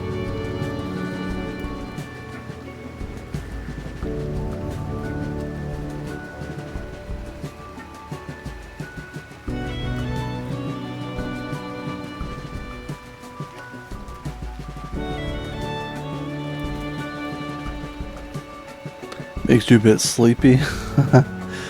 Kinda, it is nighttime in the game. I like games like this where it's ambient, you know, like nighttime, rainy, just kinda, I don't know, cozy-ish vibes.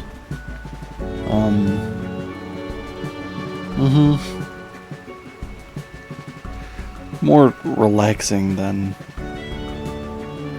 like cozy. Alright, so there's this knot here. I thought there was some way we could, like, attach a rope to it and pull it, isn't there? Yeah, yeah. Alright, come this way. And now what do? If we let go of the lasso, it's gonna roll back, right? Is there some way I can shorten it? Or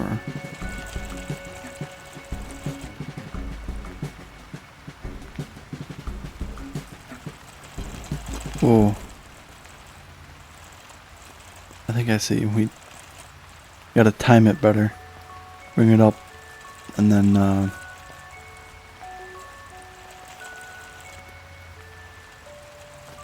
yeah. Alright. Obstacle cleared. What's this one now? This is out of order. It's like a children's play toy thing. And stuff doesn't look like a toy. Looks like a lawsuit to me.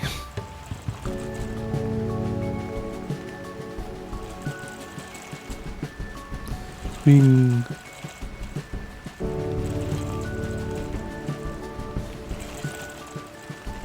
What was that? I think it was a little child. It sounded like a banshee or a parrot. A banshee parrot. No, keep swinging. Probably make. Yeah, there. Oh, no. Couldn't make the jump.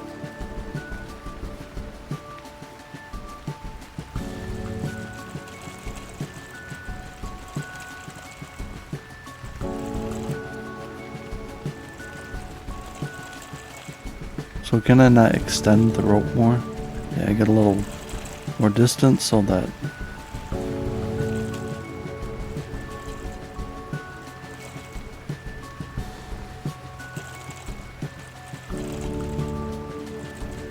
problem is it keeps swinging. It keeps moving to the left when I swing to the left. Maybe get it right about just a little further to the right, and then I can what happens if we shorten the rope? Can't really swing at all that way. Alright, I think we're gonna have to jump through that gap there.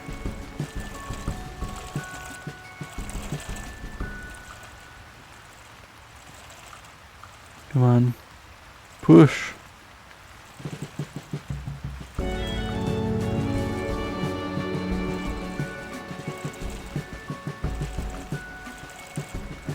A little bit further down.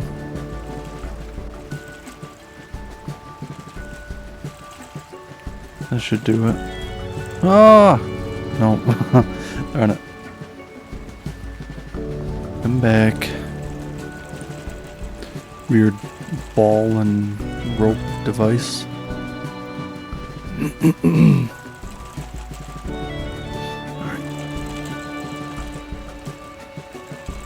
can actually swing over this thing, so.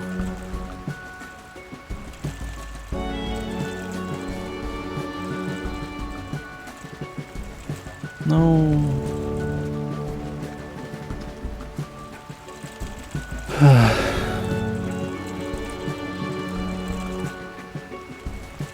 Alright. Do. Are you working right now, Steve? You cannot afford to be relaxed or sleep at work. What do you think this is?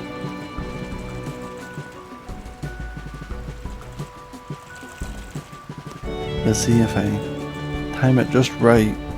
I should be able to release the rope, the yarn, and fling right through. That would have been.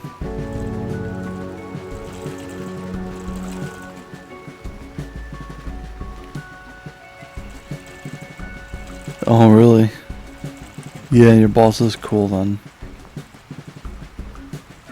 Huh. That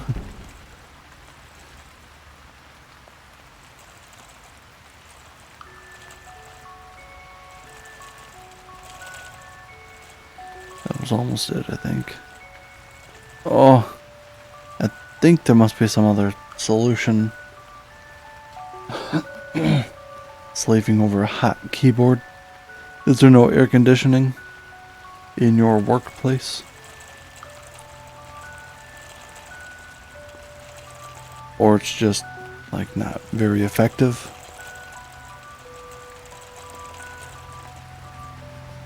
So what happens if I were to separate into two people here? Oh, I think I see. So if I, with this one, pull it all the way over here. Yeah, okay. And then switch back to this one. Then you can, yeah, okay. That's mucho easier. Climb the rope. Recombine.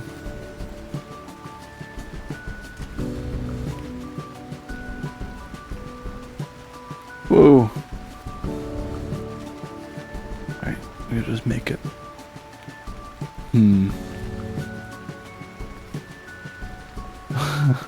That was a wild swing.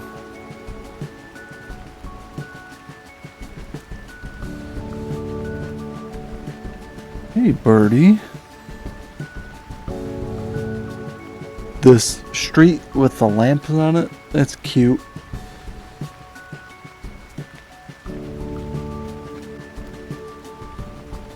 I think I would quite like to sit on that bench.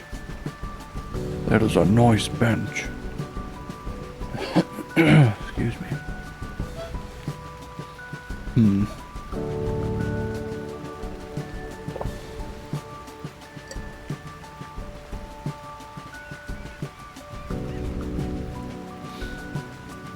Alrighty. Okay.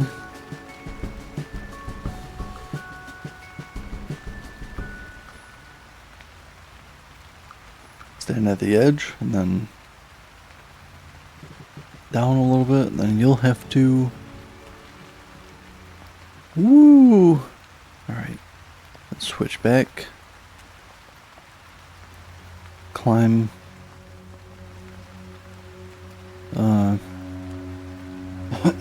What now?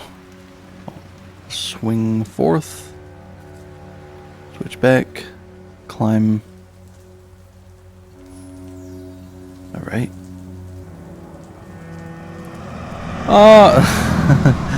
No, that car almost hit us. What happens if we do get hit by a car? Do the cars, do they come back around and the loop? Oh, I missed the cutscene where we get hit by the car. Darn. Curse my cat-like reflexes. Curse my gaming god abilities. Gaming god. Whoa, their ghost memories are able to interact with physical objects.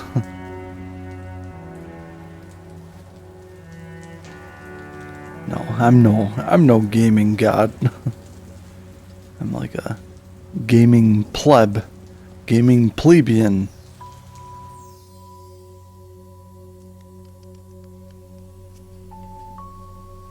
I need to play these games completely drunk just to make it fair for the game. Yeah. Drunk and high and pregnant. No. The puzzles are kind of picking up a little bit now.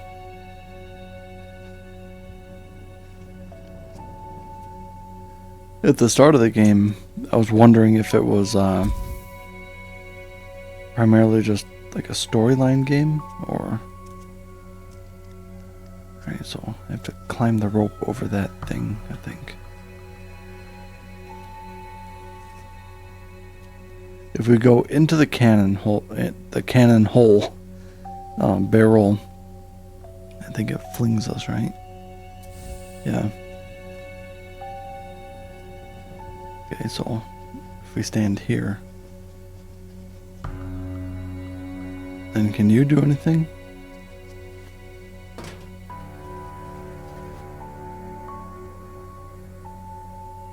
Is there some way we can turn this cannon? Oh, yeah. We can push it over there. Okay. I see. So you, blue one, hold that down. Switch to the red one. Red one jumps in. Alright. Oh! Red one went limp for a second. Get up there, blue man. Just gotta follow the spark, dude. At least it doesn't have a voice. Hey, it's me, Sparky the Spark. Hey. Isn't that in Zelda? I never played that, but it seems like in video games, the tutorial character is always like a spark. Navi. Yeah, that's pretty famous. I've seen some streamers play Ocarina of Time in Sonic, that Sonic bundle thing that I played, Sonic and Shadow, Sonic X Shadow, whatever. I think the tutorial person was a spark, and also in Magic the Gathering, the tutorial character is a spark called Sparky, I think. Navi actually isn't the most annoying fairy companion, huh?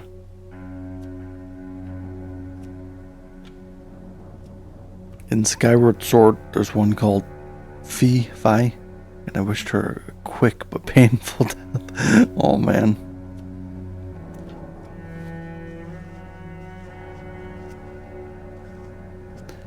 Steve Heitzler is a murderer, confirmed fairy murderer. Let's split into two here.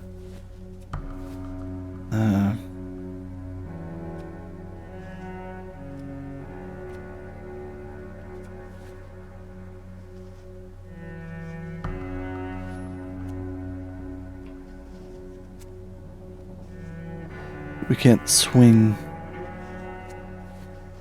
from there.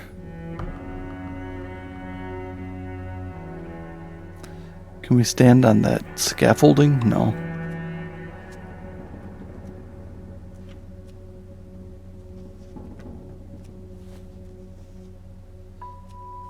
And it's just out of range.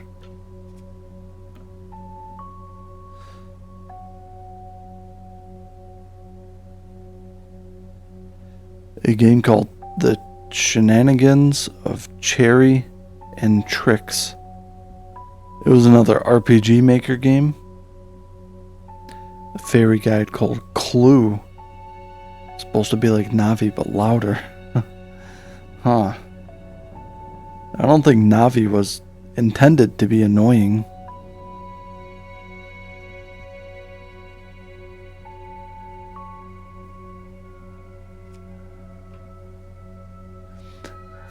Oh yeah, that's right, you can slow down time.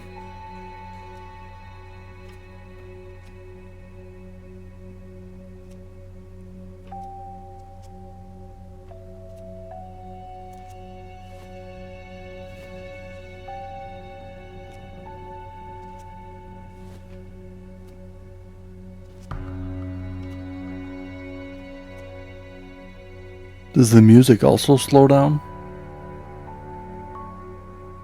No, it does not.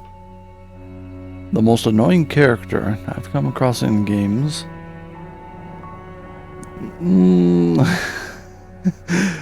The most annoyingly funny character I've come across in games is in Kingdom Hearts number 1, Goofy. I don't know if you saw my Goofy or my KH1 playthrough. Gosh!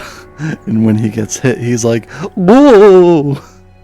Yeah, let's see if I can pull up sound effects of Goofy making funny noises. YouTube. A pretty good impression. Right. Oh, there's a cat video, and the cat is cute on the YouTube homepage. It's titled, "She So Small, She Only Need One Popcorn." Oh.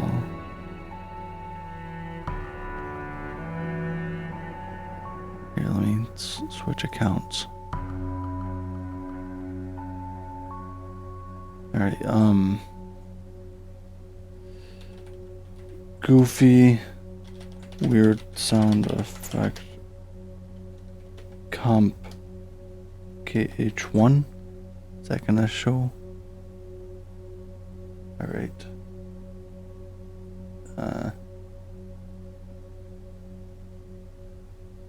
Where did that go? Man.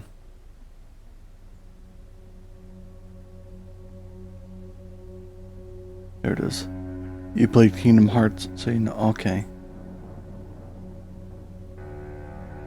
How many sound effects does he have?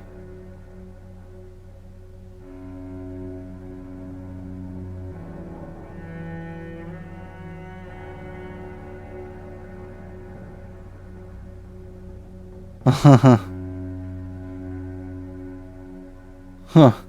He has more than I thought. Oh, half the video was the outro thing? Huh. Alright, well. Yeah, you've played Kingdom Hearts, so it's funny. Other than that, I'm not sure. It was a someone's Twitch VOD from their stream they upload on YouTube. They were playing Halo, the Halo remake games, and there's a text-to-speech that's on by default, or I think it's on by default. I don't know. It was on for the person, and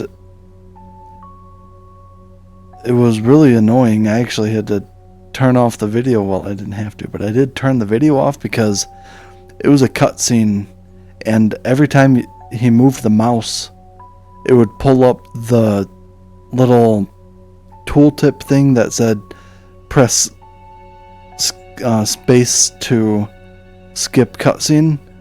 And in the Microsoft Sam TTS voice, the screen reader thing, it would say it every single time you moved the mouse.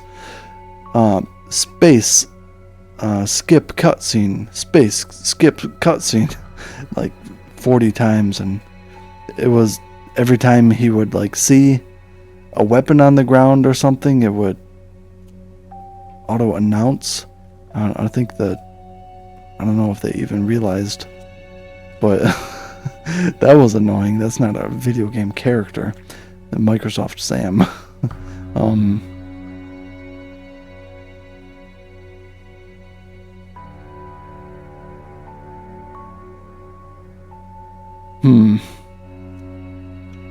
How does one reach that there?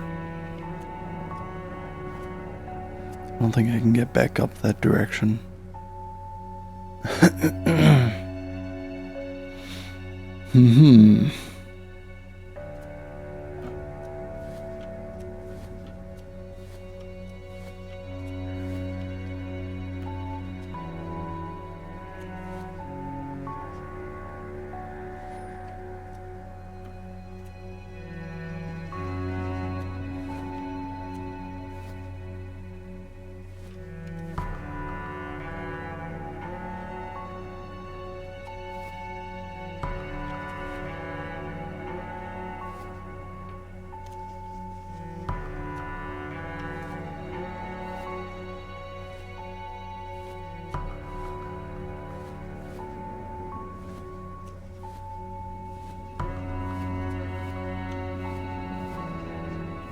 You kind of get some distance. I wonder if This seems like weird physics interactions in the game. I don't know if I can get enough height, even with when it acts weird like that, though. There's got to be some other solution.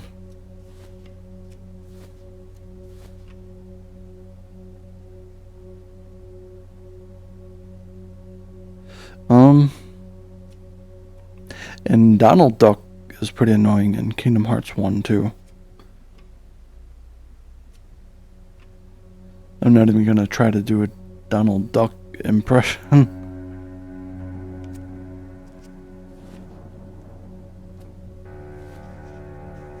Oh wait, I see. Just tie the rope off here.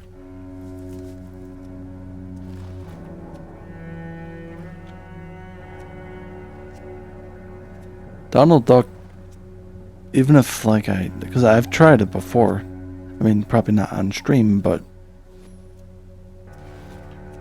it's hard to do.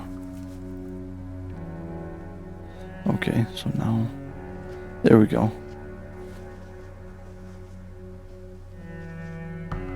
Swing up, right?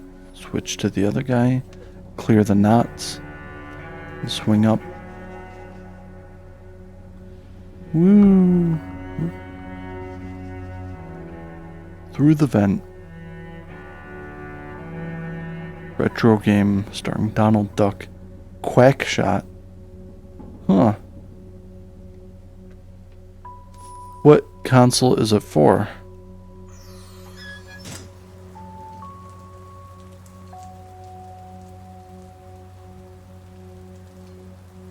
I like retro games. Oh, it's for the Genesis. Okay. Let me add it to the notes.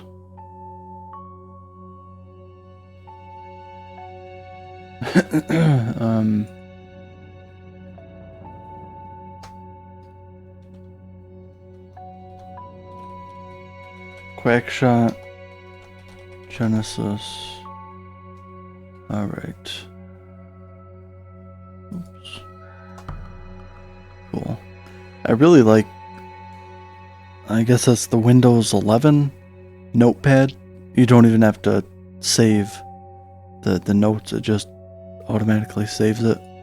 And so you just open the notepad application thing, and it's like right where you left off every time. And there's different tabs, so you can have like 20 different notes going at once. You have one for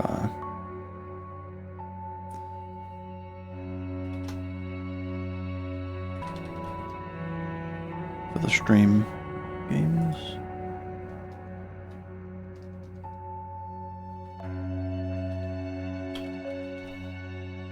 And movies. So far, I actually currently don't have any movies that... Wait, let me check. Are there any that someone recommended that I have not watched yet? Let me just look really quick.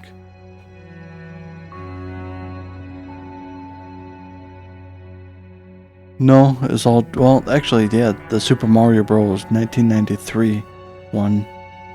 Yeah, for Discord. Taking movie recommendations. I downloaded... Like, I still have a bunch to watch, but...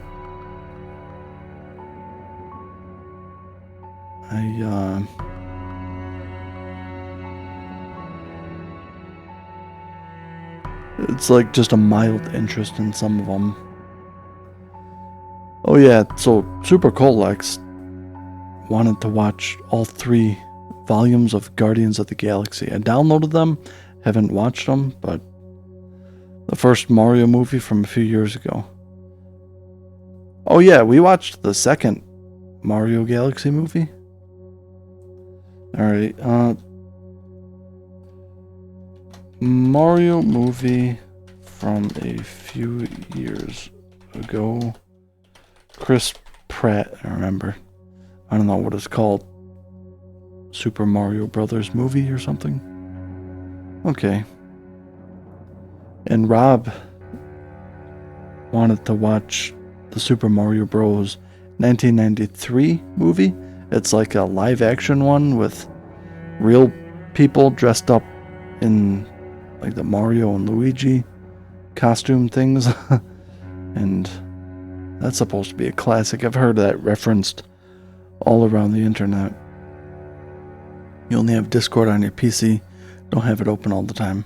Oh, okay. The last movie we watched was Akira.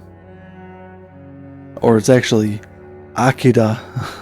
It's a hard R. It sounds like a D. I think what year was it? Like 1979 or something? Or 89? The one we watched was the remaster. It was decent. It reminded me a lot of Neon Genesis Evangelion. Except Akira was just a movie, not an anime series. You don't have Discord open at all? Oh, okay, yeah. When was it that we watched Akira? It was, let's see, today is Monday the 17th. So it would have been, I don't know, last Thursday or Wednesday, probably. Last week at some point.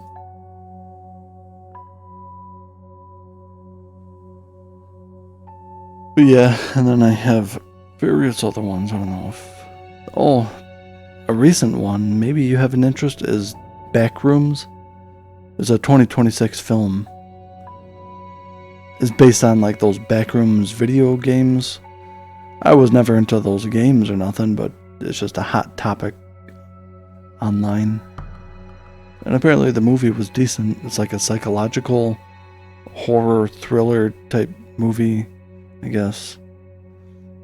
Based on video games. You've seen Backrooms. You definitely watch it again. It's kind of a movie you may need to see a few times. Oh, really? Okay. Yeah, and then I still have more Studio Ghibli films. I have them all. I didn't watch them all. The last Ghibli one we watched, I think, was... The Cat Returns, which wasn't my favorite.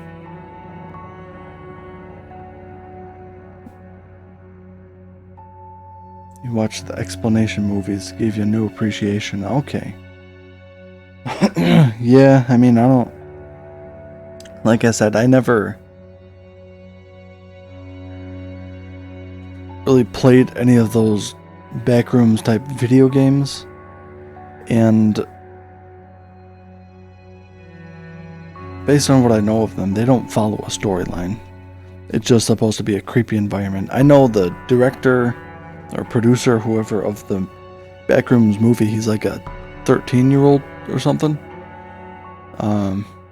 Or maybe 14, 15, maybe 16, I don't know, but he's just a young teenager, and he never, doesn't have much experience. He's 18. Oh, okay. And that's a red flag for me, honestly. Because he, has...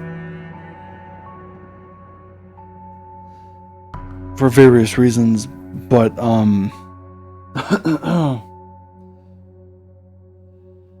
maybe he tried to make it like an artistic type movie, but there's no way anyone would really know. Unless, they watch it 20 times, and it's like Easter egg type things. Unless you play the crap out of a game, and some games you'll never find every Easter egg.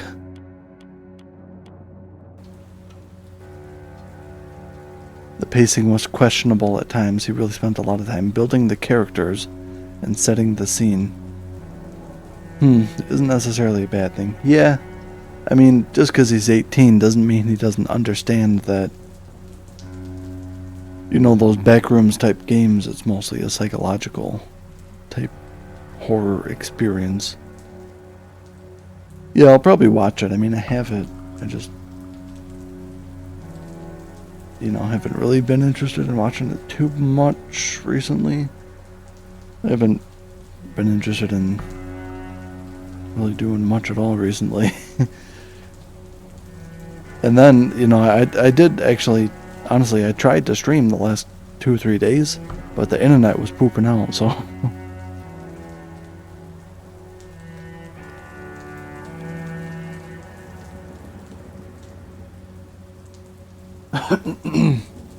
Yeah, I don't know. It was terrible for like 2 or 3 days there. And then yesterday evening, just after a couple hours after the Spectrum technician dude came, just out of curiosity, I checked it again, ran some speed tests and stuff, and it was fine. It's been fine since yesterday evening. I'm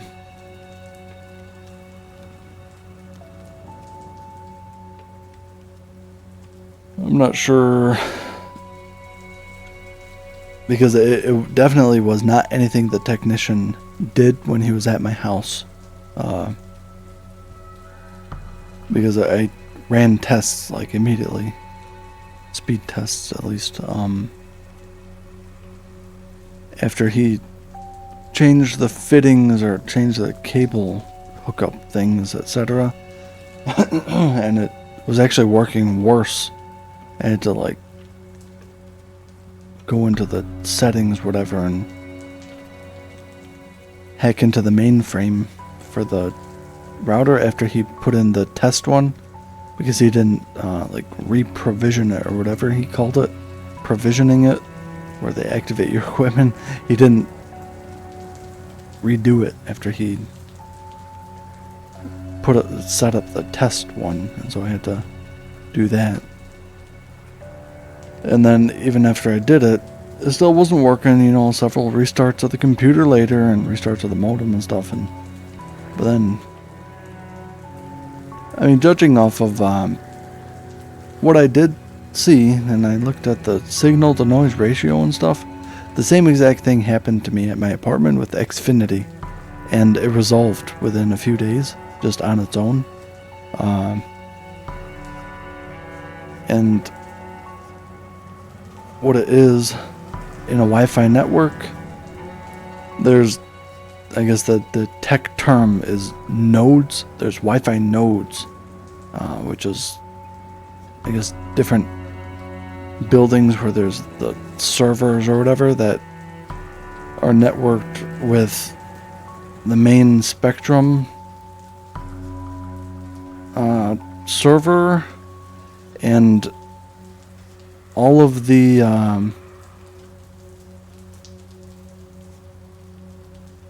because there's only X amount of like physical cable internet lines, right?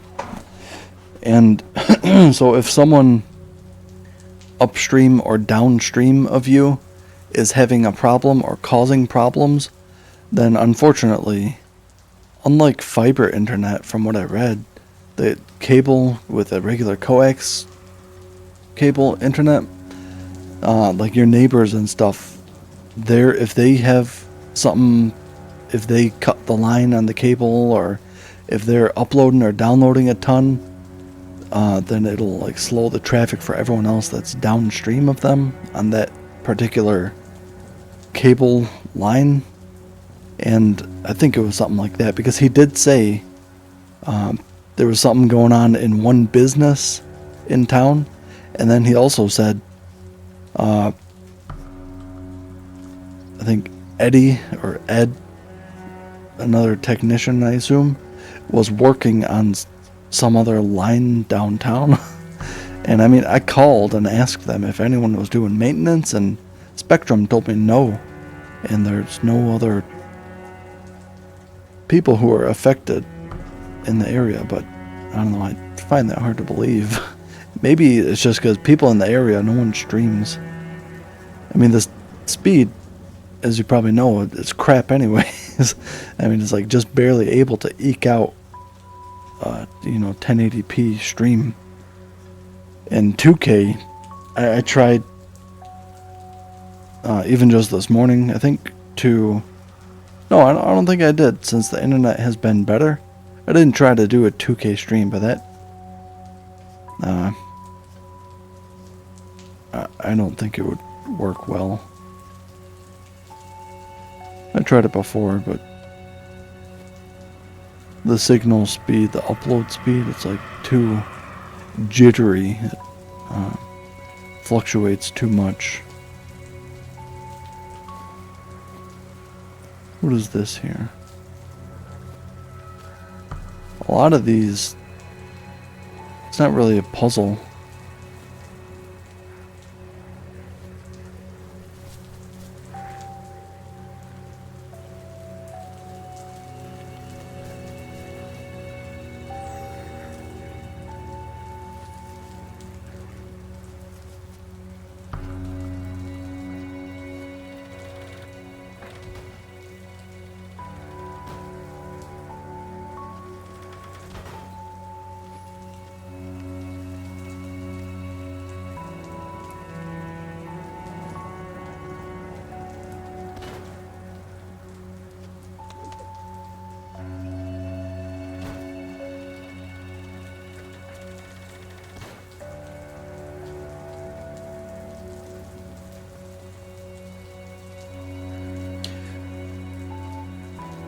Why is the spark thing here? Why is it just... Looks cool when it like swirls around like that.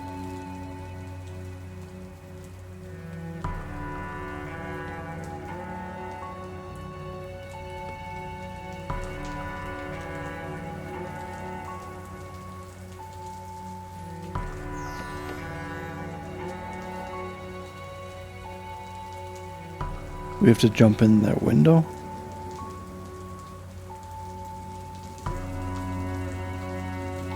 Okay.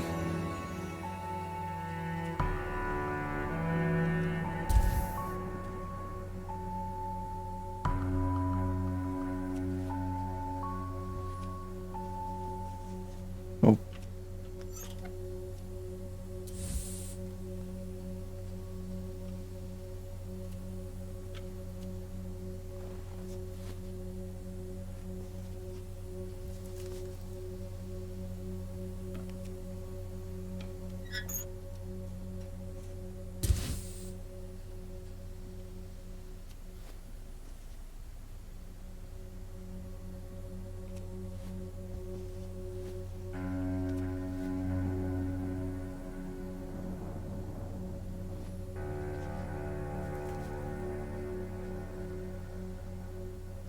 Hmm. Hmm.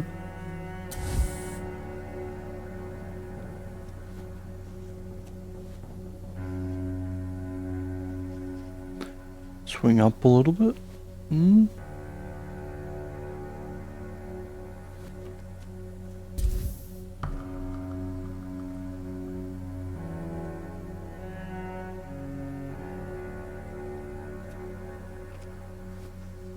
How did the other person get up there?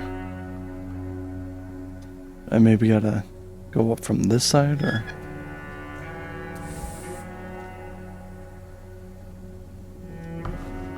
Yeah.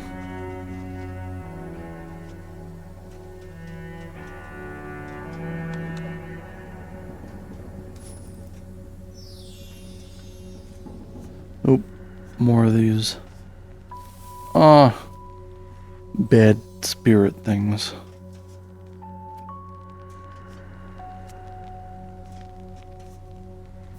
Oop.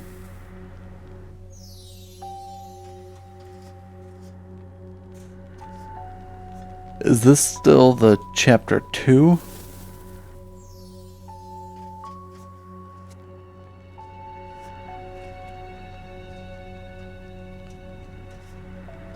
Once we get to chapter 3, I will probably be done for the day.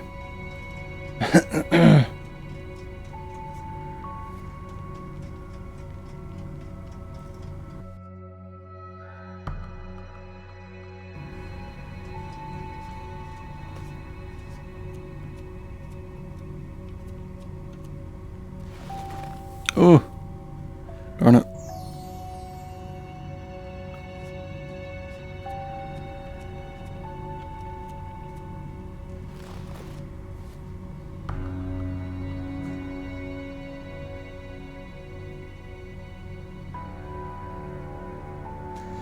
So we went into some old brick building, which I really like, by the way. Those old historic brick buildings. Something like this. And you can tell over the 100 years or a couple hundred years that they've been there, or I don't know how long, a long time, since 1800, or maybe closer to 1900s, I'd say late 1800s, I think is when most of those old brick buildings and historic downtown areas were developed.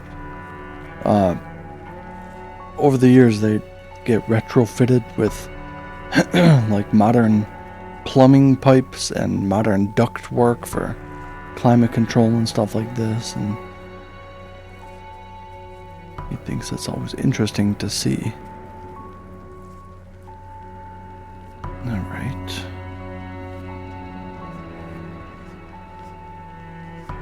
Oh, we have to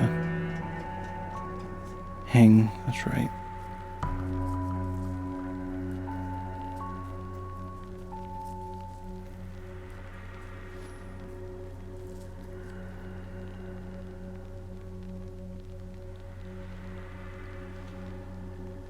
No. Down a little bit.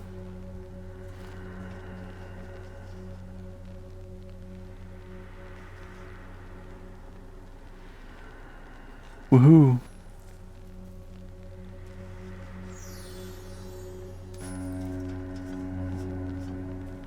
Ah, that one was fast. Faster than the other ones.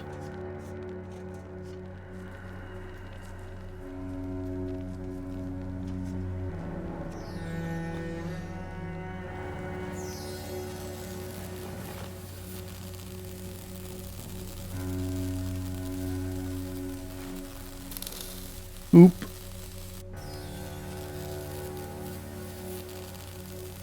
Don't want to jump down there. Electricity.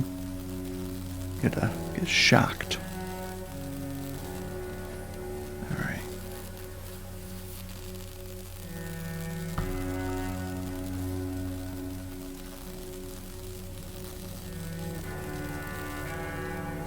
Oh. Oopsies. So how do I get across?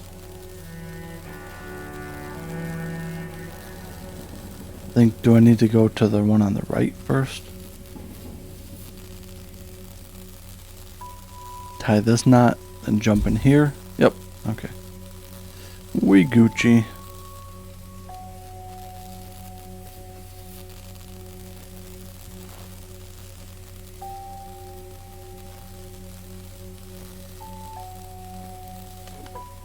Untie the knots.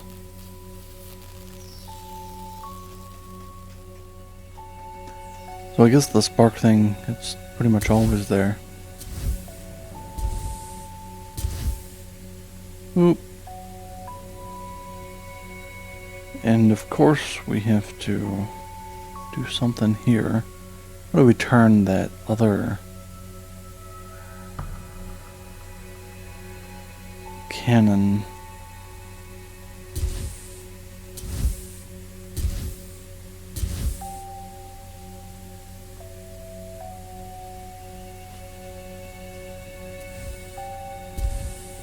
Send one of them up there. No. That's not it.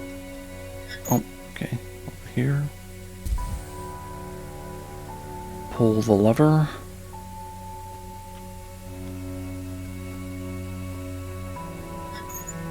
Ah. Maybe we should switch to this guy now.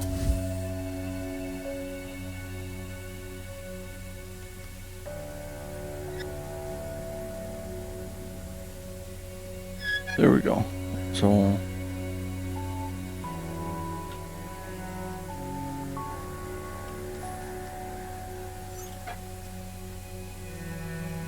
looks like we should be able to make it up this time. Yes.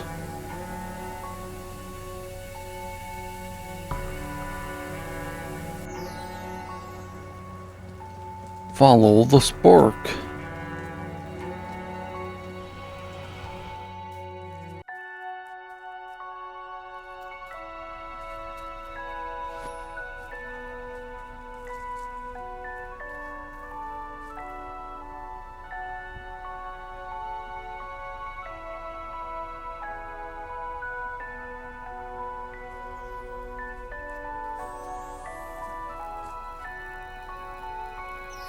Is that the portal to chapter 3? I think, or did we just clear 2 chapters at once? I'm not sure. Loading hub the lighthouse in which we choose our path. Okay, yeah, so now we're back in this little hub room thing. This is the lighthouse, I guess, that we're in.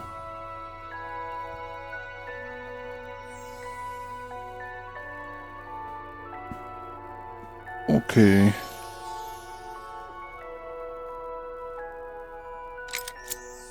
Hey, and that thing unlocked. Cool. I like this game.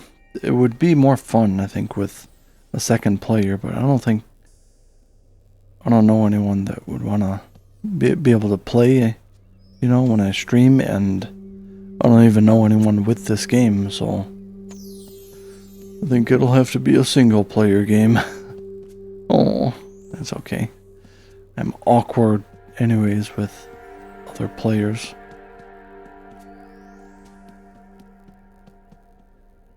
Cool, so chapter 2, Hideaway. We didn't get all the objectives, and I just want to make sure, in chapter 1, we already played chapter 1, didn't we? Foreign Shore? It says check.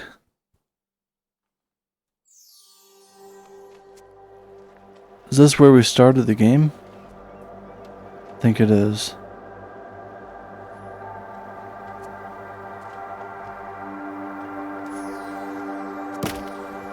Oh, yep. We already did this one. Okay. So, exit level. I just wanted to make sure that we did chapter 1. I thought it was called prologue. That we did the very first thing, but no, it was chapter 1. Is kind of the prologue. So, chapter 1 and chapter 2 are complete. I'm not sure how many chapters there are, but I'm excited to play more of this game. I'm a little concerned that the puzzles are going to get too hard, but there is a hint system, thankfully, so that should help out if we get stuck for too long. And so today was mostly just what did I try today? I tried Librarian, Tidy Up the Arcane Library. Part of me wants to revisit it because I'm sure it is not so tedious for long. Because, I mean, Google at least said it was only 5 hours long to play it and 21 hours for 100% completion. Which either of those isn't, like, undoable. Dredge, how long did I play Dredge for? 17.3 hours. So I would say up to a 20-ish hour game. That's a good length for me. There are games that I've played for longer though, and I don't know. I just question Librarian Tidy Up.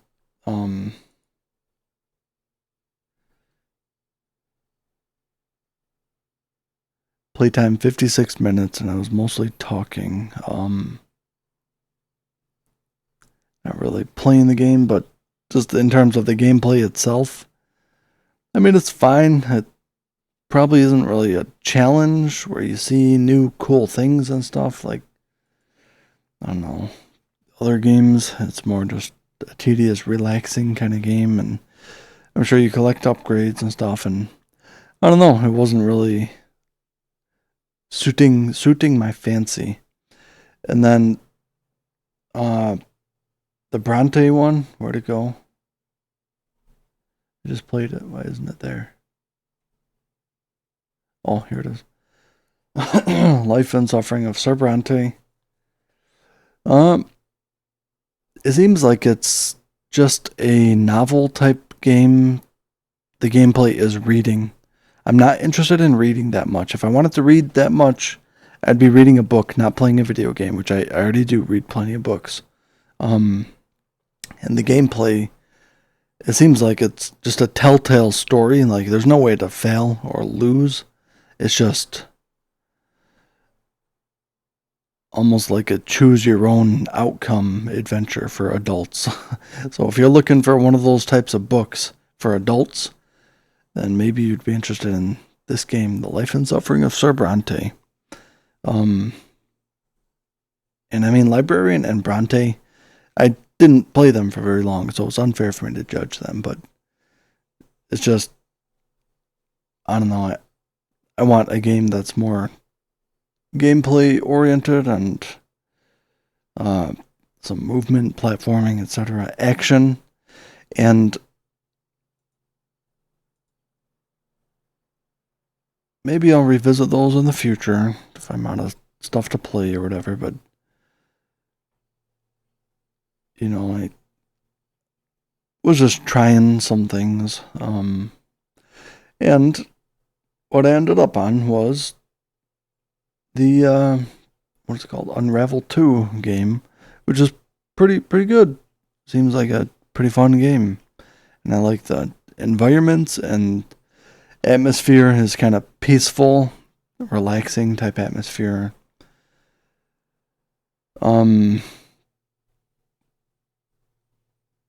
I think though, after Unravel, let me just review really quick. There is the option Dredge. I saw Dredge has a bunch of DLCs. There's like 5 different DLC for Dredge. And I only played the base game. I don't know if the DLC is any good, but maybe one day I would revisit Dredge for the DLC. That's why I didn't uninstall it quite yet. We tried The Invincible. That was uninstall worthy. Another novel game, except you don't even get to choose. You're just sitting through cutscenes and reading stuff. And Look Outside was a game where the gameplay loop was I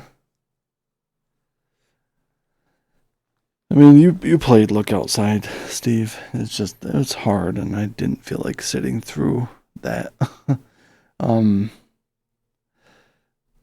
It was cool. You had to do it on easy. Okay. Yeah, and it's like you have to play the game and know where the enemies are going to be and stuff, and I don't know, it's just, yeah, it is a hard game, and maybe one day I'll revisit it. I mean, I have it, I own it, and all that stuff, because the artwork was cool, even though it was an RPG Maker game. I liked it, liked the artwork, and atmosphere, kind of creepy. But, I don't know, it's not my preferred type of game, I wouldn't say. Or not, the type of game was okay, but just the game itself, I had issues with. And so, what are we going to play after Unravel 2? Already tried Message from Deep Space. Forza Horizon I played for almost 9 hours. Carrion played 8 hours. Detroit Become Human. There's no DLC for Detroit Become Human, is there? I don't think there is. No. Peggy 18. Oops. Cat Goes Fishing. How long do we play that for? A little over an hour. It was fun, but it's like, a 2010 Flash game, basically. Squishy Scratchy, we already played for almost 6 hours. Sonic, we played both Sonic Generations and Shadow Generations. Beat them both. Dimhaven. I liked Dimhaven, but I was not understanding the puzzles. Maybe one day I'll revisit it and just restart and give it like my full attention, not split it like with another game on the same stream. Playtime 5.5 hours already, but I was like completely lost There's hints, which the hint system wasn't helpful, but I liked the game other than that. Maybe one day I'll try to revisit Dimhaven. There's another one that is apparently better than Dimhaven the Lost Source. It's by the same developers. Could check that one out. Maybe there's a demo, or maybe the game is... Maybe it's even free, I don't know. Let's see. Store page. What was the name of the other game? Emily.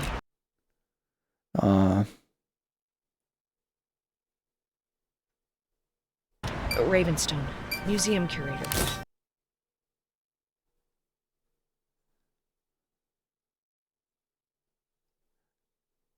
Quern. I think it was Quern. Okay, so Quern is $25.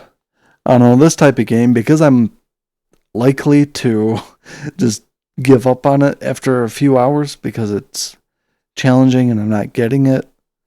And I don't feel like looking up every solution on, walkthroughs and stuff. That just ruins the fun for me. I wouldn't want to pay, for those reasons, I wouldn't want to pay $25 for it. If it was, see, there's another bundle. If it's on sale, maybe I pick it up. What does follow do? Follow this item to see announcements in your community activity feed. Okay, so I want to add it to the wish list. If it goes on sale for maybe like $15, I would check it out, but the game is 2016. Indie game from 2016 is $25 still. This one is one that would definitely go on for sale. But maybe we can go to the store. Oops. And I can wait a second. Let's look at whatever. Can I view my wish list currently? Is there anything that maybe I'd want to pick up for after we complete Unravel 2? You have a lot of games in your wish list waiting for a sale. The next big one should be the fall Halloween one. Okay. So, yeah, all the games I've been playing recently, I bought from the Steam summer sale. So you're saying there's a Halloween fall sale thing as well? All these ones are on my wish list.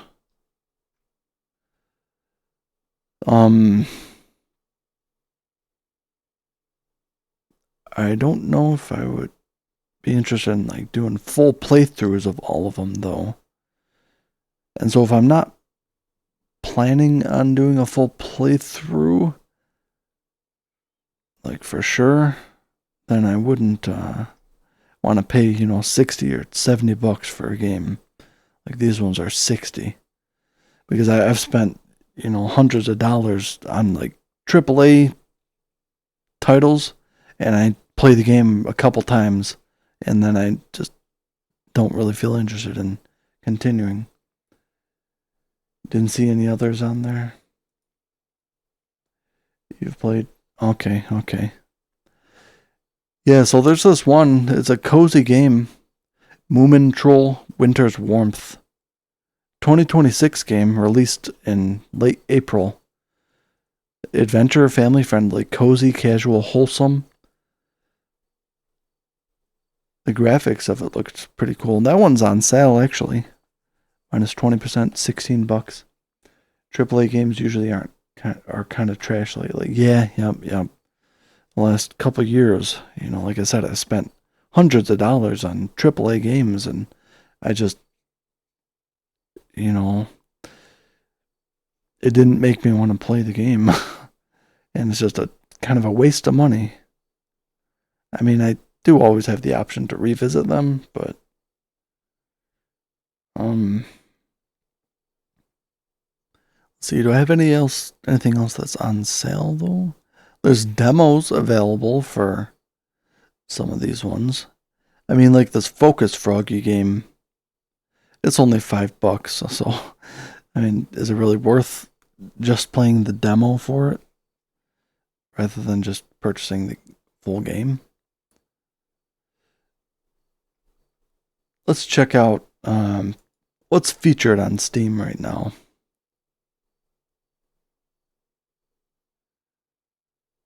No More Room in Hell 2. Ranked number 4 in your region. What is this? I don't know. There's a way you can see what everyone is playing. New releases. Isn't there like a list view? Popular new releases. Okay, so I'll look through the list of new releases.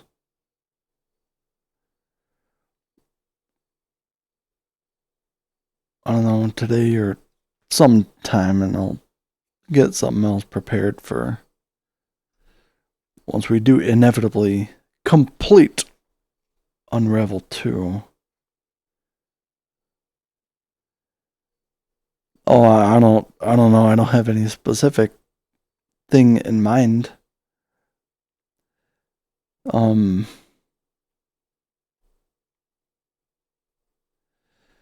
But since I've been playing games, more games recently, I learned games like The Invincible and The Life and Suffering of Sir Brante, where it's just reading, a game where you read and maybe observe what's going on in the pictures or environment and select choices and stuff like that.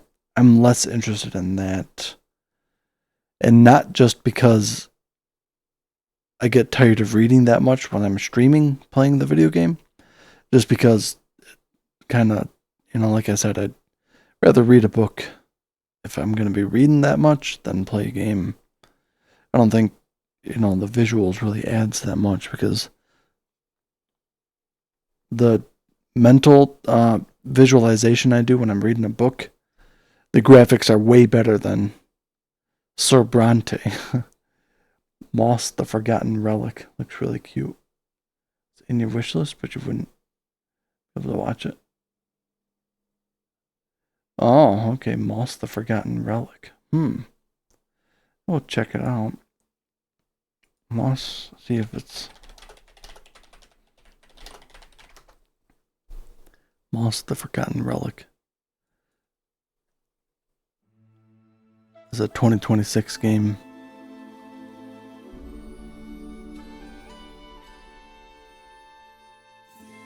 Brave little heart, we have weathered wind and rain. Costume Quest. From the start, we were meant to find our way.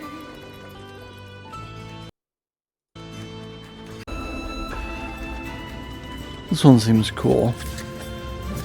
I like the kind of cutesy games like this where it's like a cozy-ish kind of 3D attractive world, colorful and stuff like that. Baby games. I like baby games. Oh no, there's a ad in 45 seconds and I'm out of snoozes. Okay. Let's add it to the wish list. Costume Quest could be fun for Halloween. Costume Quest. And I also have to keep in mind, in retro achievements, I had a thing for like 100%ing the games and stuff. On Steam, I've yet to really shoot for 100%ing getting all the achievements on a game. I kind of tried it on baby steps, but the achievements were hard. Costume Quest and Costume Quest 2. RPG, adventure, comedy. Okay. Here, let me add it to the notepad. Or, no, let's just... This one's 2011.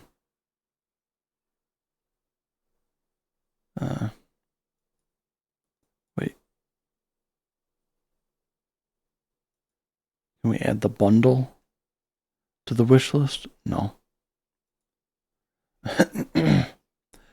Buy Double Fine bundle. $291 for this bundle. Oh my god. $300 bundle in Steam. Both are cute and fun with a lot of Halloween vibes without being scary. Okay. And then there's also some games like there's one called, I don't know if it's on Steam, Super Seducer. Oh, and there's a Super Seducer 2 as well. Advanced Seduction Tactics.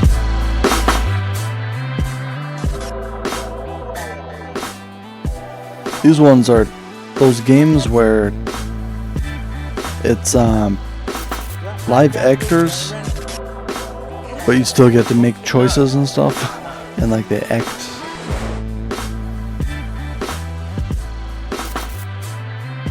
Can't play number 2 without playing 1. You mean Costume Quest or the Super Seducer? Then there's also one, isn't it called Date Everything? It was all the rage on Twitch a while ago. Oh, a long while ago, last year. Not with the eyes, but with the heart. Perhaps that's why it. These are, I feel like, kind of like streamer bait games, where it's most likely best enjoyed with a very reactive, funny, like outgoing streamer, but I mean, it's still fun to watch, and it's kind of funny, you know, even just to take a step back and enjoy it without, you know, crazy reactions and stuff. Costume Quest, you don't need to play one or the other, but both are fun. Okay. Super Seducer. Oh, okay. Yeah, I'm not sure if it's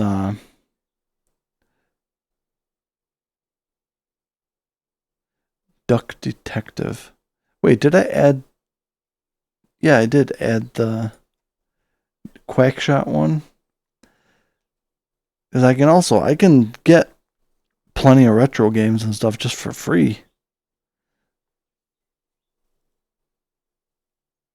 I was kind of burned out of doing the retro achievements, but like the last retro game I just did regular play was Donkey Kong Country 2, and that was kind of fun. Let's see, Notepad. Yep, I did add Quackshot for Genesis. Duck Detective, let's see. Duck Detective. The Secret Salami? Or the Ghost of Glamping? There are 2 Duck Detective games, it appears. One is 2024, one's 25. Salami, yeah, is the first. Huh. The truth. The truth is an ugly mistress. But I ain't no ugly duckling.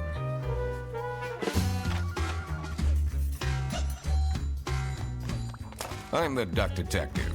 I'm here to investigate a case. Glamping is the second, but like Costume Quest.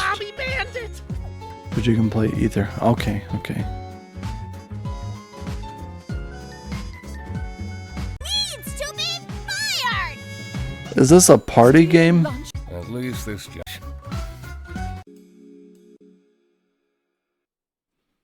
This seems like the type of to game investigate a case. where you want to have like Salami a... It's bandit. not? It's a detective nefarious game. loves Oh. thief tormenting a dingy call center. What's that one Everyone has a game? I motive think it has like ducks or and... a secret. I think it was called But I'm Goose a Goose master Duck of or Duck Duck deductions, Goose. and the early bird It's a party game always really meant catches for the criminal. like 10 This people to case play ain't at gonna once. be a walk in the park. Could frustrate you. Really?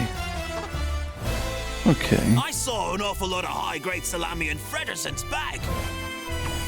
The trail of crumbs must lead to the truth. It seems interesting.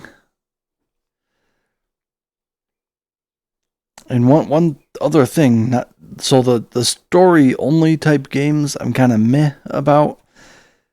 I mean, Detroit Become Human was it was okay, but it's not my preferred, like those Telltale story type games. It's not my preferred type. They can be fun though. Like I did thoroughly enjoy Detroit Become Human, and I'm sure I would like The Invincible and Sir Brante, but what I'm learning about my preferred types of games, well, one preferred type of game, element of puzzles. I like trying to figure stuff out. Tandem Tale of Shadows. Under the Radar. The truth. The truth Wait, is an ugly mistress. Yeah, that's on wish list. But I ain't no ugly duckling. What's it called? Shadows. Tandem, A Tale of Shadows.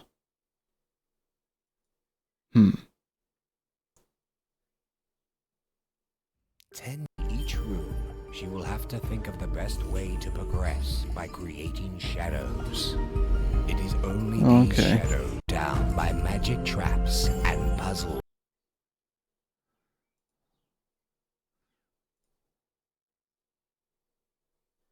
Fast enough. Be prepared to die in many ways. Be strong. Be brave. Be smart.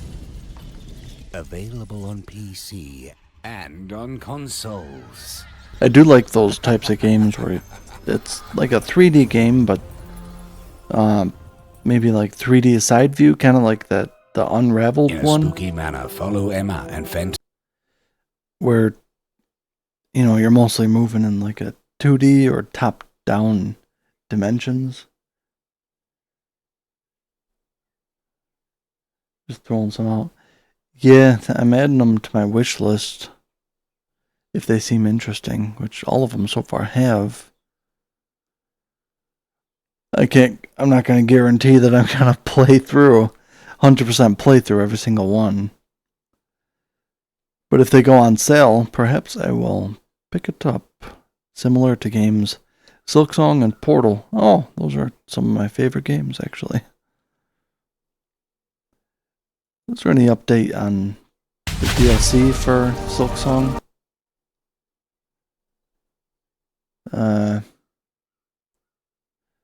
What is my review? View your review.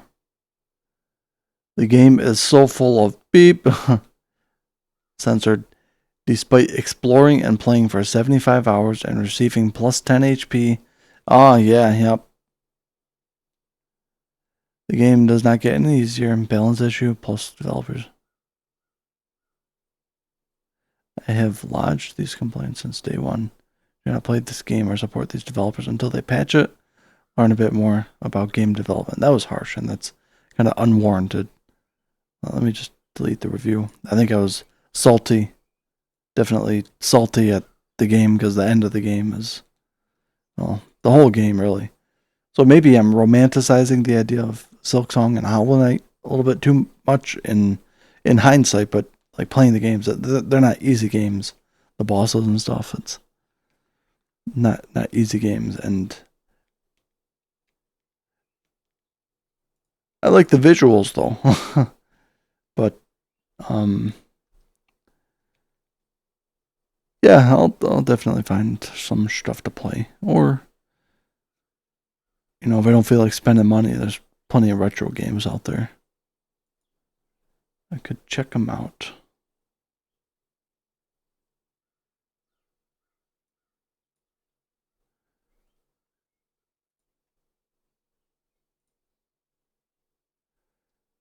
So, okie dokie. Let's see.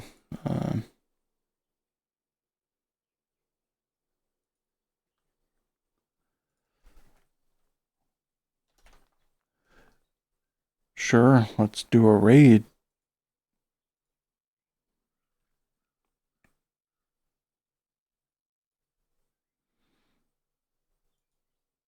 It was fun. I'm glad that I found a game that I want to stick to, at least. Oh, speaking of that Reanimal game and horror, Halloween and stuff, Retro Meld, he's a frequent visitor of the stream. He's playing Reanimal right now. I don't know, I kind of don't want to raid him though, because I don't want to spoil the game for myself.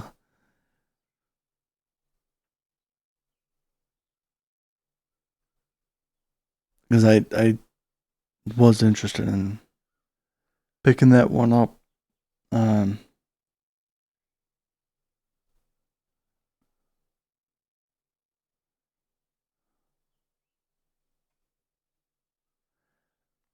What was the last game that we completed?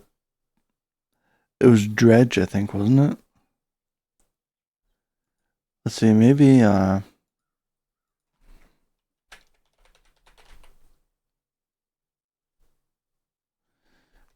do I search for category?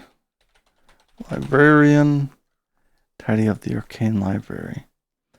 Is anybody playing it right now?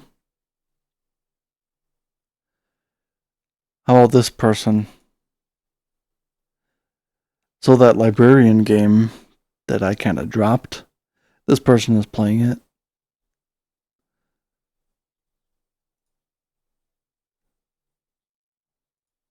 I don't know this person, but send you over to, what's their name? Schleeby. All right. Thanks for watching, everybody. And I hope you enjoy that Librarian tidy up the arcane library game. I'll see you next time. Bye bye. Oh, okay, yep, see you next time.